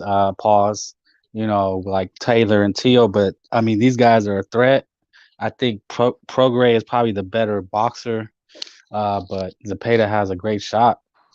You know, this is probably Zepeda's biggest time to shine. I don't know if he loses this fight, if he gets this kind of opportunity again and becomes a gatekeeper. So really, this is the fight that he needs, bruv. Yeah, I mean, because think about Prograis. I think he'll always have a name that can get another big name, or another young up and comer to get him in the ring. But for Zepeda, this may be like JoJo, may be his last time on the big What age stage. is Zepeda? Anybody know Zepeda's age or what? How old is Maybe Zepeda right now? 28, 29, something like that. He looks that. So they're around the same age. Probably just by looking at them, seeing they have some years in the game, they're not pups. You know, I don't think they're Zepeda lost to 22. Jose Ramirez though back in the day, right? Yeah, but I mean, Ramirez fought Taylor for undisputed, so that's what I'm saying. This is his biggest stage. This is his opportunity. Guys like Zepeda, you know, like Barbosa, you know, they're gonna find a way to go around you. So, um, you know, this is a hardcore fight. This is what a fight that the hardcores is made for, if that makes any sense. Hmm. Punch. Well, you know both fighters. You've been watching both fighters. You've seen that you know at the end of the day, people were writing Jose Zepeda off at one time. I got Progress all the way, bro. Why was you coming out with that funny laugh first, bro? Uh, You was laughing like you was laughing. That was a You don't funny give these laugh. Zepeda a toners are chance at all. fucking weak, bro. That's what it is, man. Huh? You don't give Zepeda a chance. Nah, You not think even a this is a chance. 10-1 fight? Not even. You think Hey it's John, you 15-1? keep coming out at Punch, bro. John, you're on Punch's dick. You want me to send you a link or what? He's faithful, man. McSmith is a faithful follower. Yeah, man. You could keep him there, man. It's all right. I need guys like that make me feel like I am doing something good. But You you know what know, I'm saying? John's actually a good boxing guy. If you've ever listened to him, Frank, he's older than Rick Glazier and them guys. He's been in the game for a long time, you know. And he has spoke some good What boxing game? back in the day. What game? I mean, I'll just say John's McSmith's about over 2 decades older than most of No, us. I've heard him. I've heard him before. I'm just saying, I don't know. He's here. He I don't know why. listens. When you look at him in the chat, it looks like it's a young guy coming at Punch, right? No, I heard him. He It's came not on even. before, He's hasn't not he? even a young guy. I don't know what Punch has done to John McSmith, bro. Well, look, if you weren't doing something right, they wouldn't be listening. So if they're Because he listening, sees, hey, he's calling Punch's bullshit out. He sees shut through the up, man. bullshit. Nobody That's wants to talk why. to you. Hey, man. Shut up. The more haters, Jeez. the better. I know I'm doing something good. The Getting more called haters, out, the bro. better. Look, if Mirage is one of my haters, but see all my fucking videos and comes to Rap Star Boxing Knowledge, Yeah, I don't it hate, does. bro. I comes to don't Rap hate. Star Boxing Knowledge Yeah, to say I'm not a everything I hater. said about my latest videos, man, you a fan, bro. You a I'm not a fan. You hater, just bro. mad that I don't unzip my rolling. zipper so you can What's suck my going on dick. with my brethren? Rolling, man. What's going on, man? How you feeling, rolling? Yes, brethren. Yeah, man. Look, this is a good fight, man. Nobody's going for Zepeda, Frank. People just got Really? I Regis mean, Prograis. you don't have to go for him, but you can give him a chance. I mean, Yeah, shit. nobody even gives him a chance. Okay, Tip Bayless, are you the same? Regis Prograis got this fight in the bank. He's going to become WBC champion. And this is Regis Progress' fight in the bank? Yeah, Regis might end this fight with a knockout. Are you gonna stop Zepeda? Yeah. Yeah, Mm. I give So him. what are we saying? Zepeda's trash? I mean, damn. No, we're not saying Zepeda's trash. That's what it sounds like. I done seen Regis stop dudes with a jab to the fucking solar plex. I want to know what people think is a good win, man. It's like, man, we don't give these guys credit I'm for not no saying it's wins. not. This would be a great win for either fighter. But how is he a great win if nobody's giving him a chance? Like it makes no sense. No, we're not saying that we're not giving him a chance. It's just our opinion that he'll probably stop him. But look, in all reality, it could go all 12. This is just an opinion. But how is it a good fight if we don't think the guy has a chance to win? That you understand what I'm saying? I mean, it's just our. I mean, I say this because Zepeda lure Regis Progress into a fight I think so. I think Zepeda could do that, but I still think he's going. Regis Progress is going to win that battle if he lures him into a fight. I think Regis will get him. I think he'll box him. I don't know. That's how I feel about Zepeda. And let's put it this way: if Zepeda anyhow wins this fight, we don't know shit about boxing. I mean, you guys just don't know shit about boxing. There you go. I think Regis Progress to me is still the most dangerous 140, in my opinion. If we listen to this conversation and all of a sudden Zepeda's in the fight with Regis, I knew it. Yeah, it'll go to show that we're really casuals here ourselves. Well, no, it goes back to like JoJo. It's like, why does JoJo always get these fights? Because he's a quality opponent. Like, there's a reason JoJo gets the fights, and there's a reason he's there at the end of the bell. It's not because he sucks, man. Like, that's why it's like, man, when are we gonna Mirage, come at? I mean, John McSmith, don't say crazy shit like that. You could come at me, but don't bring that pedo shit when it comes to me. Yeah, right? that's not cool. That's ridiculous. All right, you know what I'm saying? If you're gonna let that, also Raps. If you're gonna let that rock, I don't want to be in this channel. I'm gonna let you know right quick. I don't play that kid shit. All right, you gonna let that shit rock? I will not ever come to your channel. Well, what happened? You better read your fucking comment, bro. Yeah, someone's going way left. There are limits. Hey, all you want, bro. Hey, all you want, bro. Hey, all you want, talk all this shit. Well, once you go once you cross that shit, when you talk about kids and shit like that. Yeah, that gotta go. Something about my daughter, but I don't know what specific. Anyway, back to Zepeda, man. I think he has a chance. I mean, I'm not gonna say he's gonna win, but shit, we can't say he's not. I mean, listen, man. Is this a lot? Let's just keep this real, right? Everybody's on this chat, yeah. Is this gotta be trolling each other or shit? What are we doing here, man? Why is people going on a mad one here? You know what I mean? Let's keep this shit moving and boxing, bro. Nah, fuck. I'm letting you know as a straight up man. Regulate that shit, bro. You know, John McSmith's in the fucking chat now. Regulate that shit, bro. Why are we even going there, John? Regulate that shit, bro. I'll tell you why. John, I'll tell you why, Rapstar. Let's just leave this shit, yeah, because I don't want this shit on my channel, bro. I'll tell you why. Rapstar. You want me to tell you why? Because when you were gone, when you were gone, Rapstar. I just come back, but I don't need to go there. We don't need to go there. Listen. Let him explain himself.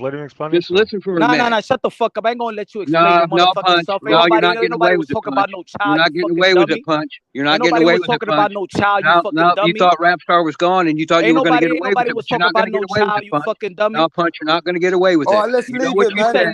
Maybe he was talking about. What you said about this. He was talking about no child. You know what you said. You're not gonna get away with it. Fuck out of here, bro. Let me know your fucking address so I can smack the shit out you. You know what you said, you piece of shit.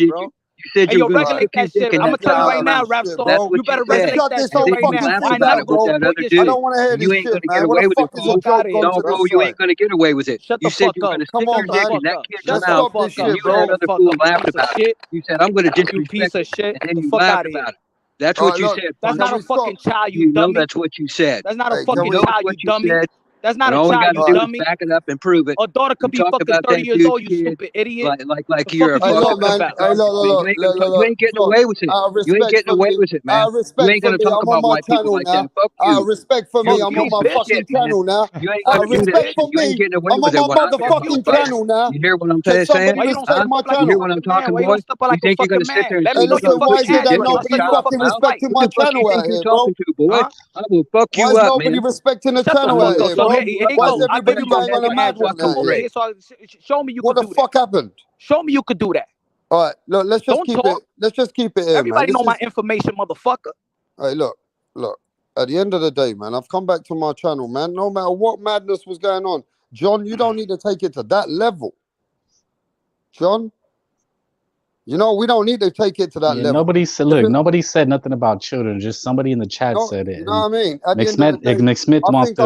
I think I heard some mad shit, but I don't think Punch was saying at a kid. No, nobody said nothing You about know what no I'm saying? children. Not what Stop I it. heard. No one Anyway, on the when I come back panel to the channel, I heard said him saying anything about that. his daughter's a grown daughter, or whatever the fuck. I don't know what the fuck I heard. But I'm just saying, it ain't no things I'm hearing here that people are Nobody saying said shit that. about kids. What the fuck is I this didn't shit? hear anybody say Ain't that. nothing to do with that. Nobody said that. Stop that. Stop that Why are people even accusations. going over there, bro? Now people like to instigate and accuse with no I forget the word, but that didn't happen. And if you think it happened, then you're wrong. So don't come on here and say that you're gonna do something when there's nothing to be done about, because I heard it. He didn't say anything like that. It was in the chat. That's who said it. So if you want to accuse people, accuse who said it in the chat first. That makes no sense to say accuse somebody who had nothing to do with it. You were That saying shows daughter on stream. You were saying daughter on stream. no. Motherfucker, I said daughter, not fucking child, you fucking dummy. Yeah, but Frankie's saying he didn't even say that, which is Where wrong. was child ever mentioned? Is what I'm saying. Did somebody say something like that about a I didn't hear child? that, but I heard. Okay then. Okay then. So don't infer or say you think that's what I didn't say that. somebody meant. Well, that's what that guy's trying to say, or other people are trying to say. So that's just Well, I'll ridiculous. go back and listen to it. I'm curious, but Well, no, people hear what they want to hear, but I heard the truth, and nobody mentioned anything about Listen, kids. It look, was in the chat. stop making something up which is not even there. Exactly. That's not what was there, you know. And But if I'm saying it anybody now. wants This to is go there, let me tell you that, man. That's the last thing that Punch is about, man. He don't even talk that shit. And if it and at the end of the day, that's just totally not the conversation we have over here, bro. In fact, you know what I mean? You're talking about a person who's out there got a channel for fucking people to fucking solve problems so they can fucking be around their kids, you motherfuckers. So I don't think you can bring it to there, man. No matter what the joke and whatever crazy shit, it wasn't about that. It wasn't going in that way in the brain. You know what I'm saying? Stupid shit like that. People get angry and say shit to people's families. On this YouTube, people do say a lot of shit to people's families. People say people, you know, over boxing, people get into mad ones, and we talk about yeah. people's fucking bitches, They their make threats or families. get And racist. I'll It's tell you fine. something, every day, if you want to go around this YouTube, they do talk about, they say, fuck you and your kids and your family. People do this every day. You got so you're gonna people around here. You got people out there on these channels doing that, but we don't do that on this channel. So you're gonna say something to Punch for bringing up mentioning daughters? Well, I know I wasn't there saying no daughters, but at the end of the day, No, I'm sure he won't coming at you like a fucking like it's your Bro, kid. when yo, Mirage, when you mention your daughter, the other live, you mention her as a fucking grown ass woman. Okay, so it's okay to go after somebody's daughter if So is they're that grown up. true though, Mirage? Is that true though, Mirage? Hang on. At least keep it Don't real. Is that gaslight shit true over though? here, Hang on. motherfucker. Is So that it's true okay. though, Hang on. So it's okay to go after somebody's daughter as long as she's grown up. You can disrespect them. Is that the Man, standard? you a fucking Rapstar? disrespectful motherfucker. What you think you deserve some respect Rapstar. when you talk about me? I'm pretty sure 1 minute ago you said You we're think not you into talking about daughters. Mirage, shut the Yeah, fuck but up, that's you different. disrespectful Yeah, motherfucker. but You think you deserve let any me tell type of you something. respect? I don't respect you. That is different I don't though, isn't respect it? none of you Mirage, motherfuckers, not you. if you've I don't introduced on respect this haters. YouTube that you've neglected an older daughter who's a grown ass daughter, yeah, then at the end of the day, you're gonna get people who you go stupid at people. Then that's different, isn't it, bro? Because you are out there talking about things like that. Yeah, you're saying that your daughter's a grown ass fucking person. You're saying this shit. So at the end of the day, I'm not involved in these conversations, bro. because all this internet shit is all over people getting messy with each other. And sometimes you always see people coming at each other's families. This is a true fact that Like families Punch, are like always Punch did, brought exactly like into it. And Punch let me did, tell you right? something. Let me tell you something. When you speak rough with me, then go fuck yourselves as Yeah, well. but That's the Rapstar, you way get I see it. Rapstar, you gotta be fair. There's just one common denominator, and it's if you had Punch Smash on the here for motherfucking like buttons as well, well, you no, filthy lazy if you've fucks. had Punch on here for a while, and you have this other guy, this Mirage, I don't know how he Oh, hasn't here we been go. around that Here we long. go. There's one common denominator and where I devolves, and that's why he's been booted because this is what he does. He destroys. He's a vampire. That's why he's the Yeah, common stop lying. denominator. Hey, Frank's the We type of guy. If can't you do talk something wrong at school, intelligently. this No, guy will we go can't tell the talk teacher. intelligently because This there's guy this will go guy tell the Mirage. teacher. He'd be a No, little you're the one snitch. trying to accuse him. You were trying to say, "Oh, look, we caught Punch and saying this." So you're trying to say that you guys are not the brought telling up teacher family. type. Punch brought up Well, why are you family. picking and choosing? Why are you saying I'm being a tattletale, but you're trying to tattle on him? Like that makes no sense. Yeah, That's what I'm saying. This guy Mirage. Oh, now I'm a rat. Because who'd I tell on? Firstly, Rapstar, I don't have a daughter, so I would have never brought up a daughter I don't have. So, but Punch thought I did, so he decided to go low and bring family into it. So now apparently, so you approve of that? You approve Man, of that? listen, I don't give a fuck what you saying over Oh, here. so you don't care if we You go ain't after saying family? nothing to Okay. me. You ain't saying nothing to me, but you can be very antagonizing motherfucker. Do I go after somebody's family? No. What I'm saying is you can be a very antagonizing motherfucker, but I don't tolerate no conversation like that. And I know that Punch ain't that kind of guy who's gonna be saying that. Like he ain't But gonna be on He started that mentioning thing. daughters. He ain't on that thing where he's gonna really come at. But I know this though. Punch can He go said he to. wanted to I fuck know my that. daughter. Wait. I know that people have come to Punch's family before. Like they've said things about him on the internet like that, and he Oh, can that's where he go got it to. from. Listen. He can go to a 0 to 100, but I never seen him really coming at people like that.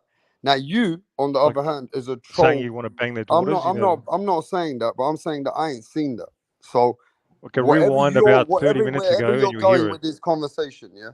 Obviously, for me, that's not how I see Punch for in this conversation, bro. Go rewind 30 minutes, and that's He don't what gotta saying. rewind shit, bro. I could say that your daughter could suck my dick. That doesn't mean that it's a child, you piece of human garbage. I didn't say that, but so as long as they're All right, growing up, you can say. That's what you're trying to insinuate. So stop trying to gaslight a motherfucker. No, so you Now can let go me after tell you daughters something. If you fuck with me on as the long as they're internet, growing up. if you fuck with me in the internet too much and you antagonize me, and I know I can say, you know what? Go fuck your fucking daughter because you've gone so fucking stupid. Now, don't mean that at the end of the day, I'm saying it because she's a kid. I'm saying it to you in a way to get to you to make you feel a certain way because you've been stupid. So as Now, long as they're grown up, we can go after family. Okay, that's a standard. Okay. I'm not saying it as it's for a kid. Now, you saying it's kids, then that's No, I didn't something say now that. You turning it around. That's what you're doing. Okay, so the standard, as long as they're grown up, so we can go after Nah, family. we're missing that somebody even said, man, Frank, Mirage you is a don't even poison. understand basic boxing. No, What are you you're just a talking about? you're a negative What are you gonna cloud, do bro. about it? What are you gonna do about it? You're just a What are you gonna do nothing. about it? You're a nothing, bro. You bring nothing. What are you gonna You do take. about it, chump? You just take. You just destroy, man. You're a bad. Do you want me to send you some I tissues? don't know what you are, man. You're an omen. I'll send You're you a some vampire. tissues, bro. Well, you don't mind Yeah, hanging out with me here. Hey, he's you a hang out with me all the soulless. time. He's a soulless creature, Oh man. yeah, This maybe guy I has killed somebody. Maybe nothing. we're gonna, This maybe I guy's a killed somebody nothing. as well. Yeah, I don't put it past Maybe you. I'm a drug dealer. Maybe who You knows? probably are. You're Keep something. going, bro. You don't want to be around. Maybe I'm You're the foul, devil, bro. devil himself. Maybe You're foul. I'm You're just a Satan foul person. reincarnated. Yeah. Yeah, you But at the definitely end a of the mental day, patient. that's not what matters here. What matters is, do you understand boxing? And you've been proven you don't have a fucking clue. That's what Okay, counts. Mirage. Right. Says the guy who doesn't watch boxing. That's what counts. Well, listen, I'll tell you what does fucking A count. guy doesn't know boxing I'll still tell picked you a what fight does far fucking better count. than you. I'll tell you So what does that what say does, about you? I'll tell You you just what does embarrassed count. yourself. I'll tell you what does count. I'll tell you what. First of all, we need some respect in what we're talking about. Because the truth is, I don't think that people want to listen to back and forth, back and forth. Why can't we just be men and have dialogues? Why is it that we have to, when Mirage you come, that people have to Exactly. That's what I'm speak to trying a to tell certain way? you. Hang on, you should be asking. Hang on, you should be asking Punch, the guy who started talking about daughters. No, I'm asking you that every time you come, you even made Rick Glazier scream at you. Because Rick I give. Glazier, You know why? Rick I'll tell you why. Glazier said this guy is a delusional man. He starts screaming at you. He starts getting mad at you. Anytime you have a conversation with people, Because people can't handle direct opinions that I disagree with. They don't like a blunt, straight talk. They can't handle real talk. Everybody so wants to be all polite. everything you They talk all want to. is. Let me ask you this: everything you talk is real talk, correct? Yeah, it's fucking oath it is. It's All real right. So talk. in your circumstances, David Benavidez is pound for pound number one. Yeah, he's the best So fighter in the world. that's real That's real talk, is talk. it? So that's real talk. That's an opinion, obviously, but So I'm just that's saying it your how it is. opinion. So we have Yeah. to think that a man like you, who's been called mentally ill on the YouTube, right? And then we've seen you on other channels and you've been back and forth with them. Because we give you a voice of opinion and you say David Benavidez is number one pound for pound. Now, are we supposed to think you're real talk? I just told you. Yeah, sure. Who's your How pound for how are pound? we supposed to think you're real talk, bruv? Well, who's your pound for pound? It's definitely not David Benavidez. Yeah. Who is it? So The guy. at this point, somebody does think you've had a few pills too many. Like, it's very Well, hard to convince to you that fighters who don't fight because of the business are bums. You're one of the only guys who comes here and call fighters bums. I've seen you call fighters all kinds of names, there's no Mirage. such thing as a bum in boxing. No, wait, Mirage. A guy who's going in there risking his life in boxing, you call him a bum. So do you believe the bums exist in the sport or But not? I'm just saying, as a man, that takes courage to be in the sport that you comment on, but you call that man a bum. That's got nothing Now, to do with do you courage. understand That's got that? skill. That's skill level. But do you understand that there's a business that goes in this sport that fighters can't Why are you make lecturing certain me? fights I wasn't the one who started talking about someone's daughter. I want to get you to level of respect for the sport. See, the problem is I ain't got a problem with Oh, when it I comes have the to right level. tip. Yeah, my level's right. No, but look, I'm not a sucker. Mirage. But look, I'm not an ass sucker. bruv, this is a dialogue. Frank, am Oh. I being rude? It's your channel, bro. You No, can but mute him. am I being rude to Mirage? I'm asking. No, it's your Good. channel. You just mute him. Tip, am I being rude, Tip? Can't nobody else talk. It's just insane. Look, my thing is just a dialogue. Man, Why this not? guy. How come you can't respect such a sport that you speak about, that you're very negative towards, that you speak about Canelo, Errol Spence, Crawford, everybody like they're bums? The only man that really does anything for you or tickles your fancy is David Benavidez, bro. Isn't it hard for us to have a really intellectual conversation from here No, onwards with a no, man like you? no. It's easy. Tell me why. Because firstly, I respect the sport, just not as much as you do. That doesn't mean I'm wrong. I still respect the sport. Yes, I have a favorite fighter. Everybody's got a favorite fighter. Canelo fanboys outnumber fucking Benavidez fanboys 1,000 to 1.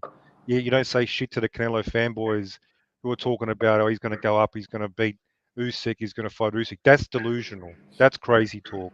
Saying Benavidez is the best fighter, that's not crazy. Bro, somebody's got the best name for you. Focus, you found the name, bro. You know, I found a new name for people now. You're the Kardashians of boxing. So focus, yeah. Okay, I don't You think I are the waste my time on fucking your panel. Kardashians of boxing, bro.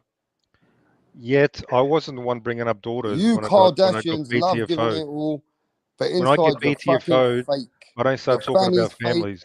Your How about pussy's that? fake. That's why Kanye West has gone mad. You are So Kardashians, people bro. can't handle real talk. That's generally in John society. Kardashian. Rap star. People get offended easily these days. In case you haven't noticed, just Nah, look at you Frank. got offended, bro. Look I'm at fucking Frank. told you a Frank probably troll, bro. wears Everybody knows you're a Frank probably troll. You're wears a not pink respected skirt. as a boxing guy, He's bro. got pink So underwear, Frank, I'm for gonna sure. disrespect you all the time. You disrespected me first. You're I'm saying going I to don't know boxing. disrespect you all the time because you're a troll. How am I? Why am I a troll? You don't talk boxing. You talk Benavidez. We were talking about Bivol. You talk We were talking Benavidez. about You don't talk Berlanga. shit, bro. I'm We gonna were talking about disrespect you all the Berlanga. fucking time, bro. What were we talking about, Berlanga? I'm gonna disrespect you all the time. I'm not even on the panel. You bring my fucking name up. Well, you should be flattered. I won't even be on the fucking live and I'm listening. You bring my name up every time you come up. You should be flattered. Fuck out of here. Nah, don't. I'm not flattered by you, pussy. Hey, make an argument. Don't just say, "Oh, this guy's a troll." Make an argument. I'm all the arguments that I made. You say you haven't watched the fight. No, every question I have for you, you say you didn't know. Ortiz and Mean Machine. I didn't watch the fight, therefore I don't know boxing. If I don't watch the lower divisions. I don't watch a lot of. That's why I don't. There's a fucking panel. You're the only one that's answering shit, but you don't know shit. You don't know shit.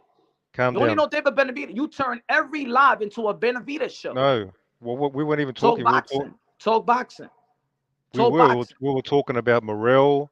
We're talking about Berlanga. We're talking about the heavyweights. I talk about what I know. You don't see me talking about those divisions because I don't waste my time watching those. They don't interest me.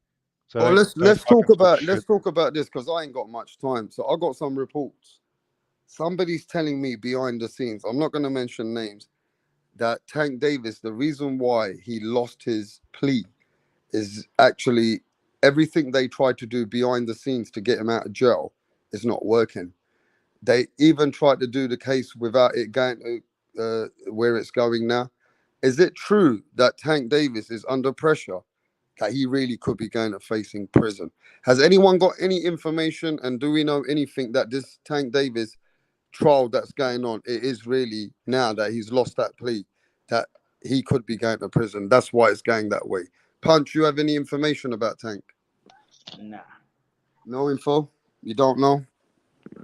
About his criminal activities, about the trial? The case, anything about, like, is it a 50-50? Or you haven't studied it? The judge didn't accept any plea, so he's going to trial. So why did they not accept the plea? Is that because the case is too much for them to accept? Basically, this case is a bit more serious than people think. They don't want to let him. They don't want. I mean, he got to go through trial. That's it. It's depending on what happens in trial. They just didn't accept the plea deal. Have you read the case? Like, the woman was pregnant, and the woman reached out to him. Yeah, we spoke about that. Yeah, so she was screaming, and she asked Tank to take her to hospital, and he looked in her eyes. She's the only lady who has not took the plea. She's not took any money. She's the one who's going all the way ahead because she feels like Tank Davis left her for dead. Frank, after hearing that, what do you feel? Shoot. I don't know too much about it. I've heard everything probably that you guys have had, and I'm a firm believer of innocent till proven guilty. We got to hear everything and let the courts handle it. The court of public opinion isn't mean shit. Don't ever believe what people say, especially when it comes to things like this. I heard somebody, I might have heard wrong, but they pushed it to February. That the date was December, but now it's February for him to start the proceedings or whatever's supposed to happen. But it's pretty serious, man. It's not this is not something that is just gonna go away because he's famous. So, I mean, as a fan, I hope he has this is awakening and he changes his ways, and that everything works out. But we just have to wait, Don't crucify him yet, and don't try to clear his name yet. Just wait. I mean, let's all put ourselves in Tank's position, right? Mm-hmm. He was driving his Porsche. I think it was a Porsche, wasn't it? Yeah, well, if he was the driver or not the driver, he was with somebody. They said that he was drunk. That's why he drove away and he left it as a hit and run. Mm-hmm. How many people were there? Was it 4 people? I'm not sure. It was something like 4 people, right? Yeah, like he hit a car or something. And there was 4 passengers. I guess they all settled except this pregnant lady. Yeah, so this pregnant lady, she don't want to settle. She don't want to settle. Right. Now you go and try and work it out with your probation officer or the people that's handling the case behind the scenes, who can write a report and say, look, Tank Davis can be a reformed man. We don't need to send him to jail. He brings in a lot of goodness for boxing. We can send him to maybe do other things, like there could be a way to get him out of prison, right? That shit's not working. The woman doesn't want to deal with the case. She don't want to make a settlement. So this lady who got left for dead, and she's saying that she was pregnant, and he looked her in her eyes and he ran away. It seems like Tank Davis, like if that was us, and we know we couldn't get that plea, and we're going to trial, we'd be worried. You'd be worried. Has Tank Davis been in any law problems before? Has he had any cases before? Has anything happened to him before? Does anybody know if Tank Davis has had any problems before? Apart from, go on. Yeah, I think just with the female is what I heard. And again, I don't know unless someone could say it for fact. I mean, that's just what I heard, that he had an incident, domestic something, but you So he's don't got know. domestic violence, right? And John Epoxy Magic says Tank fucked up bad.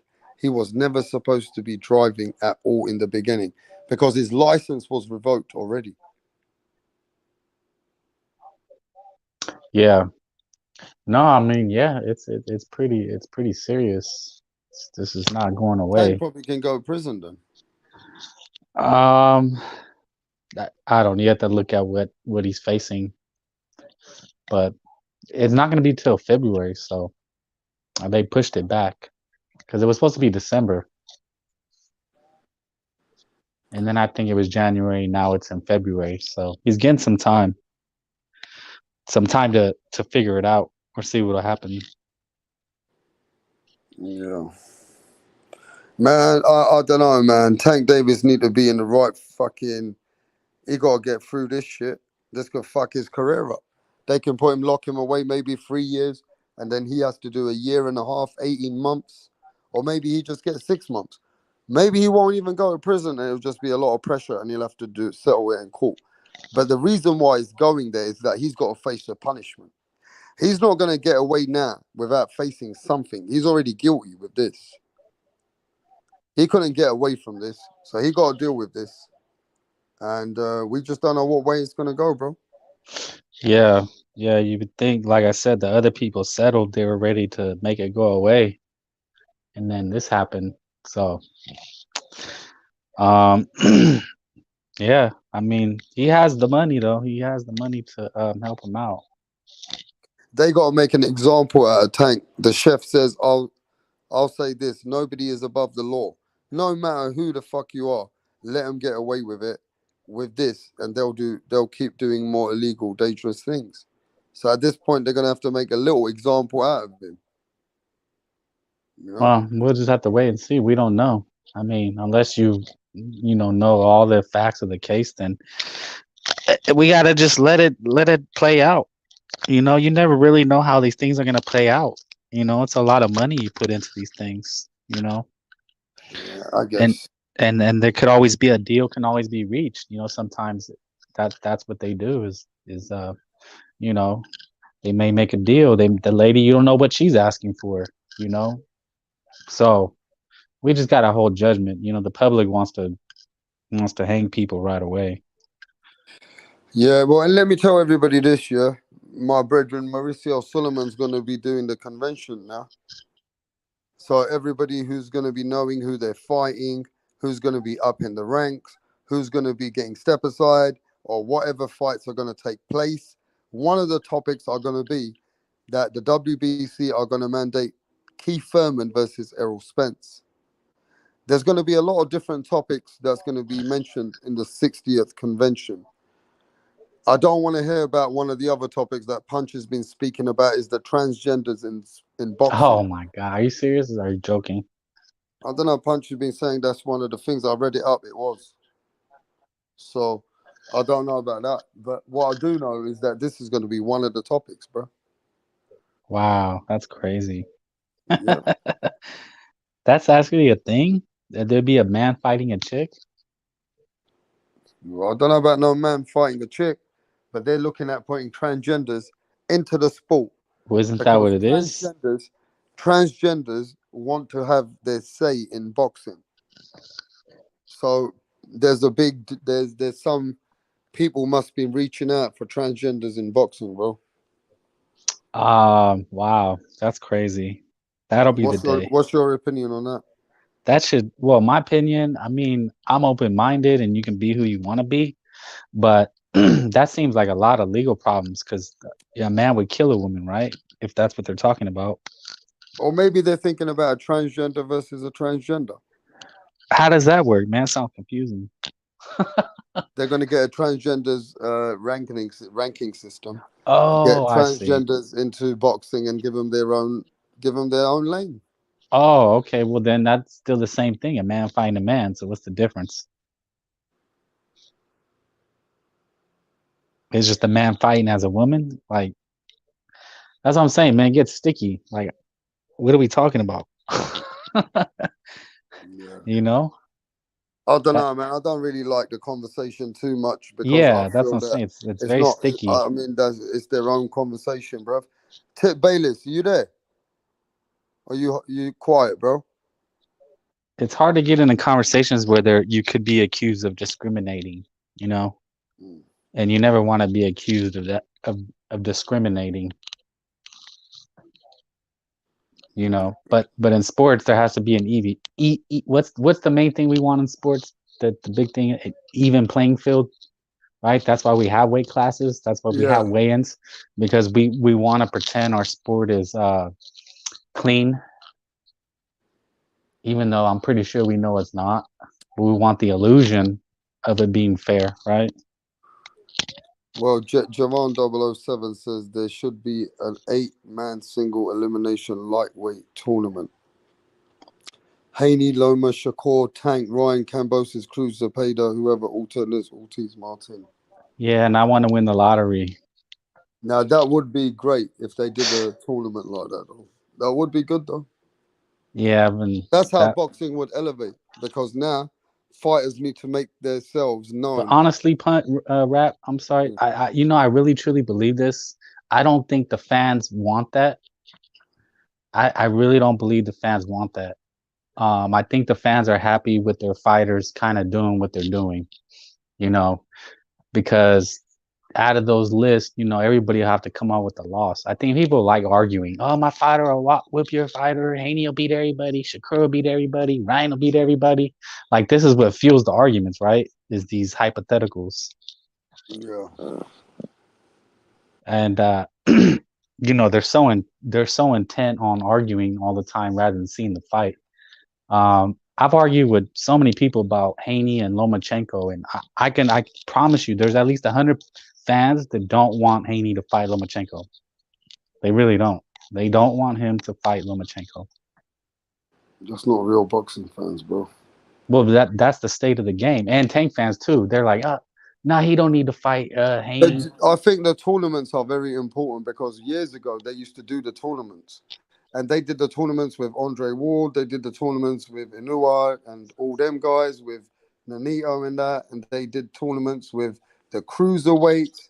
You know, the tournaments were out there where the people can prove themselves and they can make some millions, and the last man standing, you know, like Andre Ward did. It gives the fighter the greatest opportunities, and I think all the fans get the fights they want. You know, unless fighters get injured in these tournaments, then they need to get replacements. What we did see, that a lot of fighters started off, but they couldn't finish the tournament. You get injured. Yeah, I mean, that's a lot to ask, though. You know, like you said, that when are you gonna have a break in a tournament with that many names and that many good fighters? You need time to rest. You need time to promote. You need time to build these fights. I don't know. I mean, it sounds great in theory, but it really doesn't work in boxing. Boxing is good. Boxing is good the way it is. The only division is that the networks, they have these exclusive deals. Now, So what they should do, Frank, you're wrong. You've seen how the Saudi Arabians have been getting into the sport, right? Mm-hmm. They're bringing that oil money. They've been bringing big fights to Saudi Arabia for the big heavyweight fights. Whatever fights they can get, they put their hands on. Now, the Saudi Arabians can do it. And if they want to bring boxing to their country and want to build it more, then what they need to do is put big prizes for tournaments. See, if they were giving big money out and they will be able, the sanctioning bodies were able to agree with that country, and the promoters would be, you know, because if the sanctioning body and the promoters, they can earn a lot of money, they'll push the fighters to do it. right? So at this point, you need to have the right branding, put out $50 million in the pot and get these fighters to fight. The Virgil Ortiz, Jarrett Boot Ennis, even put Conor Benn if he comes out of that thing mix. You put people in there, the Stanionis, you know, you give them opportunities. If the belts are gone, the belts are locked, then they got big opportunities to make these tournaments and make multi-million dollars for fighters and give sponsors, make big tournaments, bro. There's nothing wrong with that. I think they can do it. Yeah, I mean, again, it sounds great in theory, but you know, my thing is like if you're talking about tournament, it really didn't do much for Andre Ward's career.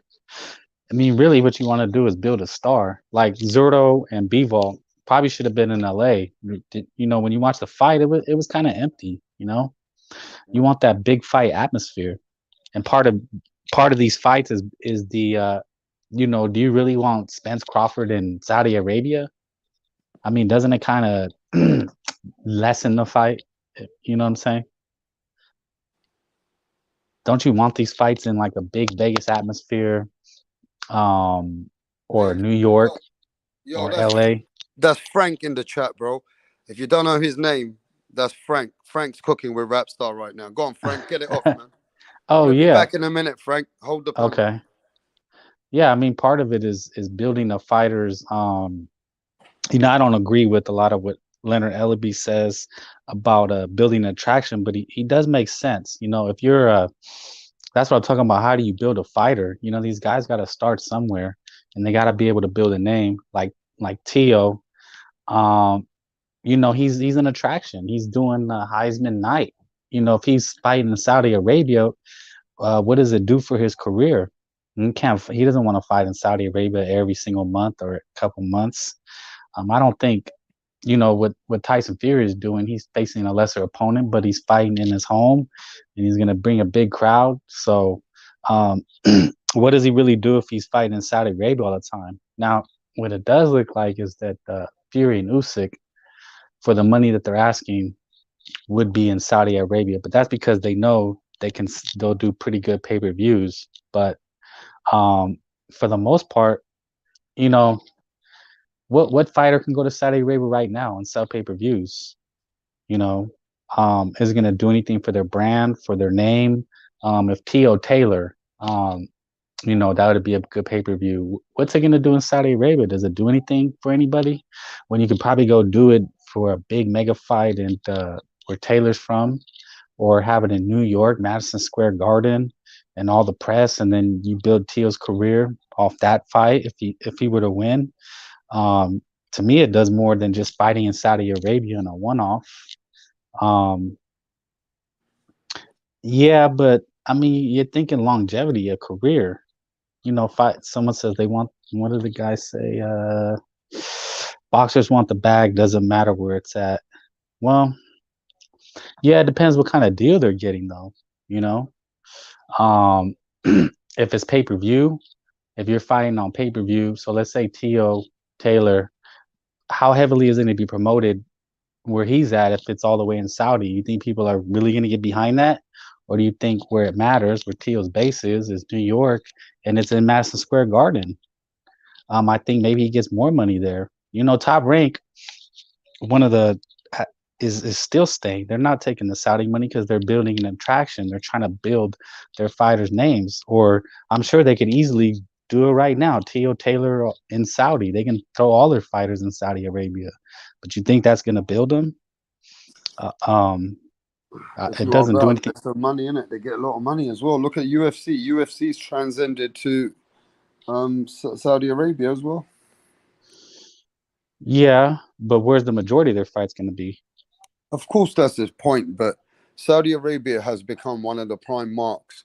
Whether you like it or not, Saudi Arabia now, the oil money is one of the, you know, their focus is pushing boxing.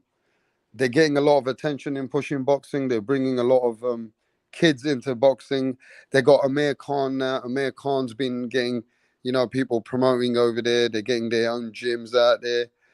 You know, there's a lot of boxing foundation coming into Saudi Arabia. So for them, they're happy to invest into the sport because they feel like they're getting something back out of it. They're getting a lot of attraction out of it, and who knows? They got a lot of money anyway. So if they've got a lot of money and they want to play it into the sport of boxing, that gives opportunities to all these fighters today. Yeah, and I Like, let understand me what you're ask you saying. this: if I Oh, go was a ahead. boxer, yeah, if I was a boxer, and somebody said to me, "Look, right, I got a good deal for you. We can get five. Like, say if I only get 2 million, is the max payout I've had." And the man goes, "I can get you 5 million. We got a fight in Saudi Arabia. We got to train in Saudi Arabia. You got to go to a few gyms and promote. You got to go hang out with the princes and these people and go to the kids. And, you know, they're going to ask you to do a few things and you get 5 million. I'll be like, man, I'm getting that much money. I don't give a fuck. Saudi Arabia looks good anyway. Look at Dubai. Look at Dubai, bro. Dubai looks beautiful. You know what I'm saying? How many people wouldn't want to go to a country like that, get treated like royalty?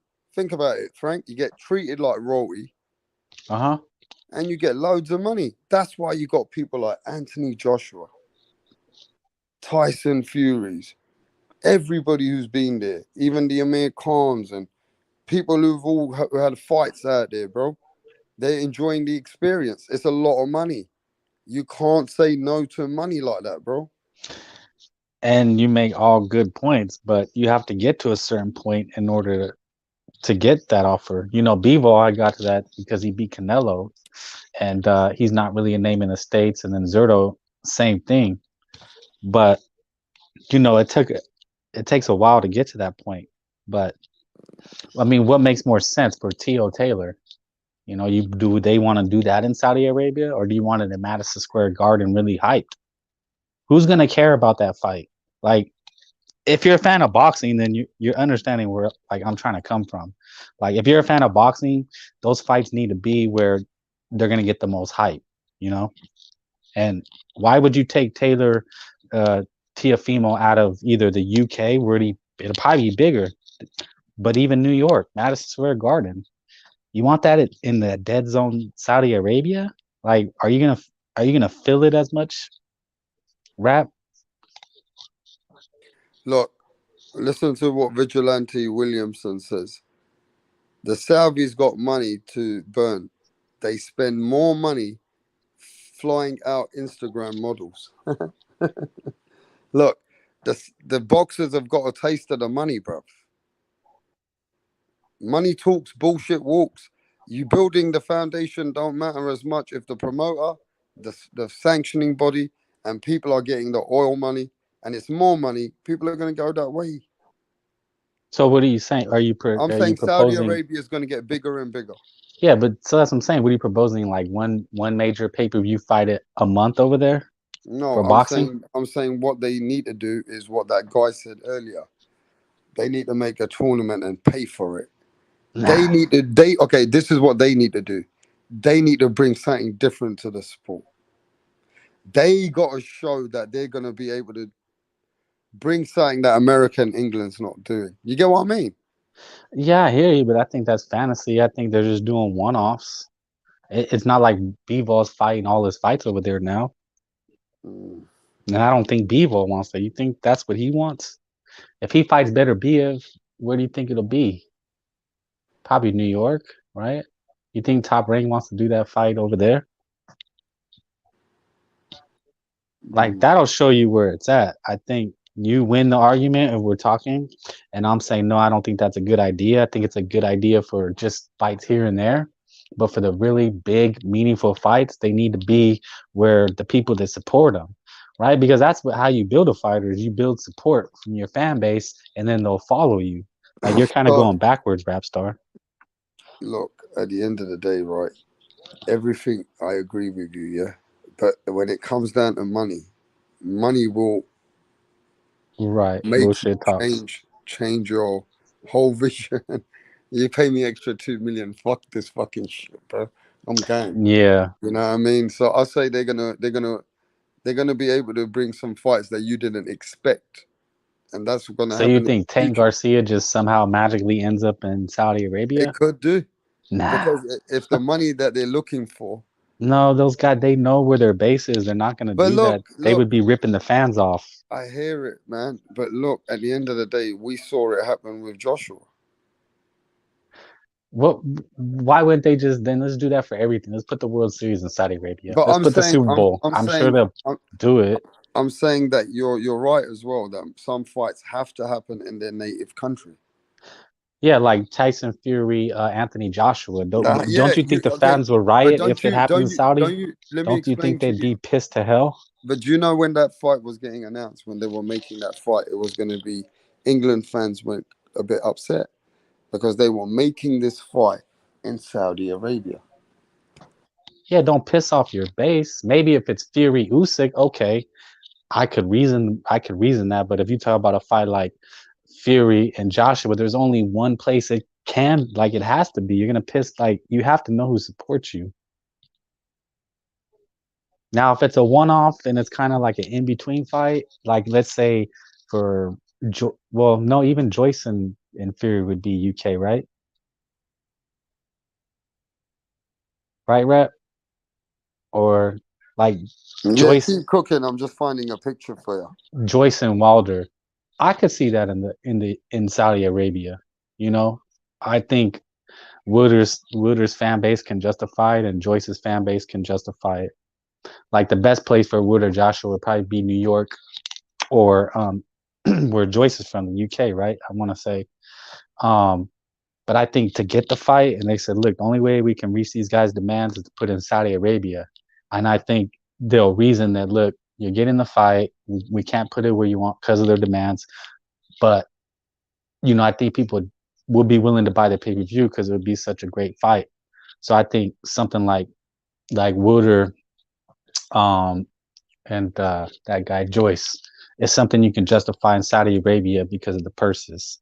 So yeah, there's certain fights that I think you can justify it. In this case, even Bivol Beterbiev. Okay, you know what?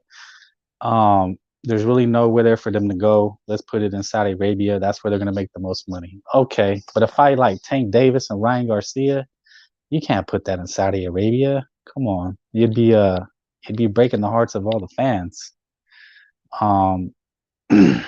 I think people forget that, man. You know, people forget that we're the ones that support the sport. At the end of the day, I know we argue and we talk shit to each other, but you know, we are the ones that make these fights happen. I'll tell you for myself, being on social media, I've had a couple of interactions with actual fighters and people in the sport. Like they listen, they watch. You know, so take a fighter like Inoue. You know, where should he fight? Should he fight in Saudi Arabia? You know, to get the big money fight. Should Bam Rodriguez start going to Saudi Arabia? Like, I don't know. Is that how you're gonna build him? If you take Bam's biggest fight, should he start fighting Saudi Arabia, or do you want to build him in Vegas? Because I believe he's from San Antonio, isn't he? Bam Rodriguez is from Texas. You know, like take Earl Spence too. You know, fighting in Cowboy Stadium. Don't you think that's more meaningful than going to Saudi Arabia? It's like, of course, everything you're saying is 100%. Okay, I'm just talking because Yeah. You said the cook, so No. I wanted you to say all that because at the end of the day, if Saudi Arabia gets certain fights, then you know it's all about the money. Well, no, but I made a reasonable case. Like take Joyce and Wilder. That's a fight that you would probably have to do in Saudi Arabia to meet their demands, right? Because they're not going to make the pay-per-view in America, and they're not, you know, maybe in the UK they would, but in order to meet the demands of both sides, I think, and then it'll do well on pay-per-view. They could do it in Saudi Arabia to meet their demands, and then we get to see the fight. So let's talk about Spence and Thurman now, because they're gonna mandate now. Mauricio Sulaimán's gonna mandate this fight. So Errol Spence, if he wants to defend his belt, he's got to logically now fight Keith Thurman.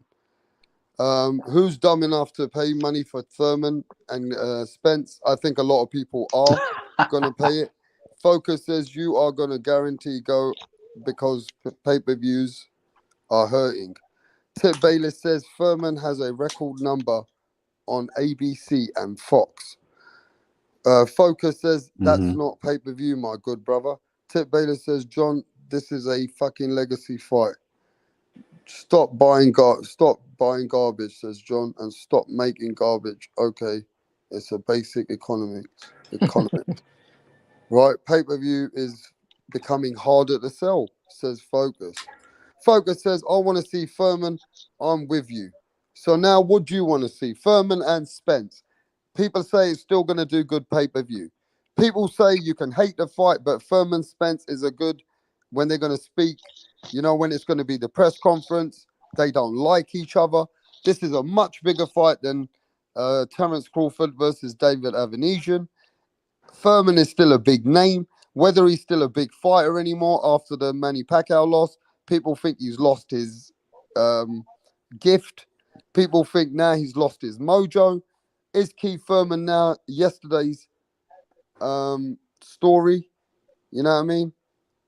Is Keith Furman now a man that people feel that is just not bringing nothing much to the table? But can you imagine a man that's lost only once to Manny Pacquiao is totally written off in boxing? Nobody gives a fuck about Keith one-time Furman, bro. So can Keith Furman change the years and shock the world and become a world champion and beat Errol Spence? Nobody thinks he can, apart from Tip Bayless and Punch Drunk Boxing. There are only two people in this live or on this YouTube, and that's Punch Drunk Boxing. I don't think Punch Drunk Boxing believes Keith Furman can beat Errol Spence. I truly don't think Punch believes that Keith Furman can beat Errol Spence. I don't know if Tip Bayless believes it, because Tip Bayless believes that Errol Spence loses maybe to Keith Furman today. Now, let me ask you this, Frank. If they believe it and Tip Bayless believes it, I don't think they really truly believe it. Like I believe Errol Spence will beat Keith Furman. Now, I'm willing to put my money on Errol Spence all day. Tip Bayless won't put no money on him. I already have money locked on this fight. I've had money locked on this fight for years. You ain't gonna bet no money on Keith Furman, bro. Listen, I bet it on the Pacquiao fight. I'll bet on the Spence fight.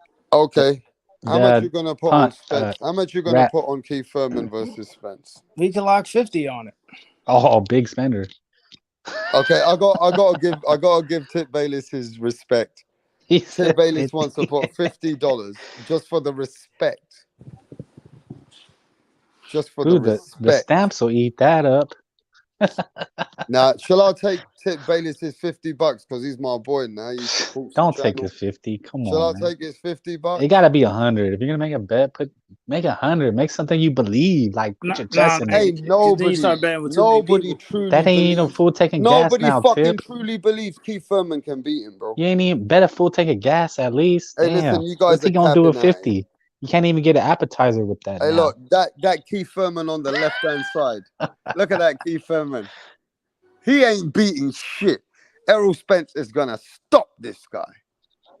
You bet 2 cigarette packs. You might as well do that. Listen, Errol Spence is gonna, but the Keith Furman on the right-hand side, he would give Errol some smoke.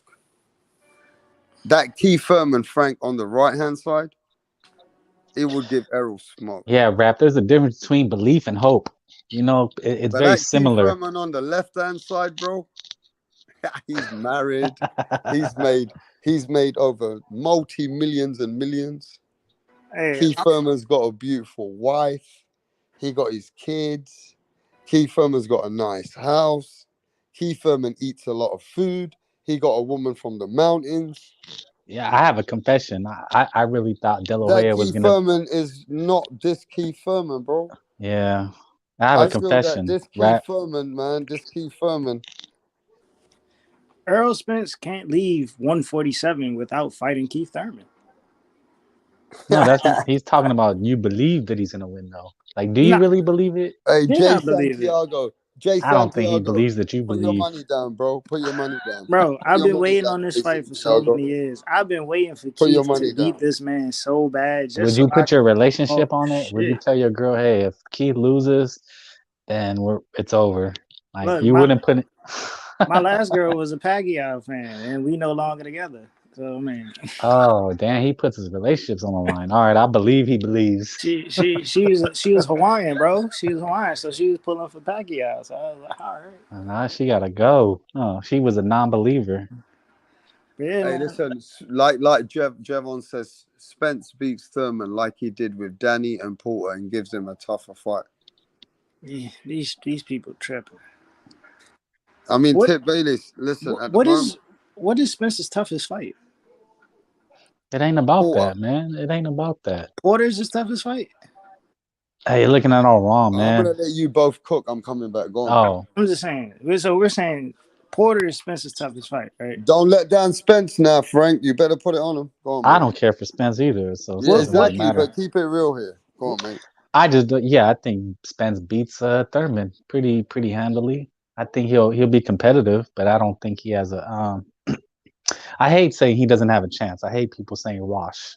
I want to say it's Earl washes Keith, but I mean I think he beats him. I think it's a pretty safe bet. Put it that way. It's a safe bet that Spence beats Thurman. But go ahead. That's not a safe bet, man. I'm telling you, it's not a safe bet. Well, I think you would be risking your money. It's risky to bet Keith. How about that? Listen, I've seen both of these guys fight. I'm pretty sure everybody else has either. Yeah, we've all seen them. And when you look at the competition that they faced, you got to give it to Keith, bro. Like he faced a Sean Porter that was still in his prime. He faced the undefeated Danny Garcia. Mm-hmm. He faced the Diego Chavez that was the boogeyman coming up in the division. One of the boogeyman. Beat him. He faced the Pacquiao before a layoff, you know, unlike Ugas. You know what I'm saying? No discredit to Ugas, but Ugas faced Pacquiao at the layoff from surgery. Okay. Over COVID. So let me ask you this then. And he had a tough fight with Jose Cito Lopez coming off a 2-year surgery. So, I mean, people are talking about tune-ups.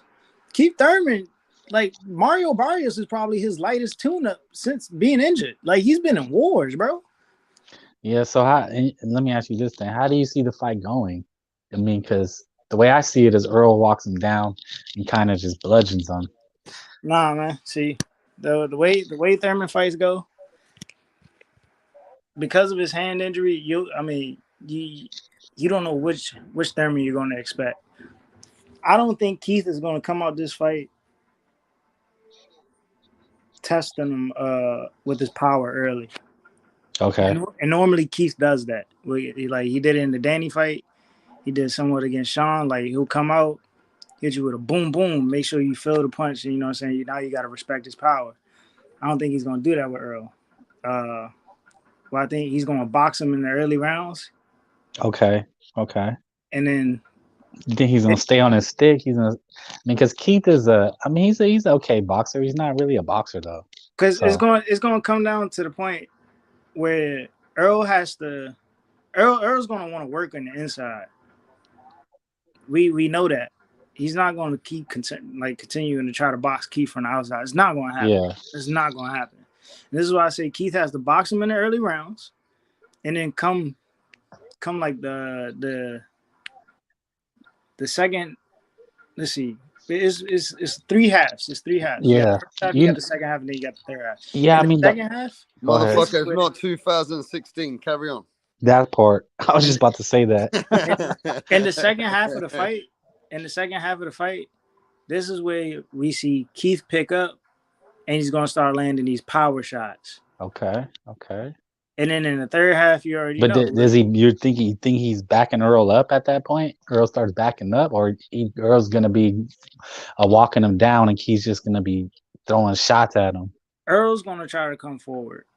I know Earl's gonna try to come forward. And Thurman has no problem fighting off the back foot. Earl can't fight on the back foot, however. You know, he did have trouble. Like he can't fight off the back foot. And this is what's going to be a problem. He kind of, you know what, like I don't know. It's like it's just not in him to go back. You know what I'm saying? Like he just doesn't want to. And Keith is dangerous going backwards because he throws wild punches. So you don't know where the punches are coming from. Okay.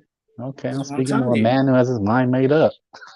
He's not the type of fighter that's just going to stand in front of you like a Ugas or a Sean Porter. He's going to move. He's going to get on his bicycle. We know Keith. He's going to get on his bicycle.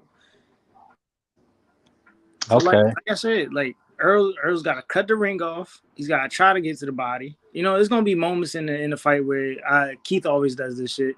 He'll stand still. He'll take a couple body shots, and then he'll come back with maybe a hook or an uppercut. You know what I'm saying? And he'll do some dumb shit where he just like bounces left, right. You know what I'm saying? He'll get out of there.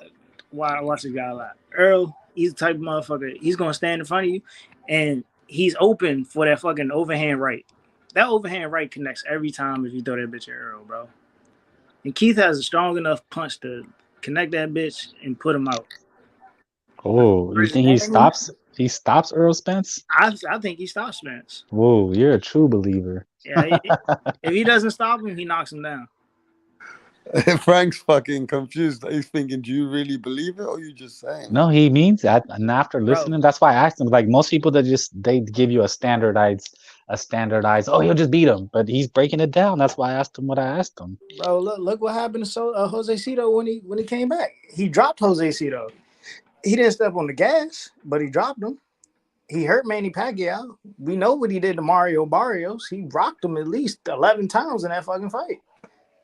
Bro, the power is still there, but the only problem is the man's got hand injuries. So he's got to pull a Floyd Mayweather, and he has to box more. This is what I've been seeing. This is why you're not going to see the Keith Thurman of old. And people keep saying Thurman's not the same. Thurman's not. No, what you're seeing is Thurman boxing more, and he's not being as aggressive and wild with his shots like he was against Porter and Danny. I'm telling you, just go watch the fights and tell me I'm wrong. No, I've seen the fights. And that's the problem. Is like the last good memory I have of Keith is 2016. That's the last good memory I have of him. That's too long, man. I'm sorry. Joker believes that Thurman's style is bad style for Spence. Mario Barrios 2 weeks. It's a bad style versus Spence. I hear what Joker's saying, but I think Earl has a style that beats every style. Thurman's style is better versus Crawford.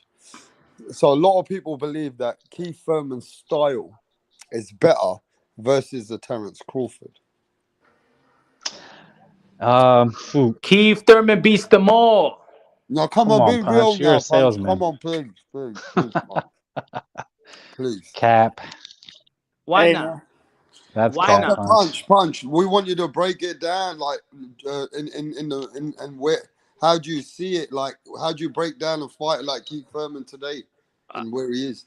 Okay, I always felt that Keith Thurman and Bud Crawford is the ultimate physical matchup, chess matchup in the welterweight division. Because so you think they're gonna lock up right away? It's gonna be Pitbull on Pitbull. No, I just think that Keith Tip laid it out. Keith Thurman is awkward. Keith Thurman has power. Keith Thurman is unpredictable. And Keith Thurman got footwork. And I feel like Earl Spence, ever since the amateurs, just doesn't deal with guys that got good footwork. So I don't feel like his style has changed. I don't think he's developed a style. I think he fights the same way. Very predictable, but he's the most durable and his high volume. He does have an IQ, but I don't feel like he's a world beater. You know what I'm saying? I don't feel like it with Mikey Garcia. I don't feel like it with Danny Garcia. I don't see it with Sean Porter. But on those all world level fighters. Yeah, but he beat them all. But I don't. That's just my opinion. You gave me my opinion. My opinion is he's not like the way y'all describing is that he's levels above Keith Thurman. He has not shown me he's levels above Keith Thurman. What he's shown me is that he got better momentum than Keith Thurman right now. That's all he showed me. I think just time is the factor. For me, time is the factor. That's the most. That's the major factor. I'm factoring in. That's what I'm factoring. Is the time has passed Keith by. His time is over. That's crazy to say. But that's feelings, though. But if we go in skill for skill, if both of them come in their A game, skill for skill. Well, then break down the fight. How do you see it going, Punch? That's what I asked Tip. I see that I see it as a great fight. I see that Errol Spence could overwhelm Keith Thurman with volume of punching, and I think that Keith Thurman could overwhelm Errol Spence with his power punches and his footwork. So I do see it as a close fight. I see it as a close fight, and I see Keith Thurman edging the fight like he did with Sean Porter. That's the way I see a fight like that, and I see him edging it with Sean Porter with clean, effective power shots. Well, actually, that because Tip actually made a point. He said that Earl doesn't fight good backing up, and the only fight that I've ever seen Earl in true danger, and you may disagree, I think the most dangerous fight he ever was in was Kell Brook. Yeah, me too. Because Kell was making him back up, and he did not like that, and his punches start getting loopy. He just wants to mow you down. He just wants to walk in and break you down. Well, let's get to the chat, right? Because they're involved in this as well. So, yo, smash the like button, bro. And Javon 007 says Keith is irrelevant. Until he makes himself relevant. Keith lost to Pac-Man, struggled with Josito Lopez. Keith is not one time anymore. He's a gatekeeper. Is that a harsh statement on the Keith Thurman? Is this guy who's listening to you guys now? He's listening to us now. Big respect to Javon 007. Smash that like button, bro. But 1 second, Wrestler, on that. Yeah, I mean, anyone want to answer the question from him? Well, let me say before him, because I'm gonna say I hear what he's saying, but I think it's a little too harsh. That's it. I understand what he's saying. Like, I get it. It's not outrageous. He may say Keith Thurman's irrelevant, but in all reality, Keith Thurman is Keith Thurman is the wild card fighter. Like I said before, Errol Spence cannot leave 147 without facing Keith Thurman. Because if you look at Bud's resume, Bud hasn't fought any of the competition as steep as a Keith Thurman. Who did he win his belt from? Jeff Horn. Who did Keith Thurman beat to get his belts or defend his belts? I think that I understand people when the criticism of Keith Thurman, but the thing is that I debate is that they act like this Keith Thurman is so much vulnerable, way more than before. Keith Thurman was always a vulnerable fighter. Keith Thurman always got hurt. So is this Keith Thurman or the before Keith Thurman? No, this Keith Thurman been getting hurt since Diego Chavez, Soto Carras, Luis Collazo, right, Porter, Josecito Lopez, Manny Pacquiao. He's gotten hurt in a lot of televised fights. He got dropped in the second fight of his career. So that's what I mean. That's the only thing that I argue is that people be like, oh, Keith Thurman, he struggled with Manny. He did this. He got hurt by Josecito Lopez. Yeah, he got hurt by Josecito Lopez in the 7th round. He beat him the 1st round, dropped him in the 2nd round, beat him the 3rd, beat him the 4th. He was coasting. He got hurt in the 7th. Josecito Lopez won the 8th, and then he coasted to victory. Like, but people are stuck on the 7th round. Like, people are stuck with Devin Haney and Jorge Linares the 10th round. But forget about what happened throughout the whole fight. Yeah. And then another thing. Let's go ahead, though, before we go there, please. Tip, give me a sec, because we got these people and I'm missing the chat. And I don't want to keep doing that, because every time you guys are speaking, these guys are involved. And Alden Johnson, smash that like button. I've never seen Alden Johnson on here, so big shout out to the new people coming on. He says, salute to the chat and rap star boxing. Come on, y'all. Thurman ain't a bad fighter. I think you guys, Punch, might agree with this guy. At all. Y'all forgetting that Thurman fights good on the back foot. He can counter Spence off that back foot. He has a shot against anyone. What do you think about this guy now? This is the first guy on the chat saying that Thurman can fight way better than these guys, even on his back foot. You guys are forgetting how Thurman fights. What do you think about this? I think people forget. I think other people You agree forget. with this guy, yeah? That he's a good Of back foot course, fighter. Yeah, he always had great power off the back foot. Right. Going backward, that's why I'm saying that he's awkward.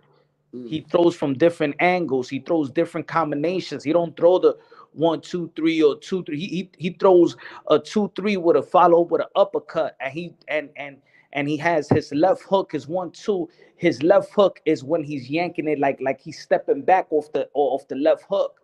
Like Keith Thurman for me is unpredictable for Earl Spence. Earl Spence is predictable in my opinion. I never saw Earl Spence beating Keith Thurman. Not Yeah, even but in their in their prime, whatever see people call it, the prime. see people look at things differently. Now maybe it's a bit of a casual way to look at it, whatever you want to see. But people feel that when Keith Thurman come off injury and fought Pacquiao, they didn't feel that Errol Spence would have lost to that Pacquiao. He was Right? still injured. I get ya, but they said that they didn't think Errol Spence would lose to that Pacquiao.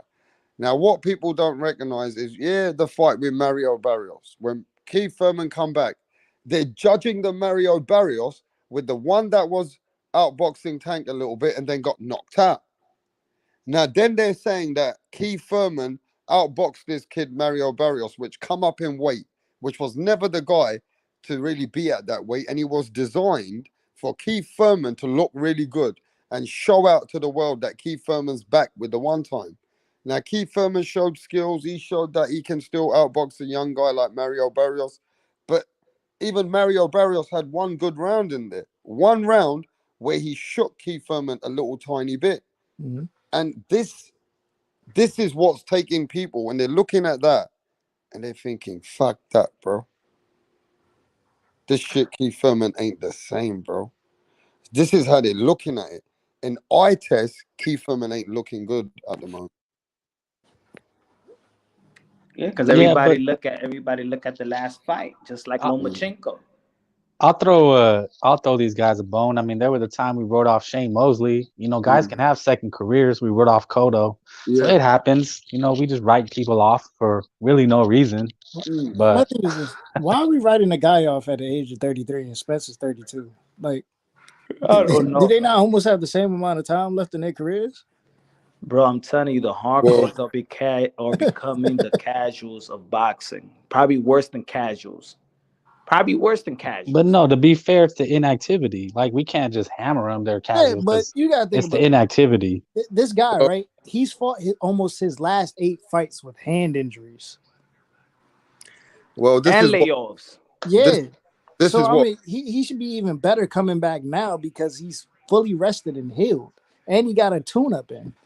All right, let's keep it moving then. Tip Vigilante Wilson says, I know Keith will test his chin more than Ugas. I'm not sure anyone can be 100% after flipping their car like Errol Spence did. Right, we don't know. Joker says, Ugas Mario stagger. Barrios. When's the last time y'all seen Ugas stagger a fighter? Yeah, but only staggered him for 3 seconds and he came back and started being... Yeah, he lucky the referee said stop. seconds.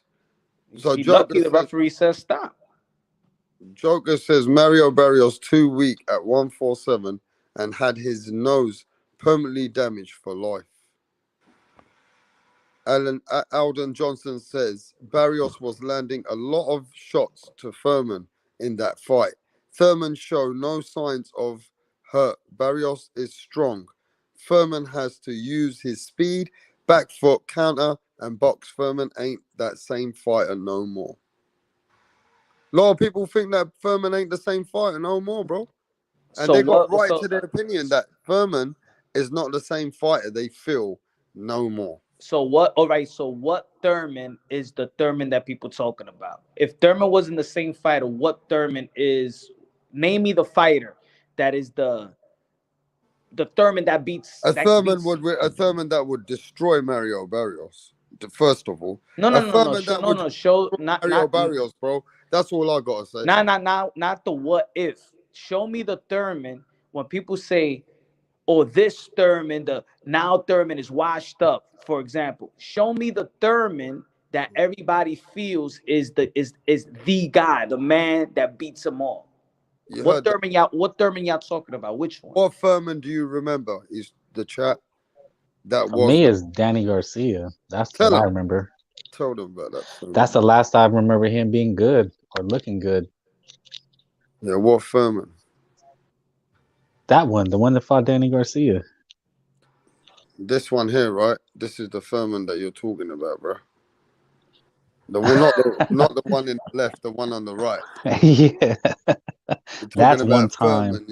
Wait, One are we time. That's saying read you a bedtime that's the Time, only story. Thurman? motherfucker, not Time out. fucking happy time.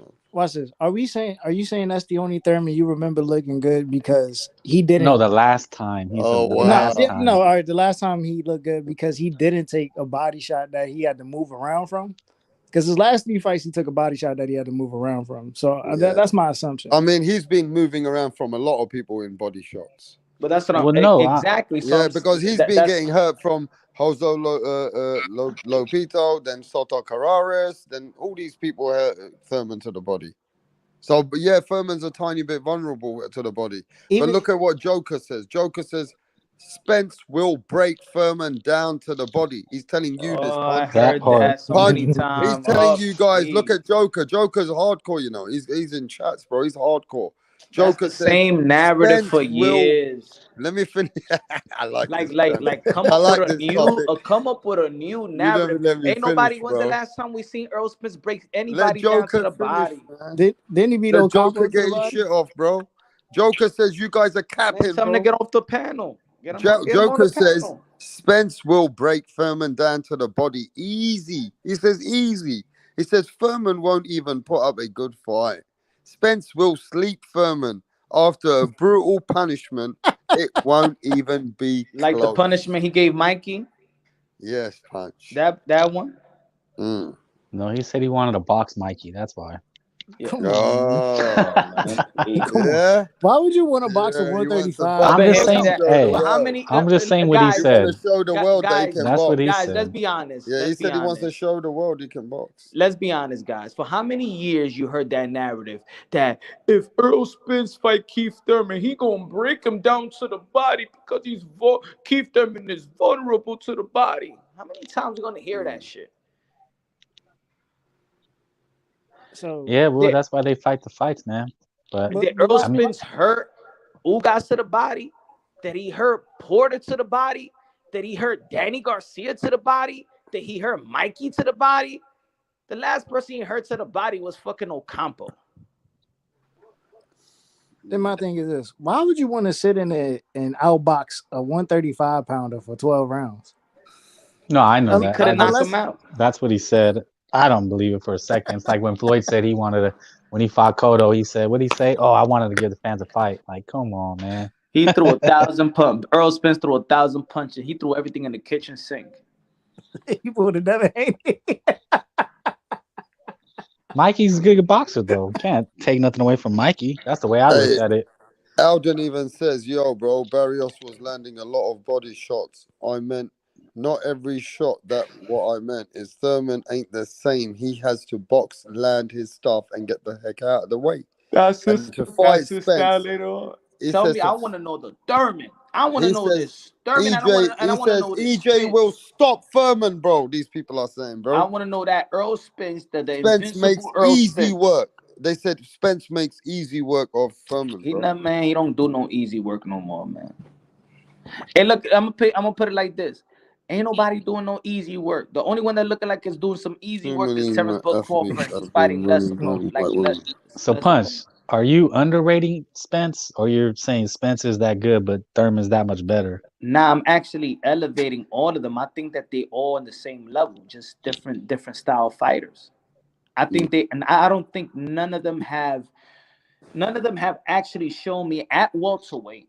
The guys that we're talking about, Earl Spence, Bud Crawford, and Thurman, have shown me that they have separated themselves. Let me ask you something, Punch. Do you consider these guys all-time greats? Can they be up there with the other great welterweights? Yeah. Without fighting each other? Oh, no, I'm talking about like skill set. Nah, they got to fight each other. But right now, so where do you consider Spence an all-time great right now? Nah, just an era. This era. he's been the best of his era. But when we look at the other welterweights, him and Thurman in the welterweight, him and Thurman, even without fighting each other, we want to no, that's rank what I them. said. Him. No, and they have to fight each other. This is what I'm saying. They have to fight for me. It's no Earl Spence by himself. If he can't go, he's not better than Thurman to me until he fights Thurman. Because I just don't know if you think Spence is good or not. Like I'm not seeing where you have him. Well, I think Earl Spence is. Like I said, I have Earl Spence and Thurman as the top dogs of this era. But they gotta fight Where's each Bud other. at? So I don't have a solo. I don't have Spence above Thurman. I don't have Thurman above Earl Spence. Did you put Bud right behind him, or he's not irrelevant? He's irrelevant at this point. No, Bud is there, but it's just that these guys have done more work at welterweight. See, yeah, well, that's what I'm trying to figure out because I agree. It's like, yeah, I mean, Bud is an all-time great, I guess they say, but as far as the welterweights go, I'm putting Spence, Thurman, and then Bud. Yeah, I don't agree with that, bro. Oh my gosh, Because you know why? What has Bud done at welterweight? At this moment, we got to recognize that Bud is still the man who's the second man down because. But we're talking about a division. Yeah, you got to conquer your division. Because Bud got a belt at that division. Thurman is not the second man down. People got Jared Buterbiev and Virgil Ortiz at this moment better than Thurman. Sanctioning bodies have got those kids, those young boys. Not WBC. We're talking body of work. WBC, but now we're talking about something different. We're talking about something different, though. Let's talk about the truth. We're talking about body of work. No, we're talking about body. We got to separate the two. Yeah, we talking about body of work. The only thing you can say is Thurman got a better resume than those guys. Yeah, so he's the best. That's the point. Yeah. That's the point at welterweight. But he's not as relevant as those guys. No, because we're talking eras and we're trying to classify him right now. Who's been the best welterweight of the era? Because he's talking about Spence like he's not that good. That's why I was asking him. You feel me? You see where I was going with it? So I think Earl Spence is good, but I don't think that he's above Earl. I don't think none of them is above each other. That's what I'm saying. Until they fight each other, I see them as the top dogs, but I don't see none of them above each other. That's consistent. I'm gonna only say Spence because Thurman didn't get the redeem his Pacquiao loss. So, but how could he? Pacquiao's gone. Nah, what I'm saying is that like he never got a chance to get a rematch. Well, how about this? Then this is where we could paint it that the Spence Thurman will define who the best welterweight was of this era. Yes. I don't even want to talk about Bud. That's what I'm saying. Because these cats are gonna come. Bud, he's a great fighter. Oh, no, not at welterweight. Don't give me that shit. I don't want to hear his name till he fight another top 10 welterweight. Bud was never the topic of conversation until he moved up. After 2017. Yes, the conversation was always Spence Thurman. Yeah, and by then, Earl Spence already unified. So Bud Crawford hasn't even done work by the time Keith Thurman. I'm sorry, that was Keith Thurman. When Keith Thurman unified, Bud Crawford hasn't even stepped to the welterweight division. Well, so when everybody felt the Thurman, like who said Danny Sub Garcia Thurman, Bud still haven't even fought in the welterweight division. Nope. And then let me be respectful. It was Spence Thurman and Pacquiao. Pacquiao was the wild card. Well, I'm just establishing that because if someone was listening to the conversation, they'd be saying, "You guys are crazy. How dare you put Thurman above Bud?" It's like, man, I can't even have a conversation with you then. So just think about it like this: if Pacquiao was the wild card losing to Jeff Horn, why are we writing off Thurman so early? After losing to a Pacquiao, people just want to move on. That's what it is. People just want to move on. That's what I think. In my opinion, I think people just don't see Terence Crawford or Errol Spence losing to that Pacquiao. That's what it was. That Pacquiao at that time, I don't think people thought. But I just feel that people felt that Terence Crawford, Errol Spence wouldn't lose to Pacquiao. At that Pacquiao, coming to the end of Pacquiao. Yeah, but that's triangle theory. I don't base it on, and that's. I think that's what people are basing it on. They're basing it on what you said earlier. Gervonta Tank Davis knocked the Mario Barrios, so Keith Thurman, he looked it bad because he didn't knock him out like Gervonta Tank Davis. He didn't. Bud Crawford wouldn't lose to that Manny Pacquiao. How we know? How we know? He hasn't faced anything like Manny Pacquiao in his career. Nothing. I don't even think that Bud Crawford has faced half of Manny Pacquiao in his career. Yeah, but people didn't think Bud would lose to that old Pacquiao. Yeah, but let's talk about what fuck the if. Let's talk about what they done. Yeah. We just talk about the ifs. Let's talk about what they done. If Spence Thurman happens, can we then comfortably rank them higher than Bud on pound for pound? The winner of that fight? Yeah. Yeah. What do you mean? The winner of Spence Thurman establishes who was the king of the era of the welterweights. If they don't face Bud and Bud does his own thing for who knows what, then they're the best of this era, welterweight, and they go higher on the rankings as far as all-time great and pound for pound. So basically, Bud Crawford gets overlooked because he don't get the fight. The fights that he needed, he never got. So he always be the overlooked welterweight in boxing. Well, what can you do? They're fighting each other. These guys he's choosing to fight Avanesian. Can't have it both ways. So if you want to argue for Thurman and Spence, then we have to hold that standard because that's why I'm establishing they're all-time great welterweights. The winner of this fight is an all-time great welterweight. They have to be ranked high. They'll all go above Bud right now in the welterweight. And then as far as the eras go, pound for pound. Look, I think that Thurman beat the best version of Porter and Earl and Danny Silva Garcia. He beat an undefeated Danny Silva Garcia. He beat a prime Sean Porter. I think that Earl Spence beat a prime Sean Porter, but that was a split decision win. But even with the knockdown, that was a split decision win. Even with the knockdown. Yeah. Let me just establish one more thing though, then, because my phone might die. What Bud would have to do after this Thurman Keith fight, he has to go fight one of those young guns to even be back in the conversation. Mm-hmm. He has to fight either Boots or Virgil. I don't want to hear about him pound for pound or a top welterweight. Now, let me say this. In 2013, who would win coming into a fight? 2013, who would win? Virgil Ortiz or Diego Chavez? Diego. I don't know. Diego. Because the same hype around that time, like Virgil or Boots, Diego Chavez had that knocking everybody out hype. Okay, I see what you're doing. He was a game fighter, bro.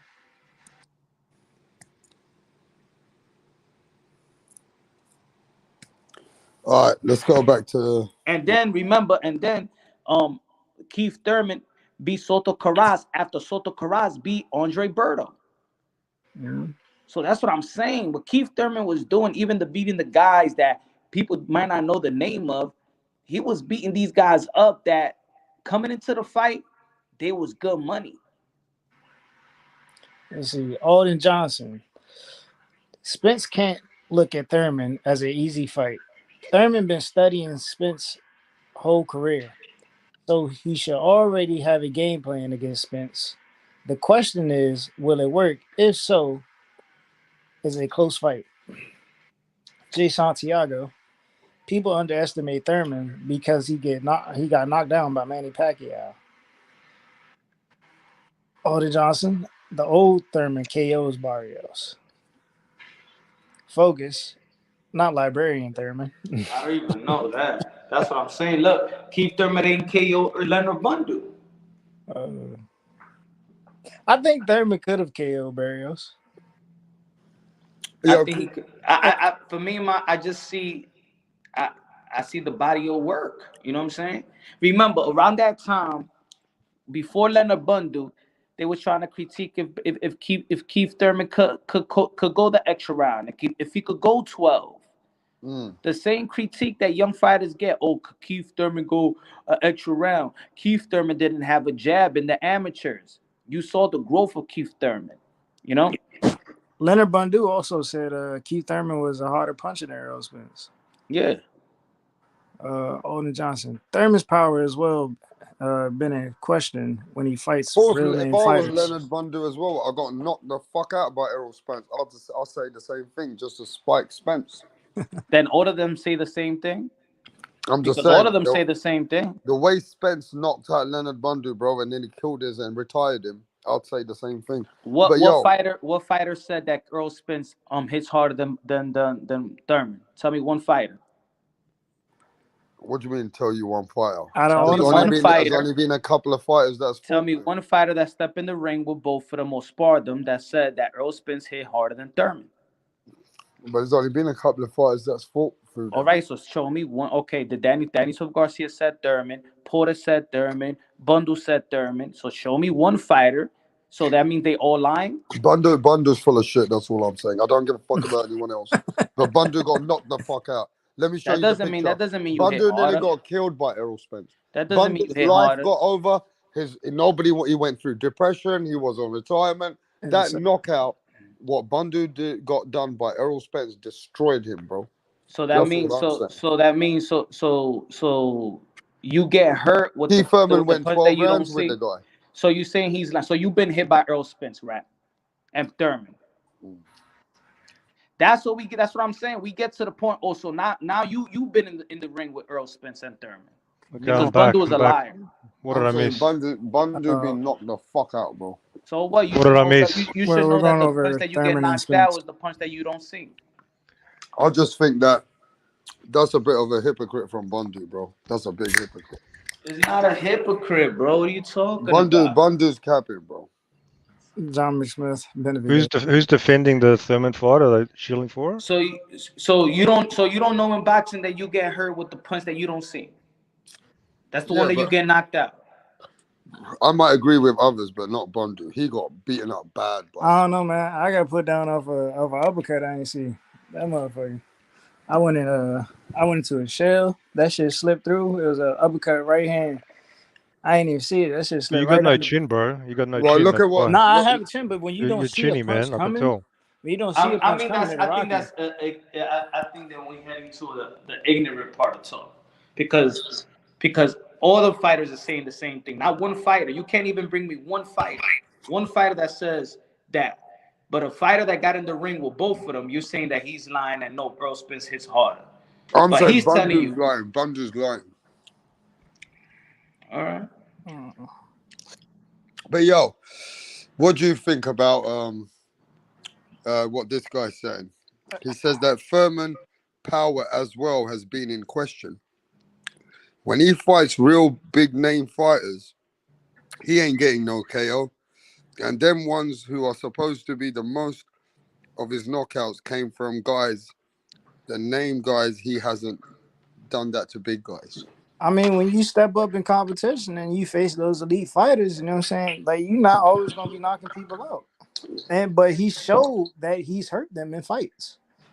Remember, he buckled Sean Porter. He staggered Danny in the first round.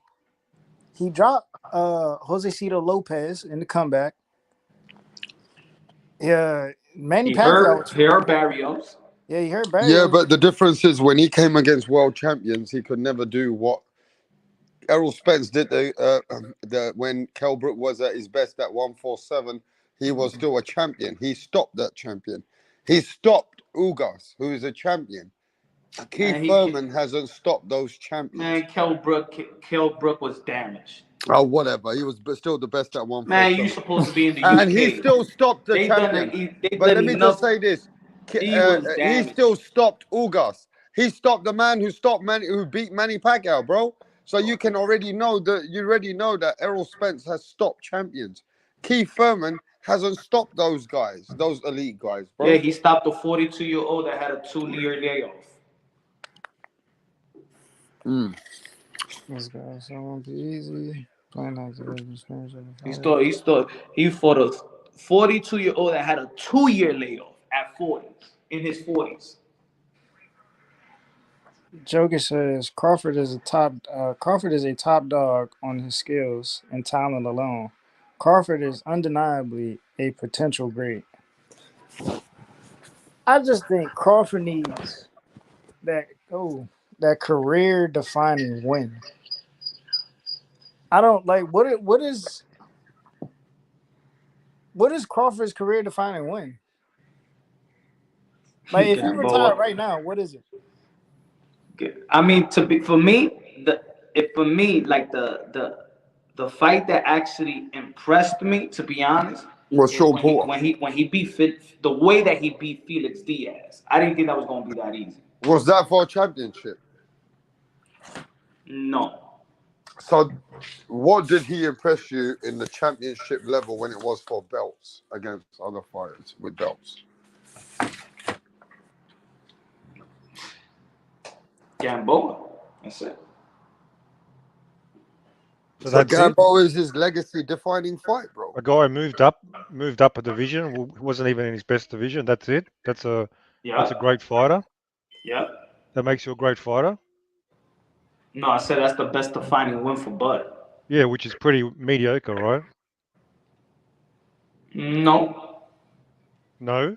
For a top pound for pound, that's not mediocre. That's the standard for the top pound for pound. It's true. Gamboa, no, I said you nobody was talking about pound for pound. They said that's his status. What was the That's his status. That's his status. That's his apparently. Yeah, but he's that earned that wasn't the status. question. Apparently, he's the man. That wasn't the question. People say he's the top pound for But that pound. wasn't the question. When I say Benavidez, people laugh. But that his wasn't the best win's question. Gamboa. That wasn't the That makes question. They him- said what was Bud Crawford's defining fight? The Legacy question fight. was Yeah, and I'm anything asking, with pound is that for good pound? enough? And I'm asking What was you. Bud I'm Crawford's following defining up. fight? Answer that. Yeah, and I'm following it up. Is that good enough? Is that a good enough defining fight for somebody alleged to be the number one pound for pound? Oh, I don't know. He's not my pound for pound. So. Nah. Well, he's in your top three, probably, right? Nope. Okay. Okay. Let me ask everybody this: if Errol But what Spence, happened? You can't go back and forth now, right? I said, where is he? Bitch, answer. Where is he in your top pound for pound? Why you give a fuck about who is in my pound for pound, bro? you asked me this is not to go punches back on and forth. boxing, bro. You've given up. That's another KO. He's not on my pound for pound, motherfucker. Listen, we not about okay. Hang on, but he's not on your pound for pound now. You He's took not him on off my pound for pound, motherfucker. Hang on. When was he last on your pound for pound? Top 5, 6, or something like that. Yeah, but when was that? When was he on your the pound last for pound? time I posted? I don't know. Check my channel. So you just took him off the pound for pound because this fight fell through. That's a protest. He's inactive. Okay, yeah, but that's not really. That's sort of dodging the point. In terms of skill, he's inactive. Yeah, but in I terms do of skill, remember Punch saying that on his channel the other day, and I kind of disagreed with him. Okay, but I do remember him saying that. He's not on my pound for pound. I disagreed with that though. He's on my pound for pound. But when he was on your pound for pound, he's not on my pound for pound list. When he was, talk to Rapstar. Do you understand basic English? He's not on my when pound he for was. Pound This is I'm talking past He tense. just wants to talk to you. Do you know the He's difference between Nah, past tense? I don't want to talk. Talk to Rapstar. Well, you probably didn't graduate, right? So just take a deep breath. Past tense, present tense. He's not on my pound for pound list. I'm not asking you that. I'm not asking you that. I don't want to answer none of your questions. He don't want to answer the question. So when he was on your pound for I don't pound, give a fuck about his when he signature was win, on my pound for pound list. his signature win was list. Gamboa. I don't give a fuck about what you do. Not ask me no fucking questions. This is not my fucking channel. All right, what's next on the list? What's next on the list, Rapstar? My thing is this: where is Terence Crawford in the pound for pound really now? Tip Bayless, where have you got him? He done, man. Listen, this dude done dropped way below. I mean, he hasn't fought all year. His last title defense was what, Sean Porter? I mean, and you haven't done anything else. Like, I don't know. I can't move you up. I can't keep you at the same level you were at. You know, I still don't even have the guy over Canelo. I don't understand how some people got him over Canelo because of one loss. As far as I'm concerned, Canelo's still undisputed at another weight class. And that's more than what Terence Crawford has at 147. Well, Canelo's one belt. 2 opponents, which are 10 times better than everything that Crawford's done. Yeah. Just 2. And he's got like 10 opponents like that. Let's see.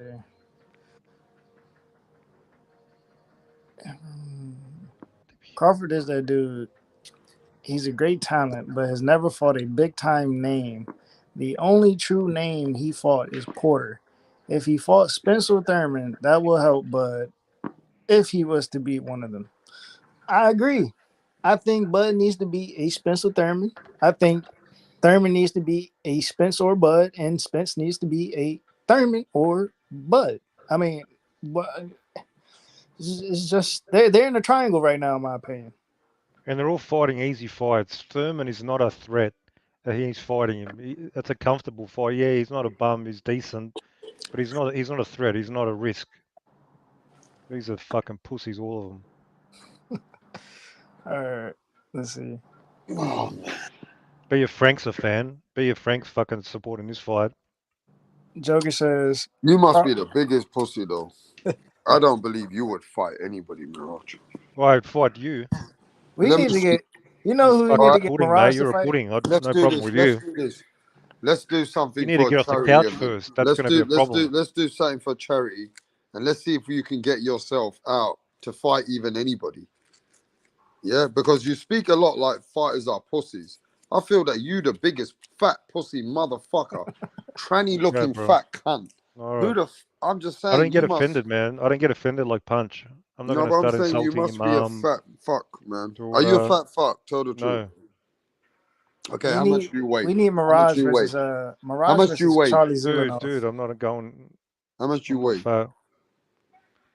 Who gives How a much you fuck, weigh? bro? You're I'm a not fat. entertaining this nonsense. Crawford What are needs we to fight talking the about? What's the You're a topic? fucking fat It's on the cunt. ring fair. Okay, bro. Well, you sound Fucking- fat. You sound Yeah, fatter than me if I'm yeah. fat. Well, I might be a fat You need cunt. to All right, mate. you need to get the All right, I'm a breadcrumbs fat cunt. off your I'm a shirt. fat cunt. All right, Get the are you a breadcrumbs and fat get off cunt? the couch. You I'm a started big it. fat cunt. I weigh 260 pounds. Are you a fat cunt? No. You liar. Let's Anyway, go back have to a fat boxing. party, bro. Back to boxing. What's the topic?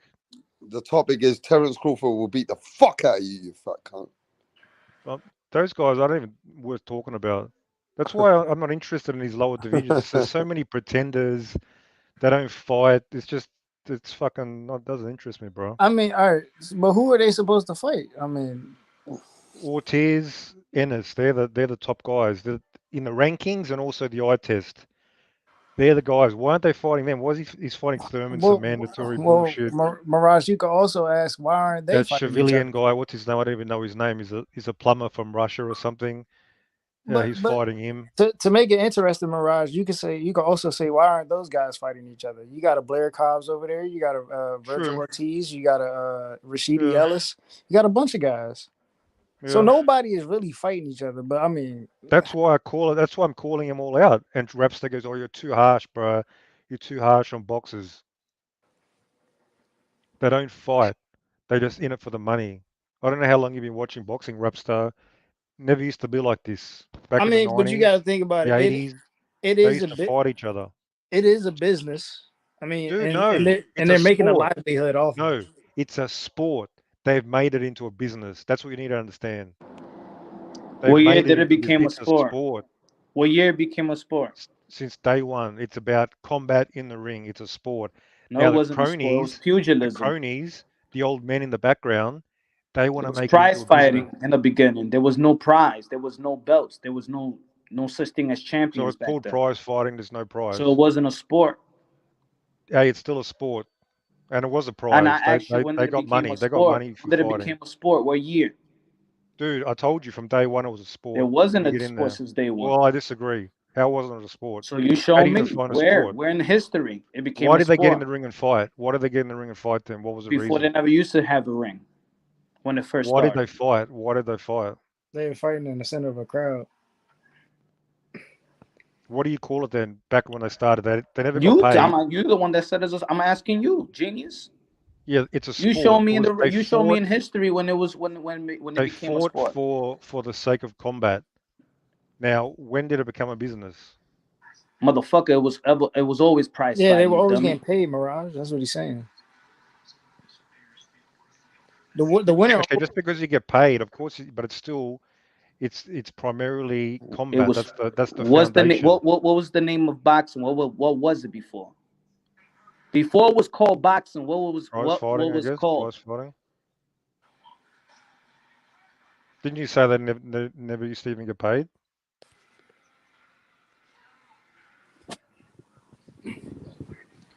So it's all sports. I mean, They compete to demonstrate who's the best at this sport, at this activity. Then of course you want to get paid, but now the focus, What was the name primary of the sport? focus. Yeah, but primarily the focus used to be on the in-ring stuff. Now what was a fighter called before boxer? I'm not interested in games. Now the What was a primary fighter called before focus. boxer? I'll educate everybody else. Now the primary focus has moved away from actual When was fighting the fighter called before into boxer? actual business. What was a fighter It's called all before about boxer? who can make the most What money. was It's a not fighter about called before boxer? It's not about What who's was the a world fighter called champion. before boxer? Who's the world champion? What Was was a Muhammad fighter Ali called before famous? Why boxer? was Muhammad Ali world famous? Why was he so famous? You got to go. Muhammad Does he Ali was earn the money? 60s, No, bro. You got to because he go with was. Why Muhammad was Ali Mike? didn't start. Muhammad Ali Why didn't was Mike start Tyson boxing. famous? Hang on. They Why used to was Mike call them a Tyson prize famous? fighter. They Why called them was a Mike prize fighter Tyson before they famous? even called you a boxer. Mike Tyson was famous what he did in the ring. Mike Tyson came in the 80s. Not because he earned 20 Mike million a Tyson came in fight. the 80s, bro. Actually, Yeah, what's the oldest belt? fights The live. oldest belt federation is what? The WBC, isn't it? No, you dummy. No, it's the WBA. Okay. You sure? Yeah, it should be the WBA if I'm not mistaken. So yeah, Tyson was famous for in the ring because it's a sport. People care about the sport. They don't care how much Tyson gets paid. Yes, how they much did. Floyd gets paid. Yes, they did. No, they don't care. Yes, they did. But because Punch is a sellout, he works for the cronies. He's they all did. about the politics, the money. He does not really care that much about the actual sport itself. Yet he pretends, he's the fucking fan. He's the expert. Okay, Mirage. So check this out. The WBA became official in 1962. Okay. So before that, all these guys were primarily fighting for was a check, money. They weren't fighting for any belts at that time. So they'd be labeled a prize. And they were fighting for the glory as well. Would be the heavyweight champion of the world for fame. No, Mirage. Jack Dempsey? There Jack was Dempsey no belt was like before 1962. So they're fighting for a prize of cash. Jack Dempsey wasn't the heavyweight champion of the world. He wasn't recognized. Yeah, he was. How much you got paid? Some history check. Look, check the history he here. got paid good money. Check the motherfucking history here, bro. Read this. He was still the heavyweight champion of the world. Read the motherfucking history here, bro. John L. Sullivan was first widely recognized champion under the marquees of the Queensberry rules. Known as the Boston Strong Boy, Sullivan weighed 200 pounds, went in shape, and helped transcend the sport from bare knuckle era to boxing. So you got to remember, John L. Sullivan is the man that was a recognized man. And him being a champion brought a lot of people in the sport. And then they transcended it from prize fighting, from bare knuckle, more into boxing. What year was that? What year? That's something we got to look up. But I just know that John L. Sullivan is the name. Oh, isn't that like the 1800s or something? You got to remember the name that they're looking at. Now, I always had this myth. I wanted to ask people this. Did you remember how boxers used to stand years ago? They never used to have the guard from the top guard. I can show you pictures. They used to hold it differently. Because the rules, the rules were different. Fisticuffs. Why was it like that, bro? Who knows? It's just the development of the sport, like how Let me show you. Let me show you how they. I've seen it, bro. I know what you're talking about. They're They got the hands their up, palm, like their palms will be up. inward. Their palms will be inward to the face. Yeah. And then that's just weird. It's like the old days shit. Yeah, that's how Punch Drunk punches now. But well, why did they used to do that, bro? Does anyone know? I've always wanted to. The rules were different. Look how they stand. It's just dated. It's just you a see how they stand, bro. Yeah. That's John L. Sullivan, bro. Why did they have this? Why did they have the moustache back then? What the clothes? It's just the era. That's how it started. That's how the boxer used to stand, bro. Yo, the evolution of fighting. That's crazy. And you know, well, now I don't think it's actually gone backwards in recent years. So we can talk about that. But yeah. And they used to represent their city, their town, They're people. They used to have a different kind of a demeanor for the sport, Tip Bayless. I think Juan Montiel would have been a great fighter in that era. Wow, you remember that guy? He has that style. Oh man, I could imagine that guy in the 1800s. Hey, can you imagine, right, if a fighter came along today, yeah, and he came and stood like this? It'd be cool to see that, innit? I might do that in sparring this Thursday. Look at the man standing, bro. That's crazy. Look at the way they used to be before. John L. Sullivan, the man there. See John L. Sullivan? Top man them. Oh, man. See that? Proper fucking... That was the days of boxing. This is where boxing elevated from. Javon says lineal is though. What is lineal? These were the people, bro. You better put respect on John L. Sullivan, bro. He beat the fuck out of anyone. Who was the first black guy who ever made it?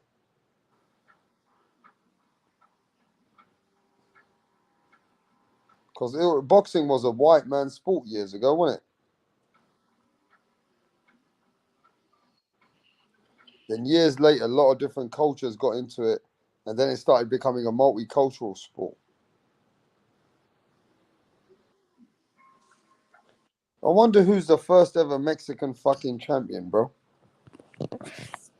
I wonder anybody got the history who's the first ever Mexican world champion ever to lace gloves. You get me? I wonder who that would be. But fighters used to fight 200, 300, 100 fucking fights them days, bro. But even in the 80s, like the up and comers used to. How many times did Tyson fight in a year? Like 5 times. These days, once or twice, it's a fucking joke. Yeah. Even the prospects, you know. Yeah. It's all gone to shit. I mean, you do have to protect the fighters nowadays. What do you mean protect? Do they need the protection? No, what I'm saying is you're seeing. Yo, hey, Tip Bayless, read the messages, bro, from here. Read the messages from here, bro. They didn't just fight for money. They fought to be the best. They fought to perfect their game. That's what I was saying. Let's keep it moving on the messages, bro. They also fought for pride and to represent their people. What made James Toney a great fighter? What made James Toney a great fighter? His defensive. IQ. His IQ. Yeah. His defensive shoulder roll. Old school fighters wouldn't let black people fight for the title until Jack Johnson, and even he didn't give anyone black a title shot at the belt. Joe Gans may have been the first black champ. James Toney's main motivation wasn't money. It was to consistently prove himself to the world. Tom Molino, first major black fighter, he related to LL Cool J. These guys teaching me something.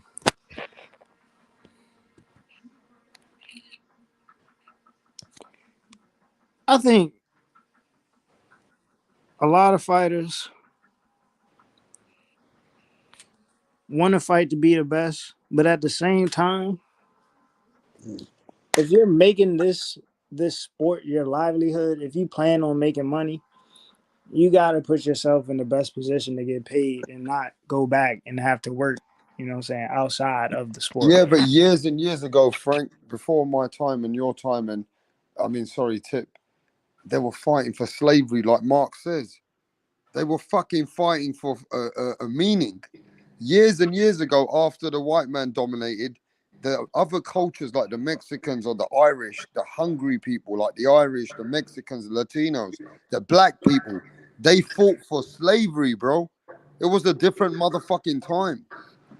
You were dominated by the white man and the white society. Let's not lie about that. So when you used to be special years ago, you fought from nothing. You fought from the dirt. You know what I'm saying, Punch? Today, these fighters don't fight from the dirt. They don't fight from that dirt that where those guys came from. We came from a little bit down to the projects, but these people came from the dirt against those races.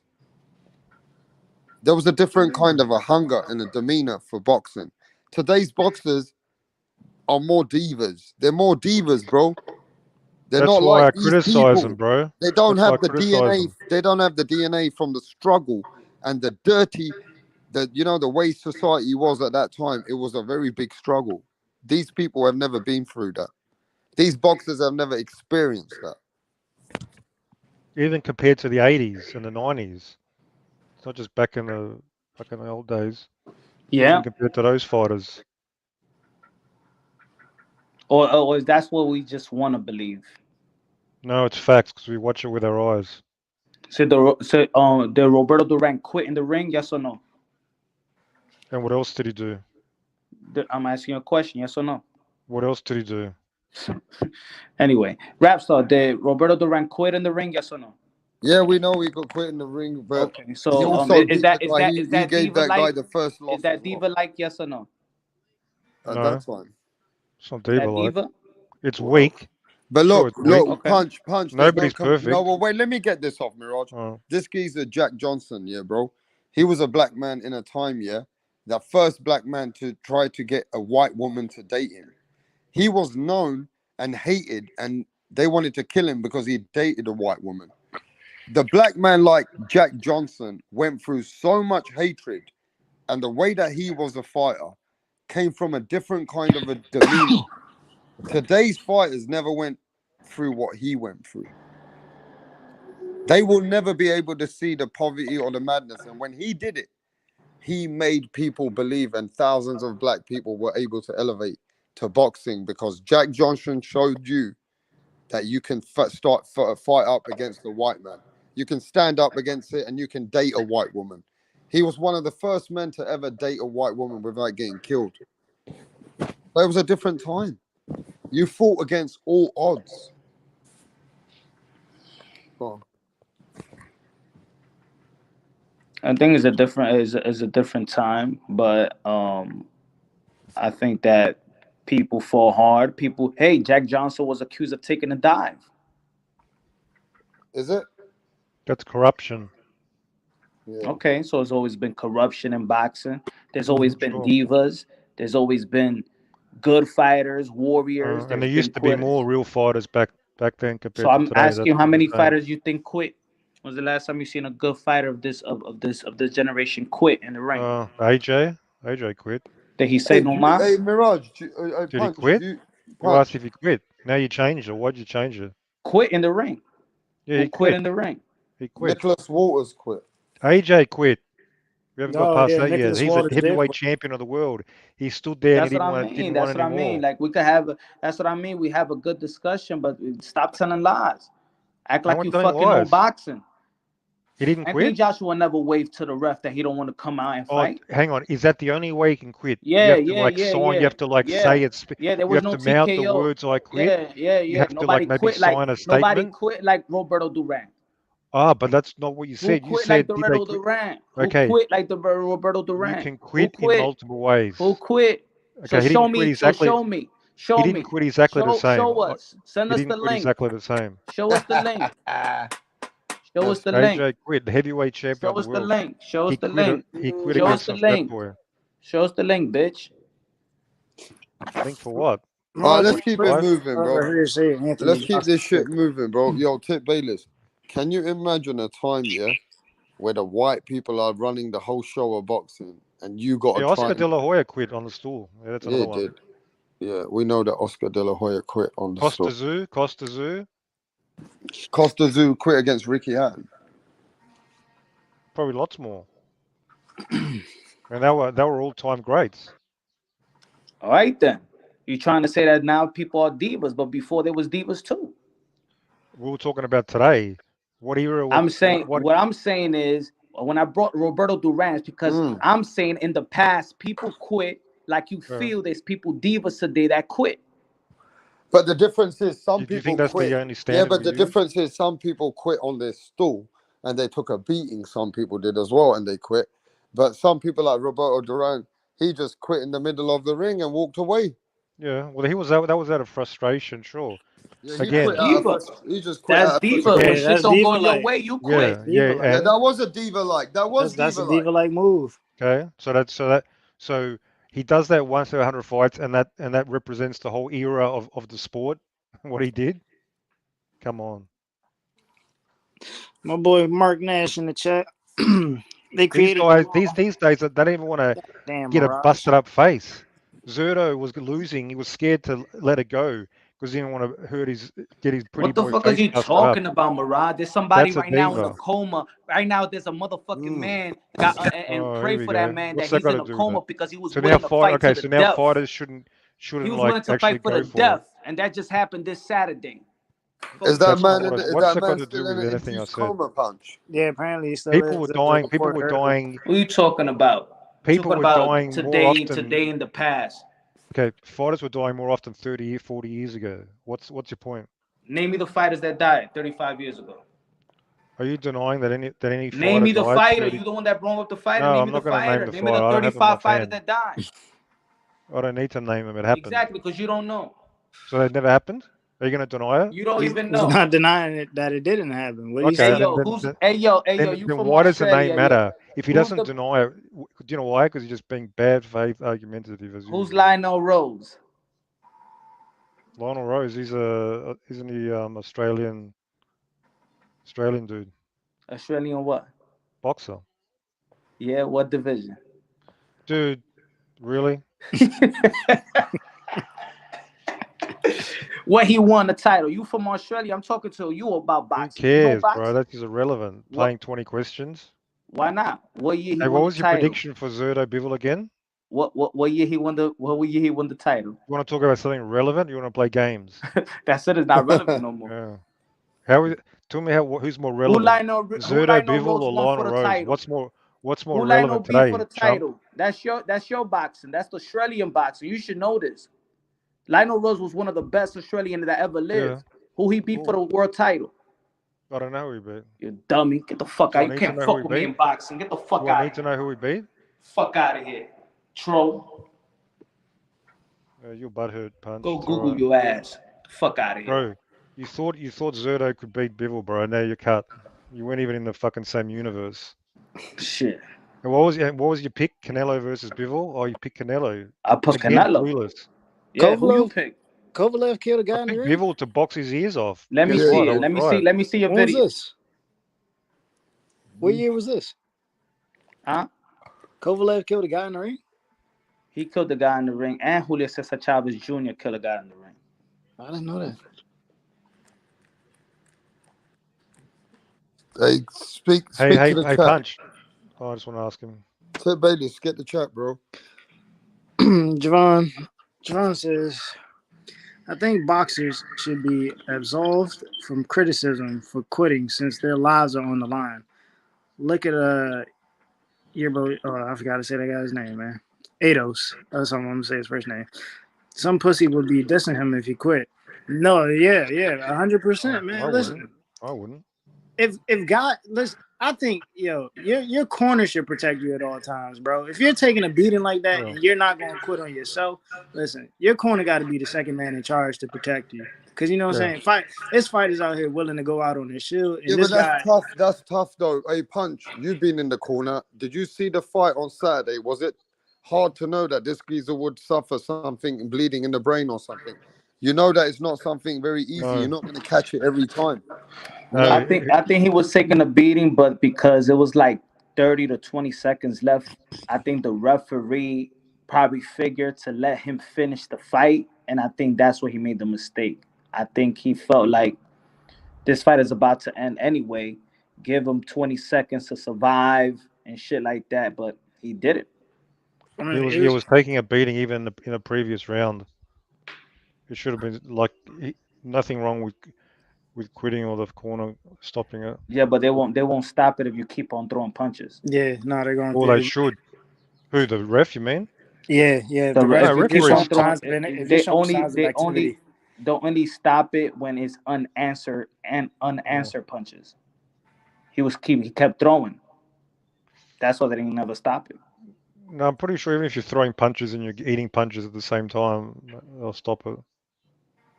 Not just shelling up. It's very difficult sometimes because if a fighter is still throwing back and he's throwing punches back, it's very difficult for a referee to think if the fighter's still has any issues or is there anything going on. It could be when you get knocked out and the punch you don't see could be the damaging punch. It could be that the last couple of punches could be what actually damaged the man. It's very hard for you to know when to stop it, when not to stop it sometimes. It's not he was already knocked down. It's not as easy as it looks. It's not as easy as it looks because the guy was unbeaten, bro. The guy when he was unbeaten. knocked down, it could have been stopped. He was knocked down and he got up. He was all fucked up. But he wasn't wobbling. That's what it is. He wasn't wobbling. You don't need to be wobbling. The referee gave him the instructions, and he did what was told. You don't need to be wobbling. Look, we got to remember this, brothers. You guys are going on like you're boxing pugilists, that you're there and you're standing there. You're not there. The guy's punching fucking back. You can't just sit there and say, okay, the ref made a mistake or this person, because you're not there. This guy could have just took the punishment, and you can't. Look, some people, you can't tell if the man's going to be... They got a poker face. You don't know if a man's going to be damaged, bro. And this guy's face was twitching. His eye was twitching or something. It's a tough call, bro. It was twitching as well. That's even Mark says that's on the corner. But Mark, even if it's on the corner, bro, even if it's on the fucking corner, even the corner gets this problem all the time that the corner gets blamed. The corner can only see certain things. If you think you're defending the corner now. No, I'm not just defending. You can't just put it on the corner like that sometimes because it's their job. What are you talking about? The corner is not going to give up on a fighter if they feel the fighter can still do something. Mm-hmm. Now, what if they're delusional? Let me say this. When you're gassing out and you've got lack of oxygen in your brain and you take some heavy shots, right? And you take heavy shots and you fall down, and you come back and you got now things are going on in your brain. Maybe that's the point that you've become damaged. Maybe about 25 seconds before that you were okay. We don't know. But that split second when things change, it's very hard to pull out a fighter. Nobody would have pulled that fighter out. Not everybody would have pulled that fighter out, bro. They wouldn't. Peep this. Should have. Peep this. Remember Nakatani versus Felix Verdejo? Yes. Remember the first 6 rounds that Felix Verdejo was beating the shit out of Nakatani? Yes. And people were saying they should stop the fight? Facts. What happened after the 6th round? What did Nakatani did to Felix Verdejo? Where he knocked him out? He stopped him. Okay, this was in the 11th or 12th round. Completely different. Yo, but he was getting beat what he's saying is he got knocked twice. Rounds. But did he look hurt? Did he look really hurt? And yeah, you can get knocked down and you can still get up and you're just fine. Remember Marquez? Was it Marquez against Pacquiao? He got dropped 3 times. It wasn't Marquez. It was the other one. Hey, Punch, what was you scoring the fight with David Morrell versus this guy Aldios, whatever? I didn't score the fight. Oh man, does anybody not score the fight? No, I didn't score it, but it was like he only lost maybe 1 or 2 rounds. Yeah, I was just about to say. Was it a close fight in the beginning? No. It wasn't, was it? In the mid-rounds, Morrell slowed down. I only watched the highlights, Mirage. In the mid-rounds, Morrell sort of slowed down a bit, and the other guy was sort of getting on the inside and sort of letting some combinations go, but Morrell was always in control. So at that time, was he losing lots of rounds, yeah? At that time? No, he wasn't losing rounds lots, just a couple, just sort of...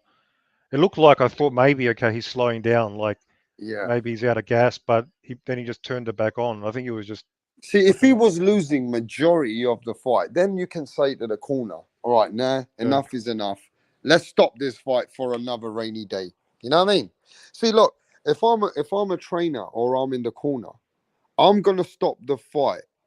Let's say Tip Bayless is my fighter, and I know he's doing a lot of good things behind the scenes, but I know leading up to this, he's found it a bit tough to cut the weight. If I see, right, that he's losing 90% of that fight or 75% and he's taking heavy blows, I don't want Tip Bayless to get stopped. Maybe I don't want him to get knocked out. I keep him for a rainy day. I don't want him. Let's just leave it. Let's go back to the drawing board and we'll come back. Right? But it's very tough call. It's a tough call because if I let him go out, it was the last round. Remember, if Yeah, I it was a let waste of time. if I let my fighter go out to the last round, it's a good for his motivation. It'll build his confidence. Say, okay, he never got stopped. He never got stopped. He had a bad day, but he never got stopped. I don't know, man. It's tough. I mean, this fighter wasn't taking his gum shields out. He wasn't breathing heavy. He wasn't at a point where he was dying for exhaustion like Gerald McKellen and all these guys. He was still in the fight and he was throwing punches. Correct, Tip? Yeah. No, He was still throwing. Okay, he was losing the fight, but he was throwing But he fucking was. he punches. looked bad. He looked in bad shape. He looked bad shape. He was twitching. His eye was twitching at one stage when he got knocked down. It wasn't like he was just taking a beating and he was looking fine. He looked fucked up. Go watch it. Do you mean? Hang on, you did see it, didn't you? No, I only watched the highlights. Yeah, but you must have seen the knockdowns and all that. Yes, yes, yes. You reckon wasn't he like wobbling when he got up? He was hurt bad in that round, and I think it should have been. You could see the knockout coming, and I think the ref should have stopped it before the knockout came because you could see how bad. So did Ray Boom Boom Mancini, Mark. He killed a Chinese guy. Go on. Yeah, Yeah, go on. you can see how bad Morrell hurt him. I would have stopped the fight if I was there. See, that's what sometimes we want. When a referee stops it prematurely because he wants the safety of the fighter, people get mad. When they don't stop it, people get mad. Yep, shit happens sometimes. It all depends on the circumstances. There's some people that felt like the Jack Reese should have stopped the fight with Tyson Fury and Deontay Wilder the first fight. But there's like a degree of damage, like you could see that a fighter's taking, like when they're really out on their feet. It's tough, man. I think it's a tough job for the ref too. It is definitely a tough job for the ref. It's a tough job for everyone, man, because no trainer or person in the corner wants that on their head. You know what I'm saying? You don't want that on your head and your conscience that your fighter, the one that you grew up with, or you've grown him up, and this is what's happening to him. It kind of really defeats what you're working for. This is a really bad thing for everybody in that fight. But then you end up with a fighter firing you like Deontay Wilder did Mark Breeden for stopping the fight. If a guy wants to go out there on his shield, then that's mad. That's you know mad. what I'm saying? Yeah, like Asta said, this is gonna fuck with Morrell's conscience. Yeah, because remember this, Chris Eubank Sr. was never the same after he damaged the fighter. Nigel Benn was never the same. A lot of fighters on Ray Boom Boom Mancini was never the same after he killed a fighter. A lot of fighters, when they damage a fighter like that, right, it stays in their conscience. You know, because you don't want to really take a man. Though? Yeah, but people don't want that on their conscience, bro. Yeah, but because they're all working for their kids, Punch. They're all working for their children. Yeah, like Javon was saying, there's a lot of jobs in this world. Fighters come in with a concussion from sparring, and they get that second impact syndrome. Look, a lot of these guys, they probably do come into these fights with a concussion, bro. And it's only because they're fighting for a check. This is what I was saying earlier. Hey, let me tell you something. Punch, when you take your son to boxing and he makes it to a point, do you have to sign a waiver? You have to sign a waiver for your fighter, or even if it's your son. Do you have to sign their life waiver where if something happens to them, it's because they chose what they're doing. They're choosing what they're doing, right? At the end of the day, when you're going into boxing, when you're going into boxing, you know how dangerous it can be. You know, that's crazy because the gym I just transferred to, it's the first gym where the coach was like, yeah, if anybody sparring today, you got to sign a waiver. Like my first two gyms, we didn't sign a waiver to do sparring, but this gym, he makes people sign a waiver. Not only a waiver, but a real gym. The coach, if you don't have no experience, he will not let you in that ring just to spar. Yeah. You got to show him that you know at least a little bit of the fundamentals before you even go up there in that ring to spar anybody. You know what I'm saying? Now, them other gyms that just be like, oh, I just want to spar. I think that's the irresponsible of any gym that does that.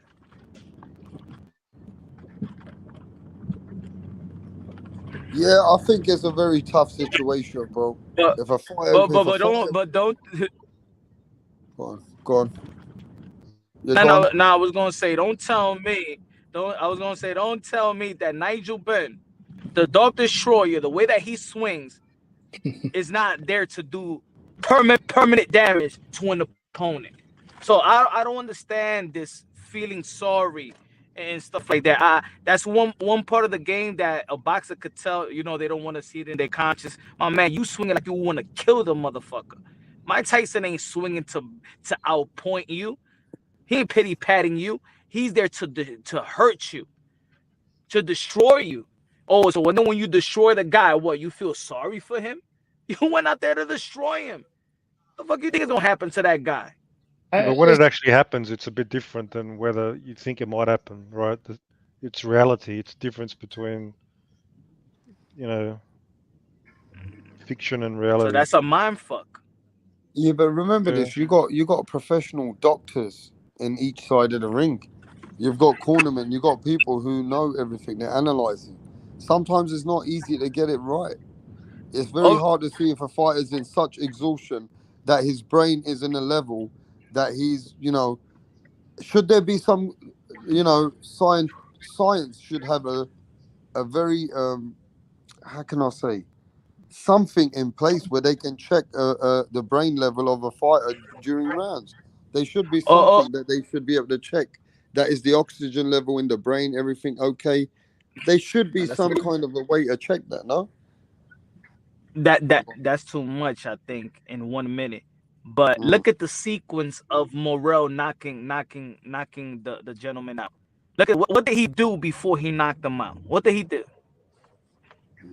I can't even remember. What was the gesture that what was the gesture that Morrell did before knocking him out? Oh, wasn't it a Oh chop? yeah, he told him he's gonna go sleep.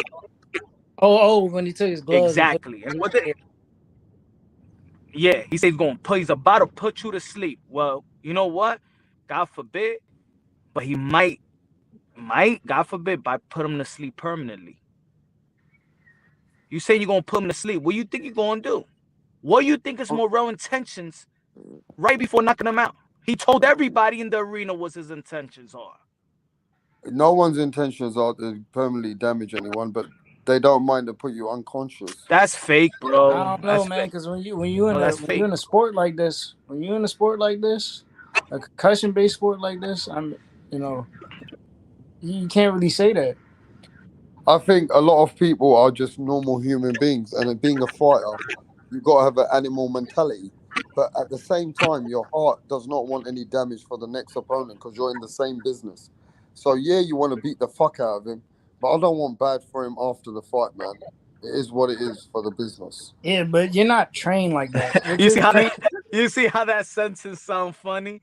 I want to beat the fuck out of him, but I don't want. I want to be healthy. What are you talking? Yeah, I don't want bad. Don't want the man no permanent damage for the man.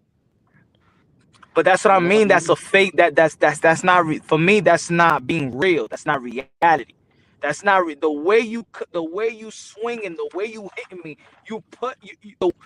You want permanent damage. You want me to stay on the ground. You want to knock me out. What do you think that you go? All right, I might want to knock you out unconscious. I might want to knock you out unconscious because you've been speaking a lot. You want to take what's mine, but I don't want to see you more than a broken jaw at max. What did Kalen plant? What did Kalen plan did after the Anthony DeRoe knockout? And not everybody does something like that.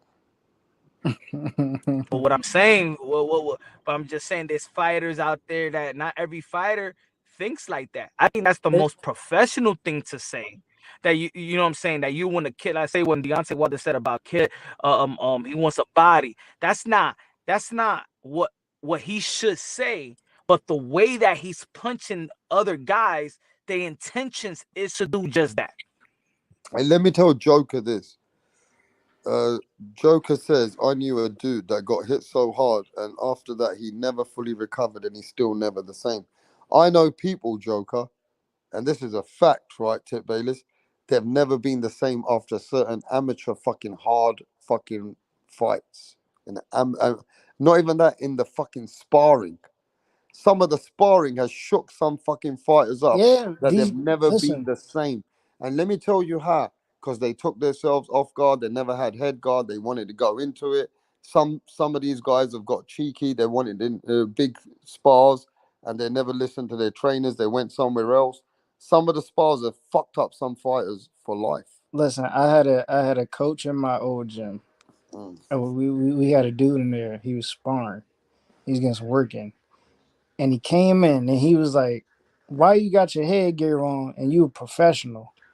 Now in my head, I'm like, a guy got to protect himself. I think he should have his headgear on. But the way he's going at this dude, he's like, man, I done came up sparring all these guys. Like, he was naming a bunch of professional fighters out of Washington, D.C. He's like, I done came up sparring such and such. I ain't never wear no headgear. I'm like, man, listen, and you can see why a lot of fighters are the way. I mean, a lot of fighters are the way they are today because they didn't protect themselves at a certain point in time. I mean, you saw in one sequence in less than like 10 seconds, you saw the animal side and the human side of Morrell. He said, I'm about to put this guy to sleep. Hurt him, knock him out, and then he's the same guy trying to help him up. It's a crazy thing, man. Celebrated her, and then celebrated him knocking the dude out and then helping the guy out. You know what I'm saying? But the reality is, your intentions is to destroy your opponent. Remember when Lomachenko was you don't want to see the guy hurt. What's that? Punch got out. You hit. I'm here. You're going, Punch. I can't hear you. No. He was gonna say what the Richard Comey and Lomachenko. Yeah. When Loma was putting the beating on Richard Comey, and then he was trying to tell his corner to stop the fight, and they wouldn't stop the fight. You know what I'm saying? I think Loma could have did way more damage than what he was doing. But then that told me a lot about Lomachenko. I did change the way that I looked at Lomachenko a little bit.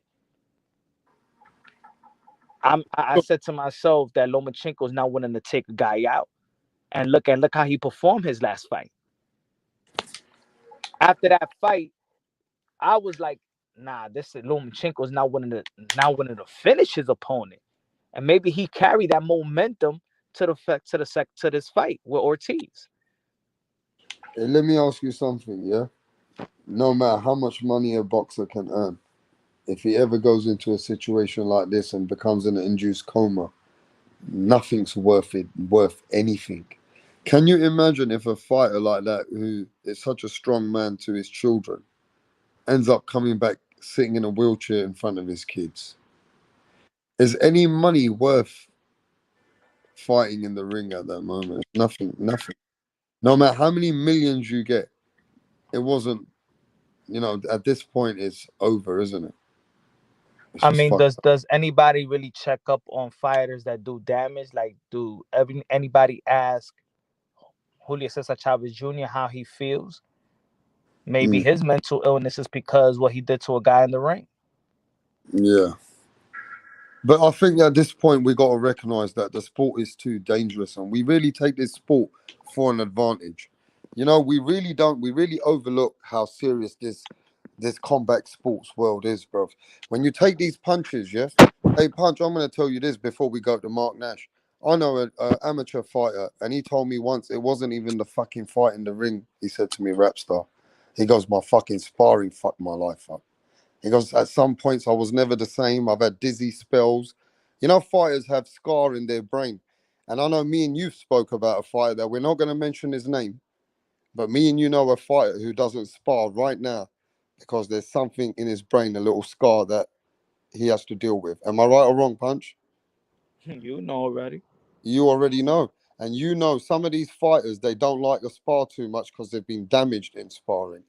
It's very, very...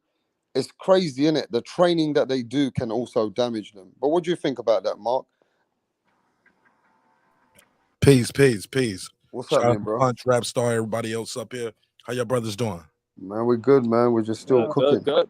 Punch, what's happening, Mark? Live earlier, bro. I watched the whole playback, bro. Excellent live video. I need to go back and leave a comment, too. mean, I hate when people like, yo, I watched the video. I'm like, well, you ain't leave no comment, motherfucker. But excellent breakdown. I enjoyed all of that. I agree. I've never heard of the guy you guys are alluding to, but I get it. I can imagine it I guess it kind of can make some sense, but I was like, makes me wonder, how do they really prep for the fight? Is that guy retired now? Like, is he at the elite level? Is he a champion? Like, how does that work where you're not really sparring before the fights, Or maybe he's just taking it light and it's like, look, when I fight, I'm fighting for real, but I ain't doing all of that sparring, getting hit for nothing. You know what I'm saying? When I'm getting hit, I'm getting paid, I guess. But I never heard of that until now. But I did want to say this, as far as on the same topic. You guys have brought up a fight where the guy was winning. I remember watching this fight live, and I was telling guys, they was like, yo, he should stop it in the 6. I think Piotr was saying that, and I was like, I don't know about that, man. I mean, he's losing, but I don't know if he should stop it right now. He said, Mark, he's getting his ass kicked. I was like, and I brought up the Mickey Bay fight. I said Mickey Bay was winning damn near every round, and he got stopped. The guy was able to catch him with a good shot, stopped him in round 12, I believe. Right, like a minute or so left in the fight. Mayweather, everybody was like, hold, because they knew if he held on, he could possibly, he's still going to win this fight on the cards, but he ended up getting knocked out. But I guess when it comes down to it, oh man, Jerry McClellan, he was a guy, his sister, I talked to her and she was talking about, and a lot of people saying he was damaged in sparring going into it. She kind of alluded to it. That's why I said that. She alluded to it without saying it though, bro. She thinks some funny shit was going on with the opponent and the whole thing. So she wasn't buying that. Nah, he was blinking and stuff and sparring. She kind of alluded to it without putting a case on Nigel Benn. But I guess it comes down to this. And alluding to what? What was she alluding to? Like something shady might have happened. Like what?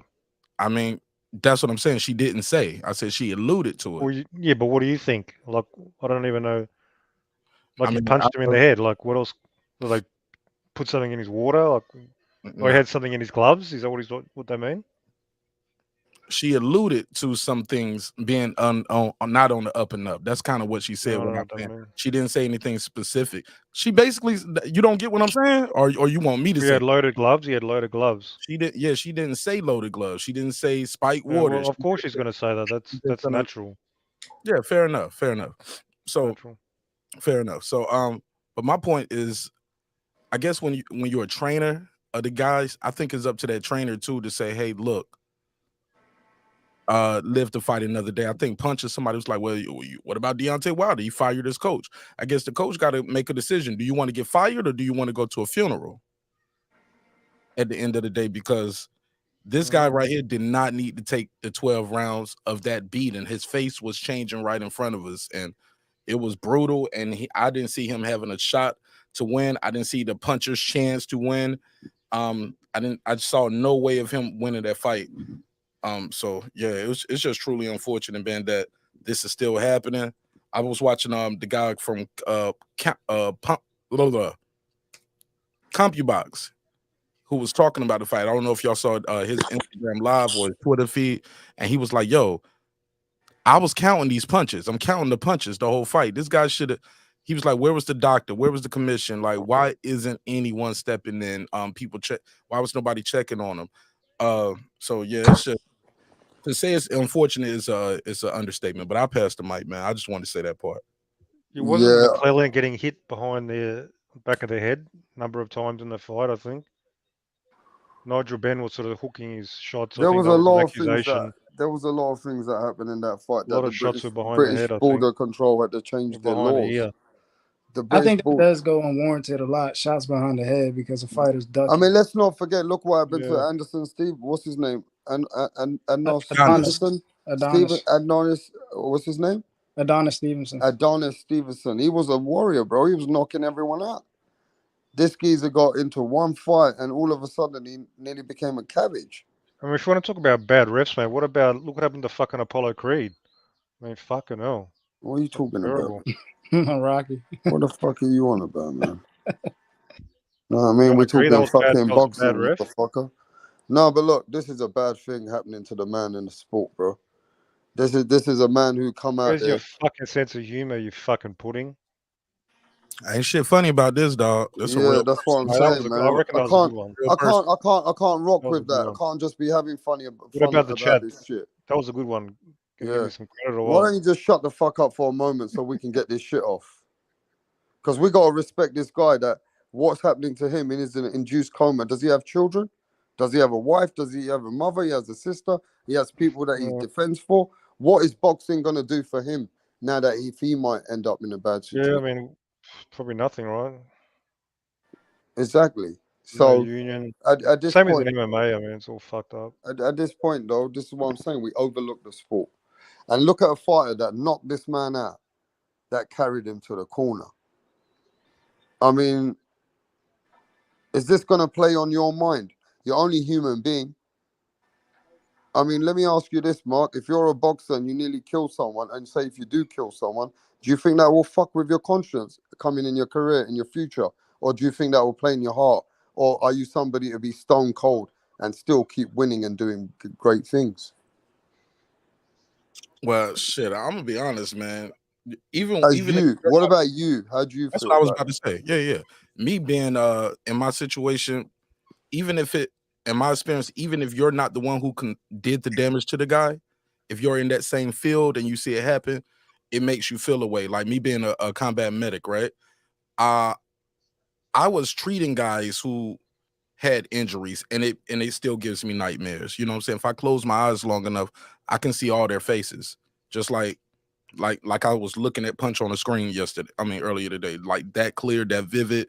I could see a mole on the guy's face. So yeah, that shit sticks with you, even if it's not you, or if it's not, you're not the one inflicting it, just because you're in that field and in that space. And it makes you real apprehensive, makes you second guess a lot of decisions as well. Like a bit of karma, something you feel like karma or anything.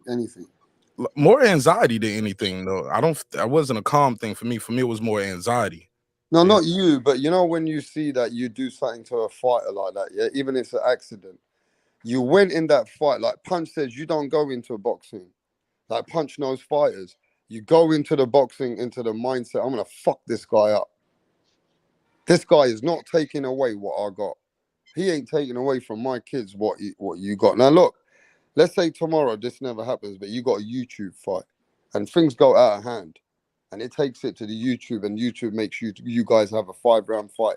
You're not going in there if you know this guy hates you, been saying things about you behind your scene. You know, fights can get a bit dirty sometimes, like with Anthony Durrell and Kalen Plant. You know, things can get personal. Your mind is going in there to say, I'm going to fuck this motherfucker up, bro. Is that true? Isn't that how you are going to feel if you're going to win? Yeah, but it's still controlled aggression because you're a professional at the end of the day. Like if it's on some street shit, like, man, I want to fight you and everybody with you. Every time we see each other, we're gonna fight shit. Once you go down, it's gonna be some MMA shit. I'm a ground and pound. I might stump you out. Like, you're gonna get packed up, homie. Like, if it's really like that, but in a ring, it's more of a controlled aggression. You don't hit the guy when he's down. You don't low blow. I'm a street fight. I'm gonna bite you and everything. I'm gonna try to gouge your eyes out.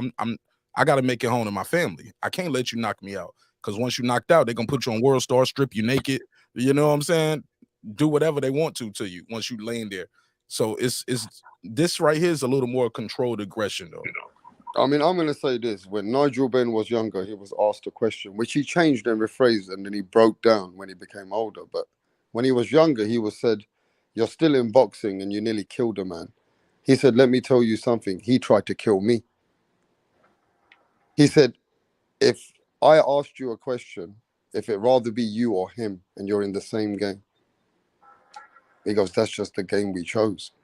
At this point, Mark, even if you fight anyone, no matter what, if something bad happens, you don't want it to be you, bro. Absolutely not. So you're going in that mindset knowing that you got to do damage on this man. No matter whatever comes out of it, he can damage you. It is a very, you got to have a very good, strong mindset. The mental mindset has to be on another level. You can't let these things affect you. You can't have emotions. And David Morrell Jr. cannot have no remorse, because this guy would have killed him. What do you think, Punch? A fighter cannot let this get to him, right? He cannot think about it. You train a fighter. What would you tell the fighter as a man, because you train a fighter? What would you tell your fighter if he kills the man? What would you tell him after that? And he wants to stay in boxing and he's still got dreams to achieve. How would you do this? Just take it as another fight and go back to training and get prepared for the next fight.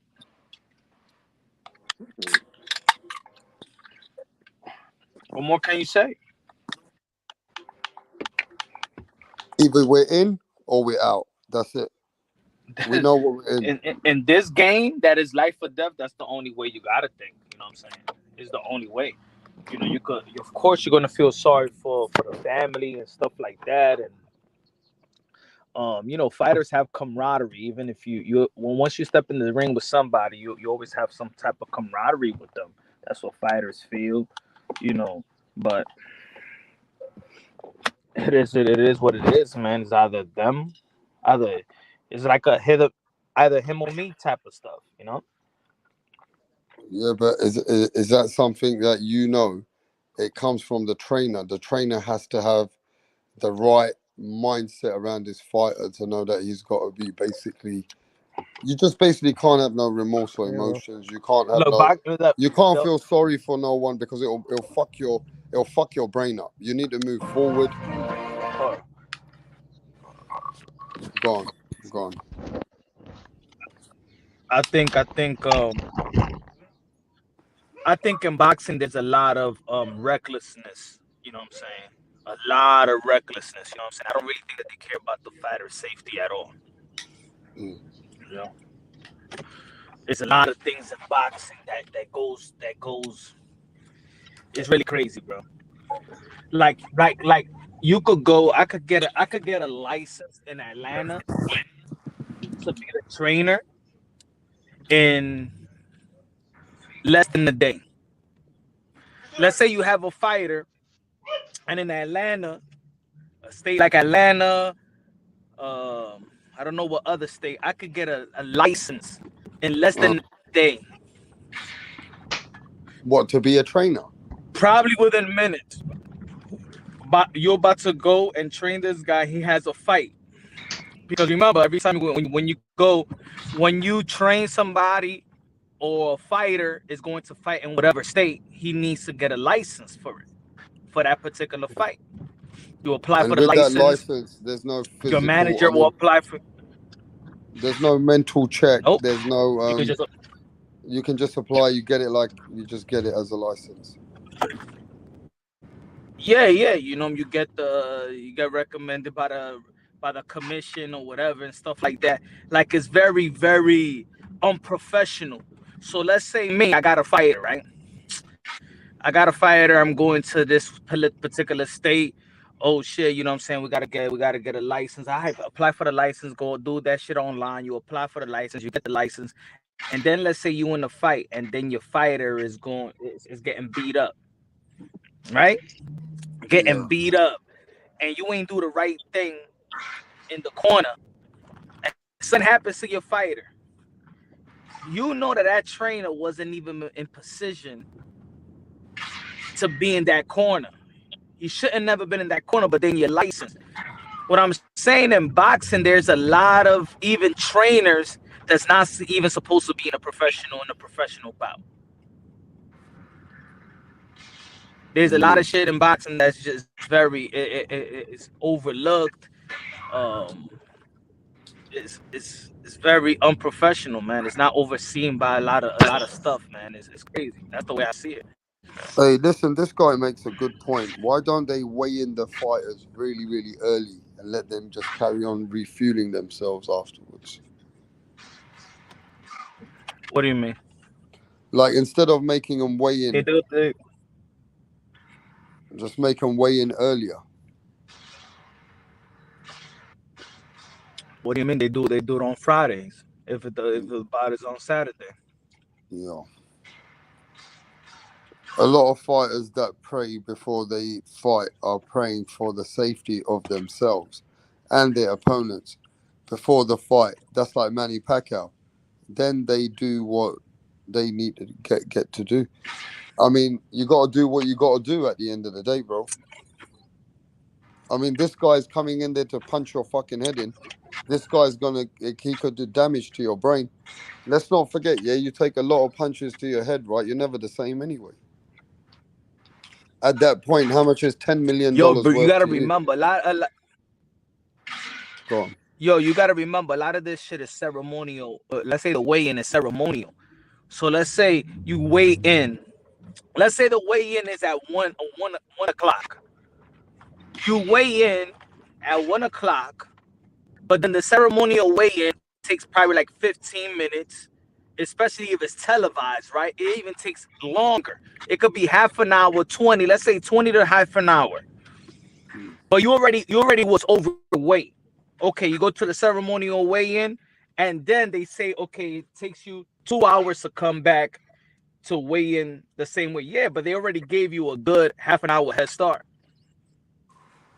So when you see these fighters that's been given like 2 hours to come weigh in, if they still overweight, that means they was already way overweight. You know what I'm saying? Like even everything, a lot of shit in boxing is not like what you see is not really what it is all the time. It's not.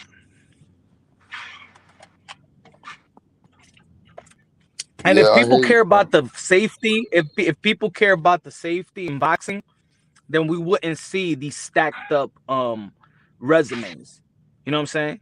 We wouldn't see these fighters that have been fighting the amateurs and got 7 national titles, won all the Golden Gloves, have been to the Olympics or Olympic trials, and they already have a skill set that you shouldn't be a guy that has no skills compared to you should not be in the ring with you.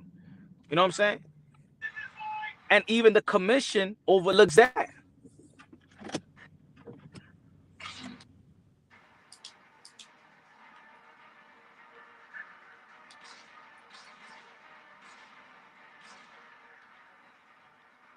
I'm finding that fighter, yeah, that young guy that became a cabbage. You know, he couldn't even shit or eat himself. What was his name? I don't know. Oh, Bricharo Colon?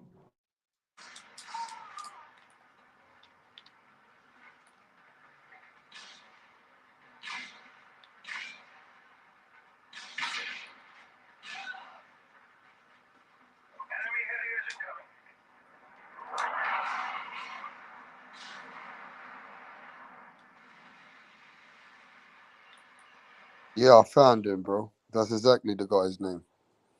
You see the state of the kid?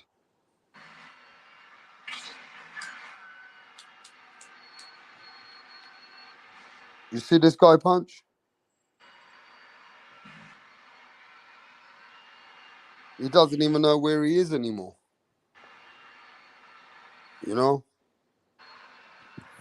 Boxing fucked his life up, bro. Oh, yeah, I see that guy all the time, man. Yeah, man, it's a sad shame, bro. Boxing finished his life, bro, but he's coming back slowly, but he'll never be the same. Yeah, no. I see it's hard for him to move. Prayers up for Colon. Don Colon. He's Don Colon, bro. You know what I mean? The man's coming back after death in the ring. His brain's damaged, Tip Bayless. You know? Oh my God. Yeah, man. Look, boxing's a very crucial fucking sport, bro. You know what I'm saying? Look at this guy, the G-man, Gerald McKellen, bro. Blind. You know what I mean? Fucked up shit. Boxing can fuck your head up, bro.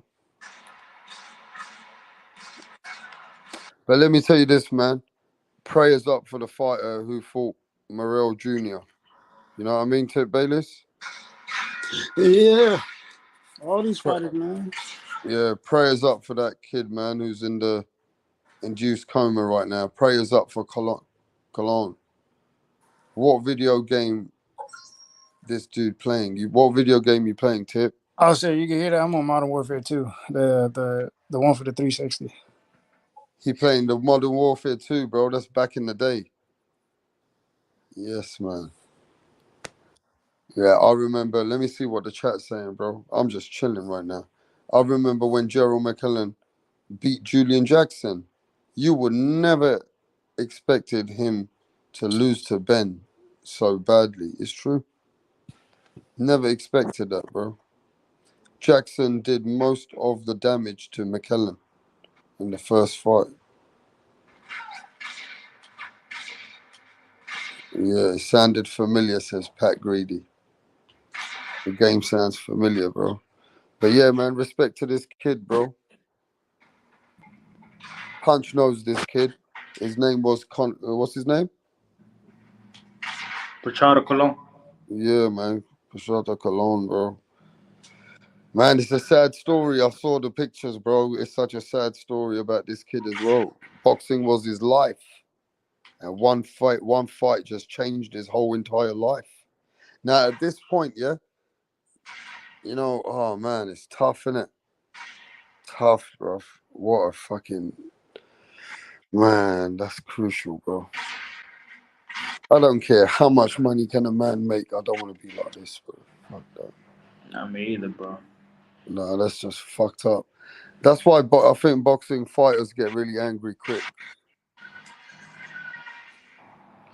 But if they angry, man, come on, man, you gotta be. But fighters also gotta be real about it, man. What you expect? Like, what do you expect?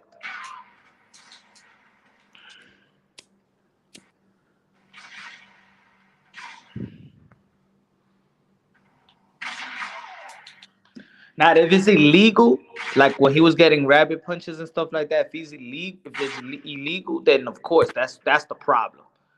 But I think even the safety in boxing, there's a problem with the safety of boxing even before guys get inside the ring. There is no reason why you could have, let's say, when we talk about resume, a Kell Brook fighting a guy that's 3 wins and 46 losses. He should not be in the ring. It's almost like what you expect these guys to do to these fighters. Look at what's his name, Richie Torres. Look what he did to a fighter, the not the last fight, but the fight before. He's not supposed to be in the ring with a Richie Torres. And the way that Richie Torres went after him, he was going to kill him. And then he was like, after, what I'm saying, he was on the floor for a while. Richie Torres is like, like praying and stuff like that. But what do you expect? That guy is there for you to do what you did. And everybody in boxing knows it. Everybody in boxing knows it. So, Verbio says that fighters should fight more of their natural weight. What do you think about that? What y'all agree about with fighting with headgear? Do you think would you watch boxing the same way if fighters fought with headgear? Well, No, I think they should, because you know what? We do that in sparring. In sparring, you fight at your natural weight. When they ask you how much you weigh, they'll pair you with somebody who weighs at least somewhere around that weight. Probably like maybe 5 pounds off, maybe. So I wouldn't mind if fighters were fighting at their natural weight. Look, I'm What I'm I'm about alright headgear? with boxing. I'm alright with boxing how it is. It's just that the excuses of, oh my God, it's a danger. If people signed up for it, then people just gotta realize that this is the nature of the game. It's the nature of this is the nature of it. That's it. See Either what you're gonna be in it or either you don't. Either they sanction this, either they don't. But that's the way I see it. So the Verbio says that the ref is the one who fucked up Pritchard Cologne. Mm-hmm. I do and don't agree with that. Headgear is worse. More contact area, more brain movement. I don't know about that. But for fighters' safety, it should be a rule. But they're trying their best to be as safe as they can now. They got 2 doctors in each side. They've got way more. They got ambulances straight outside. They got paramedics. They got first aid. Everything's on board. At the end of the day, It's not like they can't get help straight away. The fighters pay for that. Sometimes it's in the contract. No. Or the fighters pay a medical fee. The fighters pay for that. Sometimes a promoter will say, "I'll pay your medical fee." No, it comes out of your check. The fighters is the one that pay for medical fees, not the promoters. It's the fighters. It come out their check. It's the commission.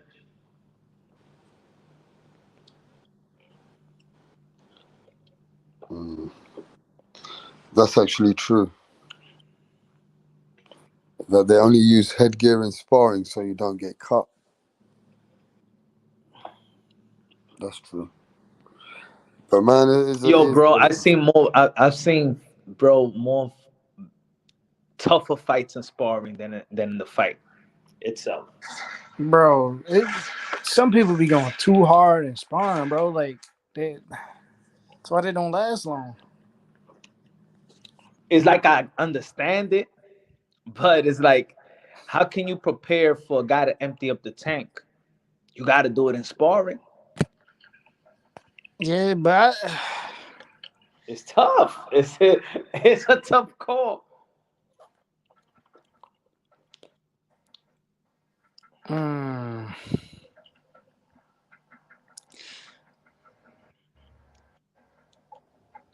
It is. Because I'm trying to debate this, but it's kind of weird to go off of. Because look, you know how it is. Let's say, you got your fighter sparring. Let's say 9 rounds, or let's say 12 rounds, but 3 different sparrings. 3 different guys to spar. You know what I'm saying? You use one for the back end of the sparring. You know what I'm saying? You started off with probably a smaller guy. You know. So, as a trainer, you're trying to figure out the weakness of your fighter. You're trying to, in terms of skills, technique, defense, stamina. If you don't push your fighter and let him see how he's going to go through adversity, how you're going to learn to train him too. How do you know when he's actually really, really tired and stuff like that? That's how you get to know your fighter during sparring. You get to know his heart. You get to know how far he can go. So maybe you see a guy like, I don't know how to pronounce his name, the one that has a coma. Maybe he showed his trainer that he could go that extra mile, that he could take that pain, and he already used, now my fighter is good. I know when my fighter is bad. I know my fighter.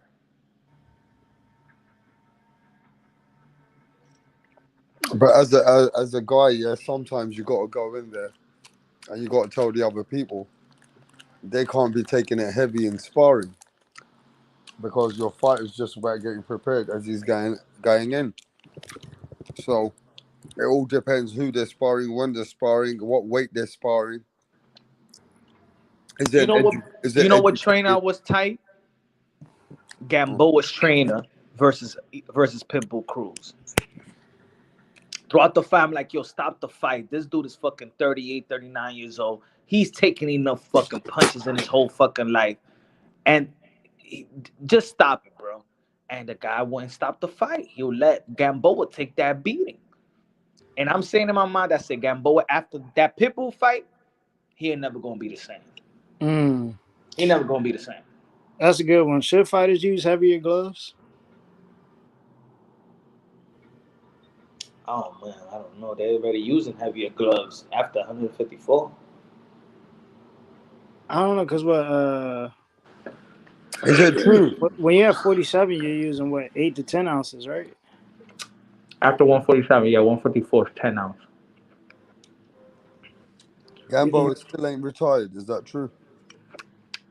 You think? I don't think so, but he should. You think 14-ounce gloves would do? Yo, 14-ounce glove hurt a lot too. I don't know, because 16s aren't that bad. I use 14 for the heavy bag. And I used to have a pair of 12s. And 12s, you feel more fist in the 12s than you do with the 16s. Yeah, not too much different from 12 and 14. Like, But then when you wear that 8-ounce glove, yeah, that shit's shit's gonna hurt regardless, bro. 8-ounce, shit's gonna hurt regardless.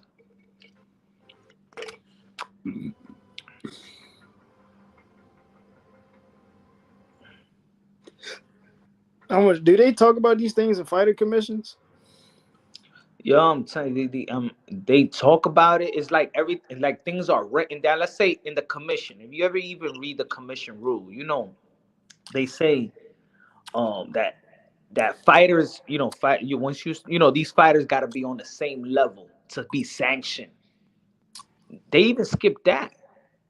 They didn't even go through their own. They supposed to sanction a fight that the guys are nearly in the same level in terms of experience to sanction a fight, and they don't do that.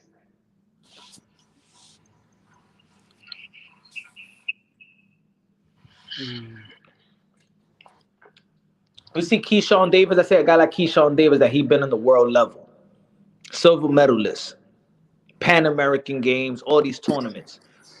He should be moved. He should be moved like Lomachenko. These are the fighters that should be moved like Shakur 17-5 Olympians. These guys should be moving up quick. That's why I respect the way they move Shakur Stevenson, Lomachenko, 12 fights already in championship fights. Teofimo Lopez, an Olympian for Honduras, and Usyk, guys like that.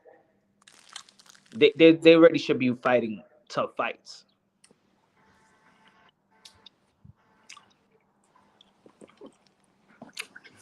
Look, this is the most common things. Like people like Tank Davis has got it. Maybe we don't know who else has got it. You guys can tell me what fighters you think are a little bit got CTE. They're very early signs. Teofimo might have it. I think all of them. I think 90% of them that we see, that we admire or something like that, from the Earl Spence, Tang, T.O. Oh, fucking Leo Santa Cruz for damn sure. Fury, Wilder, Ortiz. I feel like almost everybody. So let me tell you something, bro. These punches that you might suffer and you start to form a state of CTE, it might be very early symptoms, but as time goes on and you get older, shit becomes worse. Now, this is the most common thing when you get punched to the head repeatedly. When you're constantly getting punched to the head, at some point, you're going to suffer CTE. Put it that way. That doctor that found Earl Spence eye retainer, or whatever. Well, not eye retainer. What they found on when he took the physical, took the eye test. Yeah. He cares about the Earl Spence. The retina, yeah. He cares about Earl Spence. Yeah. Another commission probably would have passed it. Wow.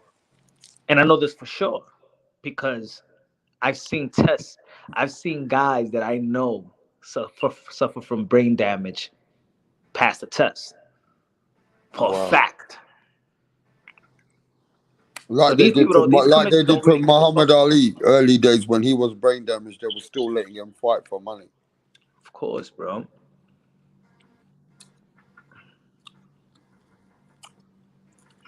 Wow. They let fighters even fight which have got brain issues.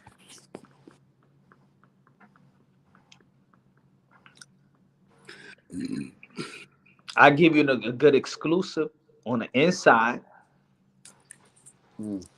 I heard that Earl Spence, he got 2 more fights that he's already damaged. Wow.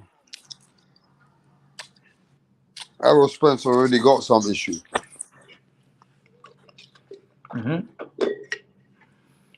I think Tank Davis got some issue too. He got almost 250 amateur bouts. Hey, that's a lot of fights. Tank fought a lot before becoming a professional. He fought a lot. Do you think it's more considerable to do a limited amount of amateurs and then turn pro? I think it depends on the coach. I don't know. You know, the Cuban culture, they don't do hard sparring. They don't believe in hard sparring. Like the Cuban dungeon. So it works for them, right, in the professional level. But you could tell that a lot of Cuban fighters don't really have a dog. They really don't have dog in them because No, they never get pushed like that in sparring. they fight That's smart too. very smart. They're not wasted. You know what I'm saying? They're not wasted like that. But you could see they don't got that dog in them. Ugas ain't have that dog in them versus Earl Spence. Rigondeaux ain't have that dog in them versus Lomachenko. Luis Ortiz, I don't know. You know what I'm saying? He did have Deontay Wilder try to get him, but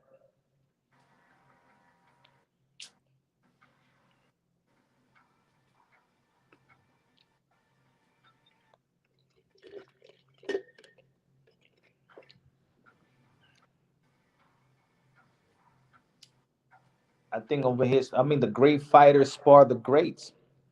That's what made look at Floyd Mayweather was sparring Pernell Whitaker. Hey, look who it is, bro. Respect to Patrick Day, bro. Look how strong he was. You didn't expect this kid to leave the world that soon, bro. Rest in peace to Patrick Day, bro. We need to call his name and make sure we don't forget him, bro, in boxing. But look, the greatest. Hey, Punch. If your own flesh and blood, your son could be a great fighter like Muhammad Ali, but then he would pay the price to not able to be speaking, would you let him be that legendary guy in the ring? That's hard to say, man. It's hard, isn't it? I mean, Because if one of you're the already best telling ever me, who did it. if No if you fighter wants to be like Muhammad Ali, though, at the end. if you, No fighter wants to end up like Muhammad Ali, bro. No yo, fighter. some guys are blessed. I'm gonna tell you, Manny Pacquiao for 70 plus fights. That man is blessed, bro. He's blessed. He might pay a Shoot, He's price. Julio Cesar special. Chavez. Yeah, Chavez is a tough motherfucking blessed human being. These guys are blessed, so I don't know, man. You know, and I think that even Pacquiao got hit more than Chavez. Pacquiao fought some strong guys, man. Pacquiao's a strong motherfucker, bro. Pacquiao He's a likes getting strong hit. motherfucker. It could I do think it. Pacquiao, it feels like it's a massage when you hit him. It could do with bone density too. Shit, he a different animal, bro. That's a different animal. Yeah, but this guy was a different animal because Muhammad Ali was a man that was willing to take a lot of punches. He was willing to take all these punches on the rope. You know, they say that he made the rope a dope. Whoever in the history of boxing, Pat, hey, let me tell you something. Tip Bayless, you box even now. There's no boxer who imitates his game as a rope a dope. They don't want to be the rope a dope. Yeah, Muhammad Ali did it. He did something for the fans. But tell you what, he paid the biggest price for rope a dope, bro. Yeah, but if you really check out the fight again, he was landing a lot of body shots. Foreman was hitting the body. Yeah. Man, the best fighter in the world, man, became. Now, I love Muhammad Ali, man. Oh Yeah, man, man. I love fucking One him. of the James best James man in Tony. boxing. One of the best man, entertaining man. One of the most, a man with a lot of wisdom, a lot of charisma. Man, this guy was something, bro. I, But I think that's I like just hate the way he ended up, Punch. I hate it. I I don't think like it. that's a one of a kind human being, bro. I don't think you can. There's only one. Like there is no other human like him. I can't even compare Muhammad Ali to anything. Nobody. The way that he talk, like you could go back and listen to every single word. You can he would trash talk you and not even curse and still get under your skin. Not that the nasty trash talk like Conor McGregor, Floyd Mayweather, and your digs and shut the F up or whatever. Nah, Muhammad Ali was clever in his trash talk. Oh, yeah, he was too clever, bro. He was past his time. He was past his time. Shit, you got me hype. I might listen to Muhammad Ali right after. Man, Muhammad Ali is a man of wisdom. He'll inspire anybody. But my thing is, I don't like the way he ended up. One of the greatest in boxing ended up one of the most slowest. You know what I'm saying? At the end, I didn't like the way that he ended up, man. It was fucked up. Seeing him shaking, see him shake all the time. You know, becoming a shell of himself. One of the most toughest men in the world, becoming one of the most. It was tough to see the man go like the way he was. Do you think we ever gonna see a guy like Mike Tyson?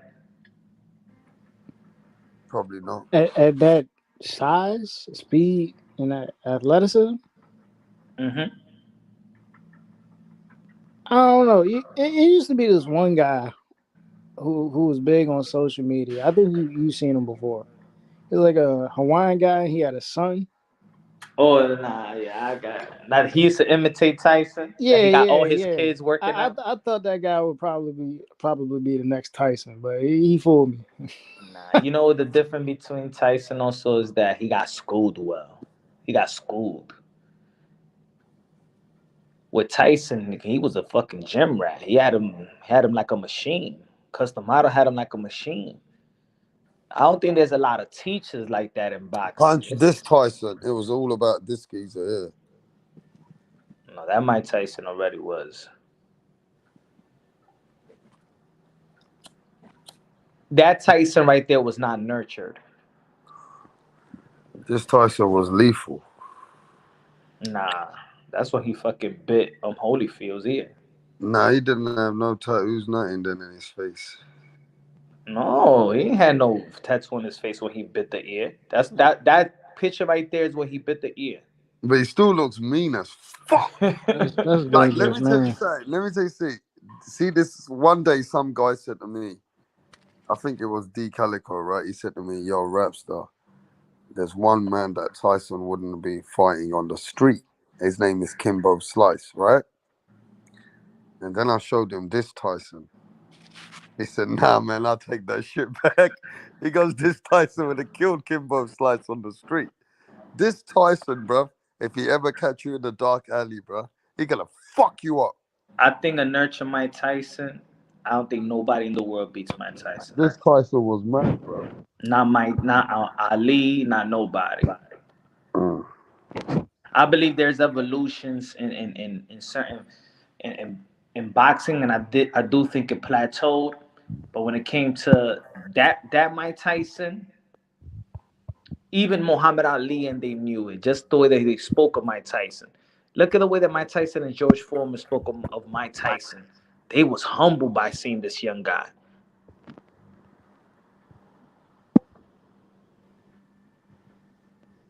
Because there was an evolution. He was an evolution of speed and power. Nobody was athletic. Are you talking about this Tyson? That Tyson right there. This one here, the young Tyson. Mm-hmm. Nah, I'll tell you what. I don't want to fuck with this motherfucker. Nah, I could fuck with that. I don't want to fuck with this motherfucker. This guy. This geezer will bite your head off. No, by this time, he's had enough of women. Women are trying to set him up, being fucking guy in prison. He's had enough. He's gonna fuck you up, bro. I'd rather fuck with this Tyson because he's emotional. That type. Look at this Tyson. This guy's a professional. This guy, he don't let emotions get in the way. This guy's dangerous. That kid is dangerous. That other Mike Tyson, he'll beat himself. He'll beat himself. But this guy was dangerous, the young Mike Tyson, yeah?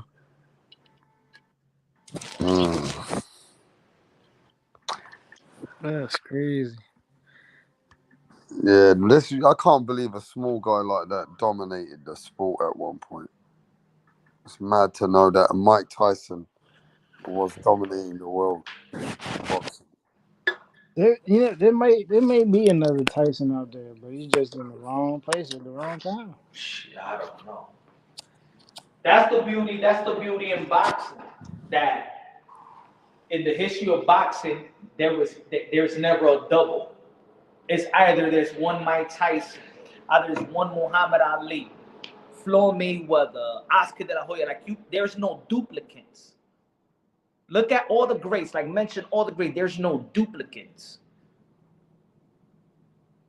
You can't. Who you could compare Roberto Duran with?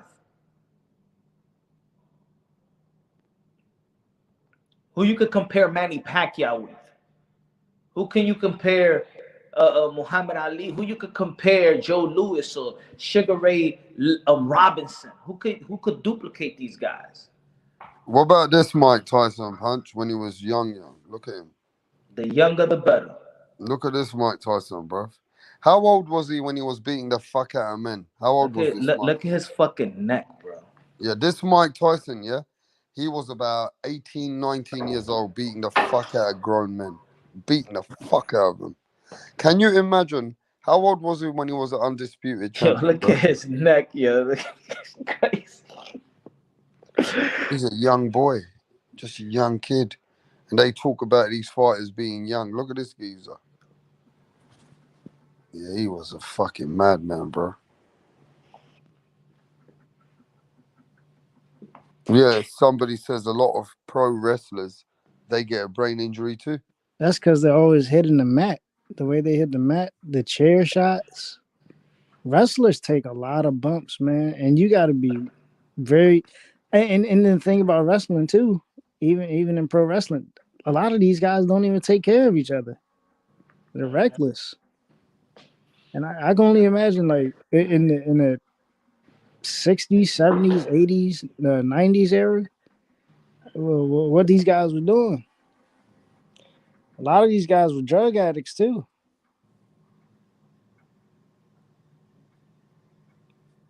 That's crazy.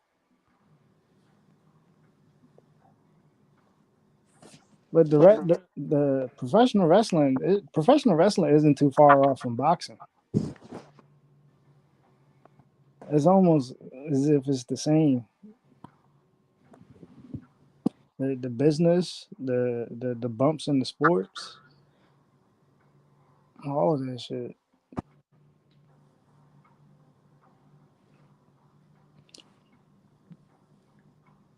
Probably Formula One drivers. I don't even watch Formula One. I watch a little bit more NASCAR. I don't watch none of that shit. I don't know. My grandfather used to watch NASCAR. That's how I got into it. But they don't show it. They don't broadcast it as much as they do anymore. You see, when Mike Tyson was top of the world, bro, he used to own his own fucking lions and tigers and shit. This motherfucker used to play with fucking lions and tigers. Look at this cunt. When he was at top of the world, man, he had 50, 70, 100 million in the bank. He had hundreds of millions when there was not that kind of money. I'm not fighting no guy. A guy with two pet, I think he had 2 or 3 pet tigers. You got to remember this. And who remembers this? I think Tip Bayless might be a bit too young for this. There was 2 mics that were the biggest mics of the world, and it was Michael Jackson and Mike Tyson. And Michael Jordan. And Michael Jordan. They were the 3 mics, the 3 biggest mics, and all 3 of them were like Mike Tyson was richer than all of them. When Mike Tyson was making money, he was richer than all of them. He had the feet at his. Listen, the world was at his feet. The world was at Mike Tyson's feet, bro. This guy was running the show, man. I remember watching his documentaries, seeing how there used to be hundreds of people following him around. Mike Tyson was like a product. He was a product. He was like a product of society, innit, Punch? How Mike Tyson was invited to kingdoms, king palaces, but not even invited to the White House in this country.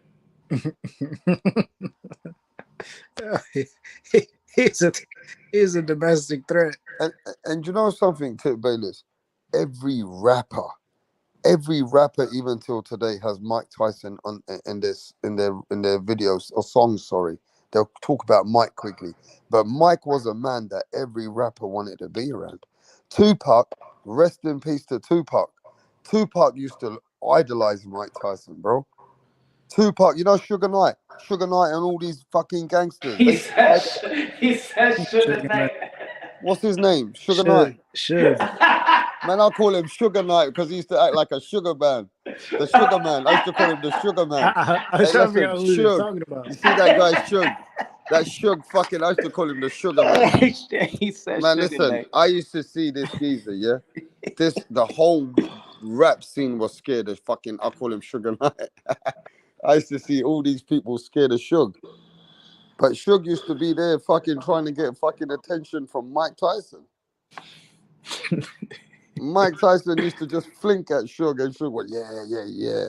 You know what I mean? It was like Mike Tyson was the man, bro. Even gangsters wanted to hang out with Mike Tyson. Yo, but you know what's funny though? That people be like, shit, Don King. That people be like, yo, shit, Don King robbed fighters' money or like say Tyson's money. Who said that people wasn't scared of fucking Don King? Let's not forget that he killed a man. He went to prison for killing a man. So people that was doing business with Don King also were scared of Don King. Don't let them fucking old man here fool you. People were scared of Don King.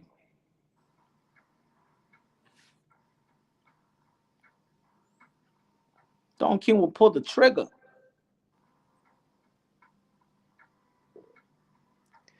A lot of those promoters back in the day. Hey, let me tell you something. That's Tupac. Right there, idolizing, so happy to be next to his idol. And then you got Suge. I call him Sugar Knight. Sugar Knight. Suge the fat fuck. This geezer, bro. Nah, he wasn't fat, bro. He was big. He was muscly, but still chubby, right? What I'm saying is this geezer, Suge, had the whole rap world scared. But look how Mike Tyson's balling, Suge's in his ear, Tupac's like, yeah, man. And everybody wanted to be around Tupac, but Tupac used to go running up to Mike Tyson. I mean, but yo, if you look at young Tyson, look at that picture. He was highly disciplined, bro. He was a disciplined fighter when he was young, bro. Where was this fight, Punch? What fight was this when Tupac and Suge was winning? That was when he beat Bruno. All right. You got to be some type. Like, is this where Tupac? Is this where Tupac died? Is this where he died after this? Nah, he died after Bruce Seldon. Man, rest in peace to Tupac, bro. One of the baddest rappers ever. He brought me into the American rap world. Those three guys are some type of crazy. Tupac's lyrics were so meaningful at that time, bro. He was another lyrical man, bro. I never heard of a man come like Tupac. He was so confident. He was trying to he was elevating his game. You know what I'm saying? But look at these guys, man. They were all over Mike Tyson, bro. That breed has died, man. That's it. The breed has died, bro. Everybody wanted to be around Mike Tyson, Punch. Mike Tyson was just that man that everybody wanted to be around this geezer. I used to know, like England, gangsters used to talk about Mike.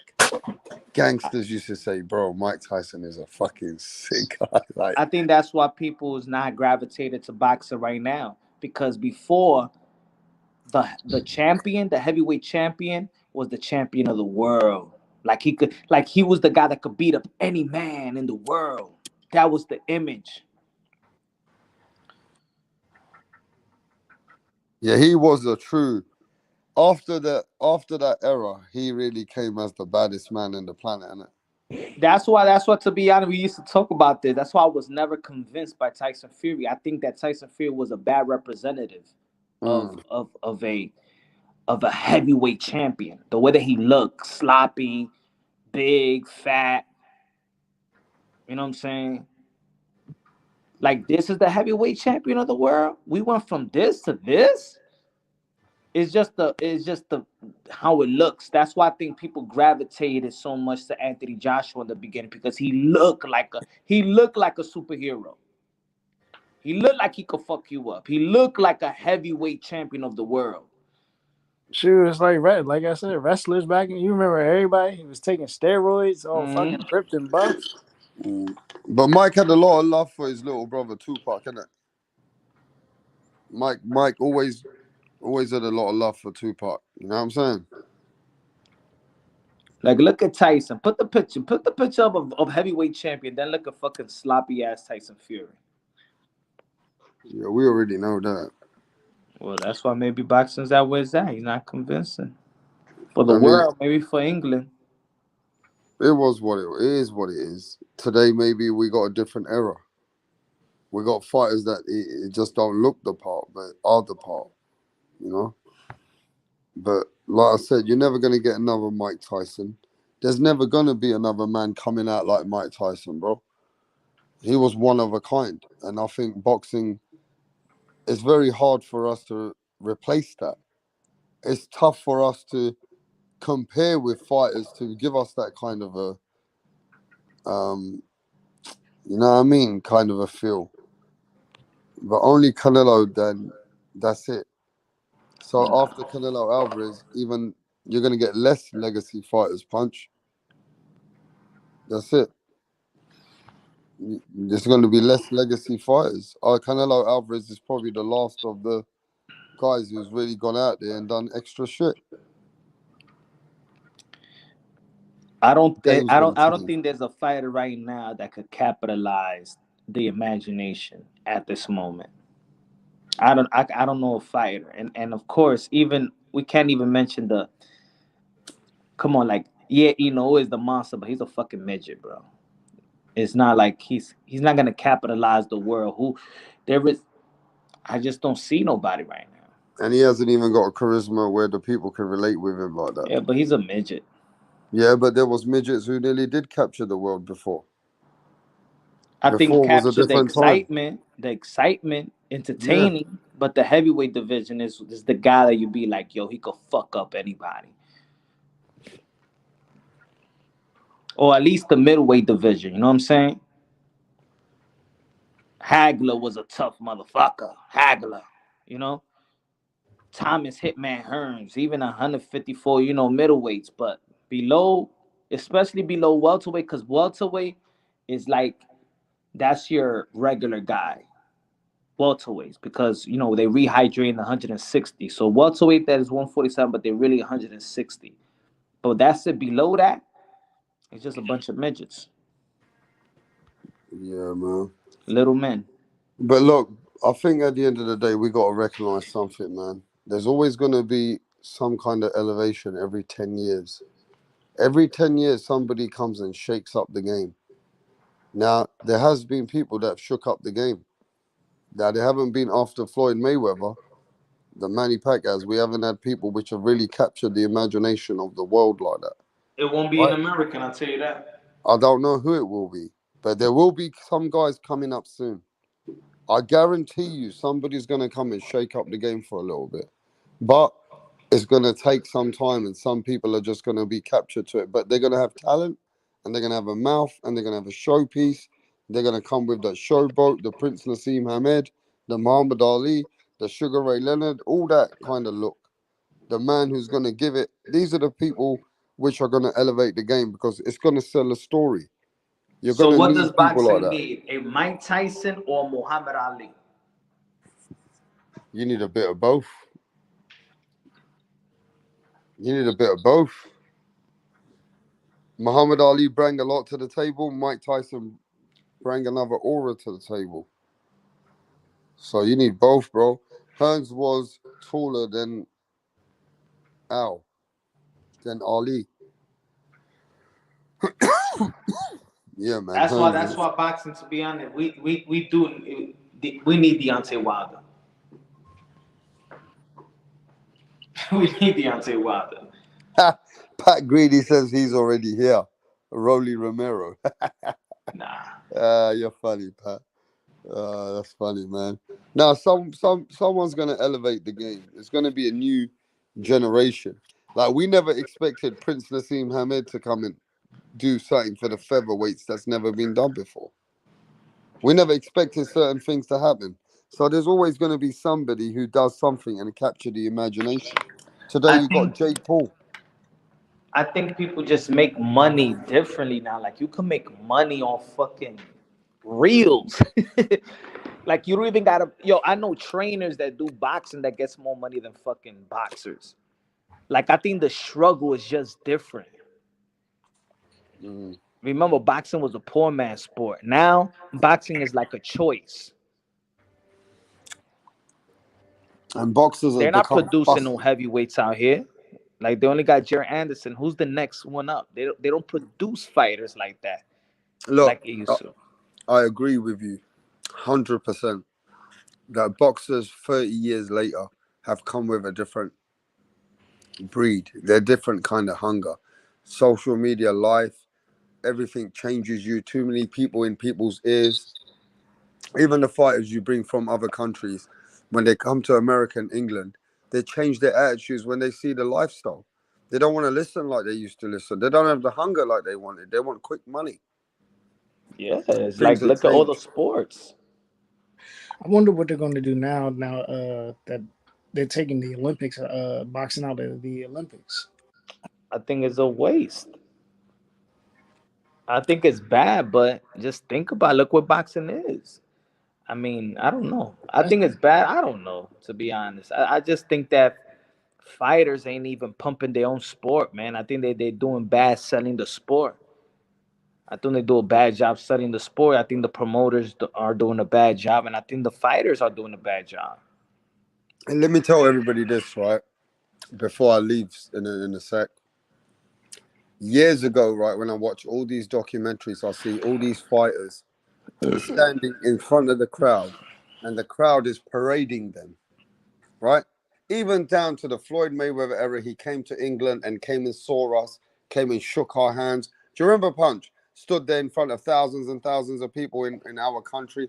They came out to us. Now these fighters are sitting there on social media. They don't want to interact.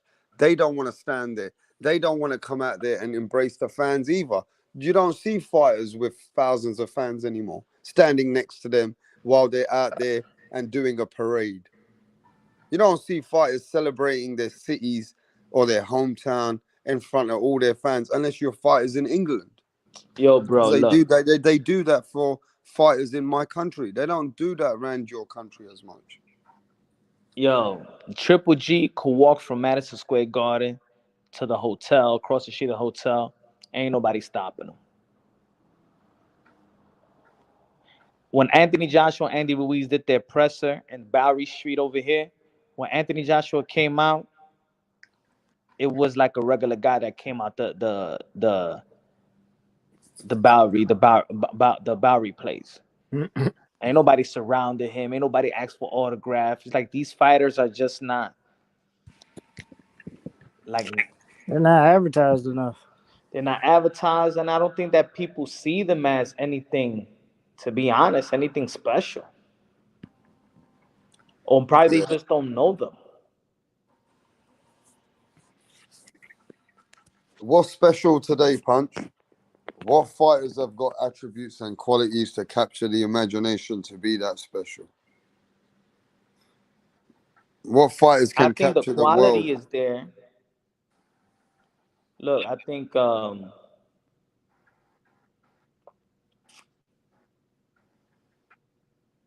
Ryan Garcia could capture that, bro.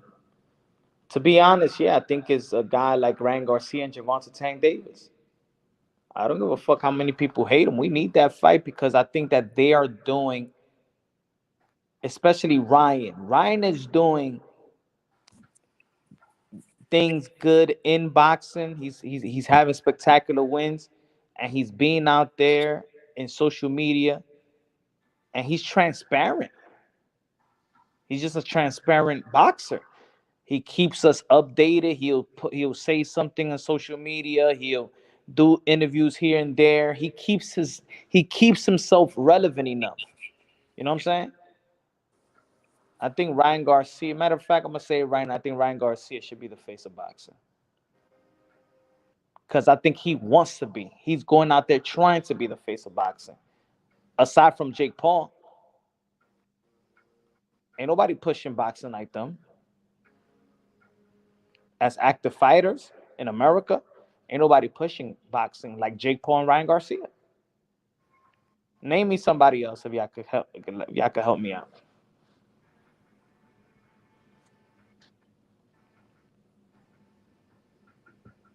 On social media, mainstream, I don't know. Not many boxers have got a big following or as active as Ryan Garcia. I think there's a lot of fighters that have a lot of following, but they're not even active. Like Earl Spence. Earl Spence has 800,000. That's a lot. Yeah. You could be doing more. You could be engaging a lot. He'd be on Twitter a lot. He does a little. He tweets. But tweeting is just words. You don't have enough videos. You don't put enough clips of yourself. These guys don't do nothing.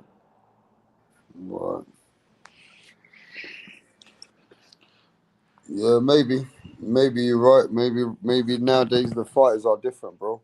They're not the same. Fucking Sugar Ray Leonard posts more. Sugar Ray Leonard posts more videos of him working out than these current fighters. Can I give a suggestion? Another suggestion? Another fighter? Yeah, go on, mate. Go on, mate. Go on. A fighter that's going to capture the public imagination. You don't do that over fucking Twitter or fucking Instagram. I don't know what the fuck Punch is talking about.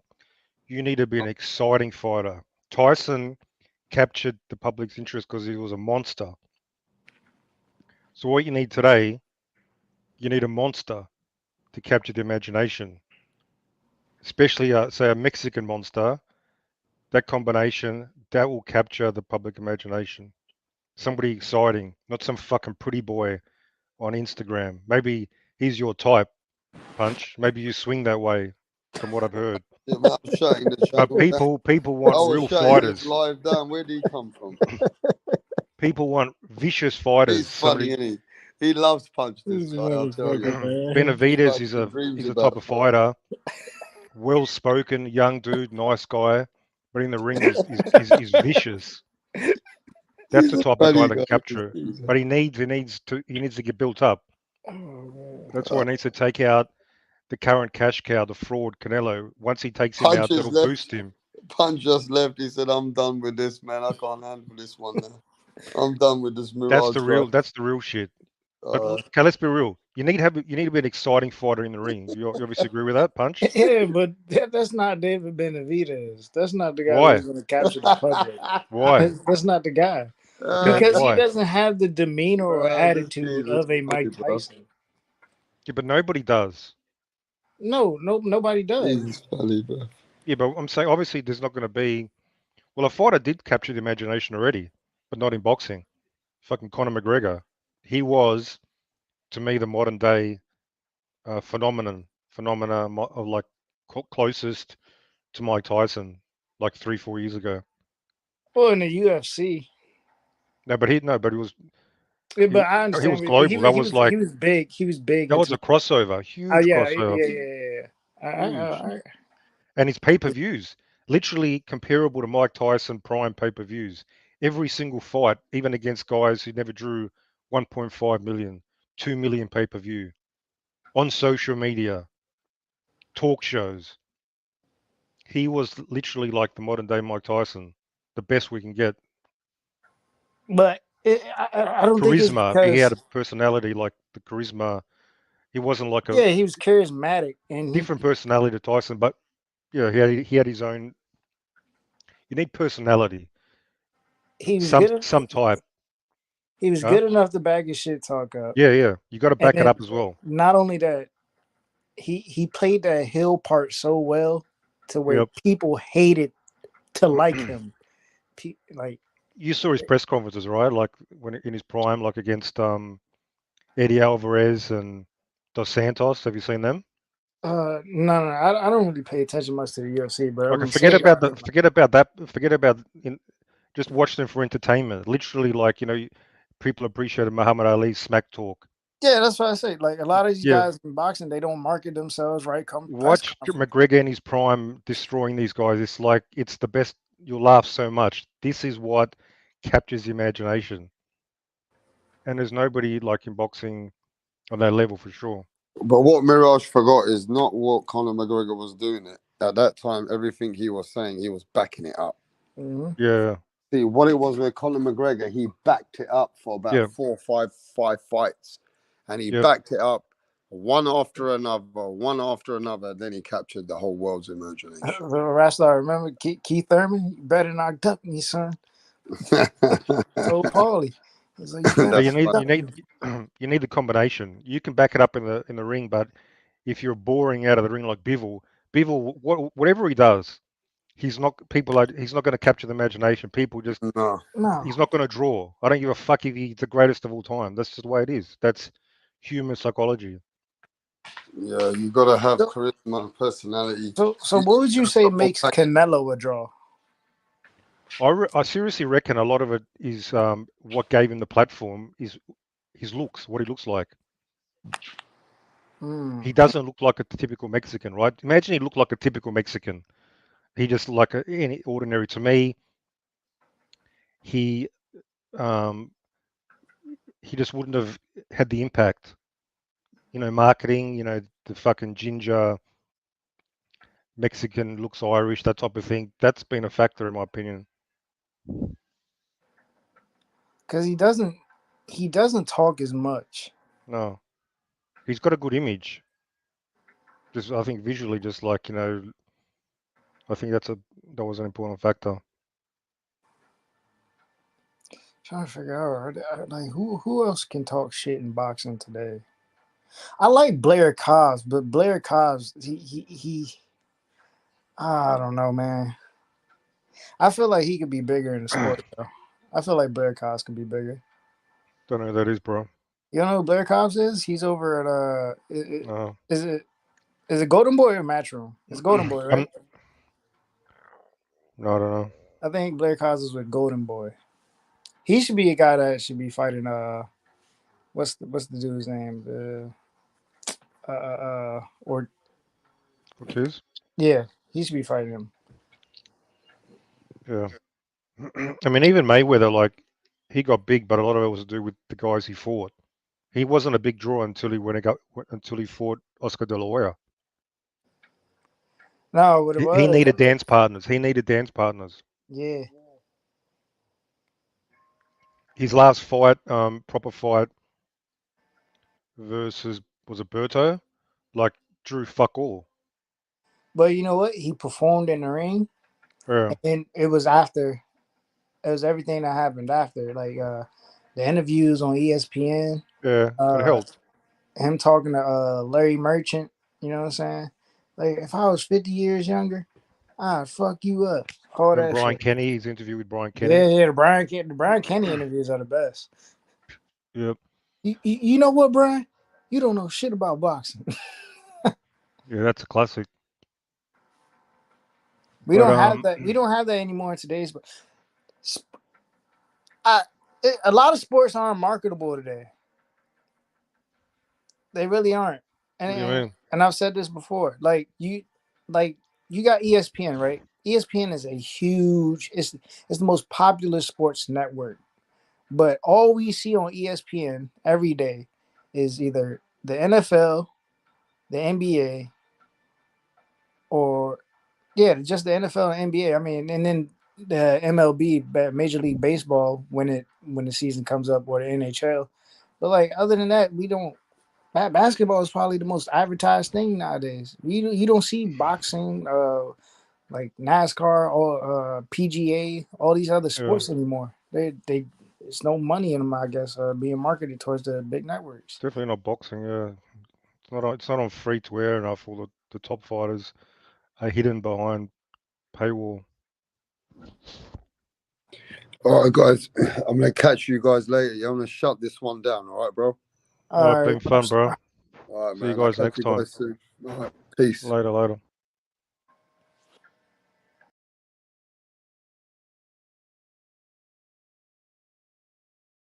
Right, what's going on here, Donny's on the next? Barry's actually going to propose to Sandra. Sandra has been giving Barry mad head lately, and he's whipped, yeah? He's doing this behind the back of the boys because they know, yeah, they would have cussed him out for proposing to Sandra. Tracy had one job to do, and that was to record it. But she's all over the bloody place. Barry's clocked that she didn't get the footage, so he's going to propose to Sandra again.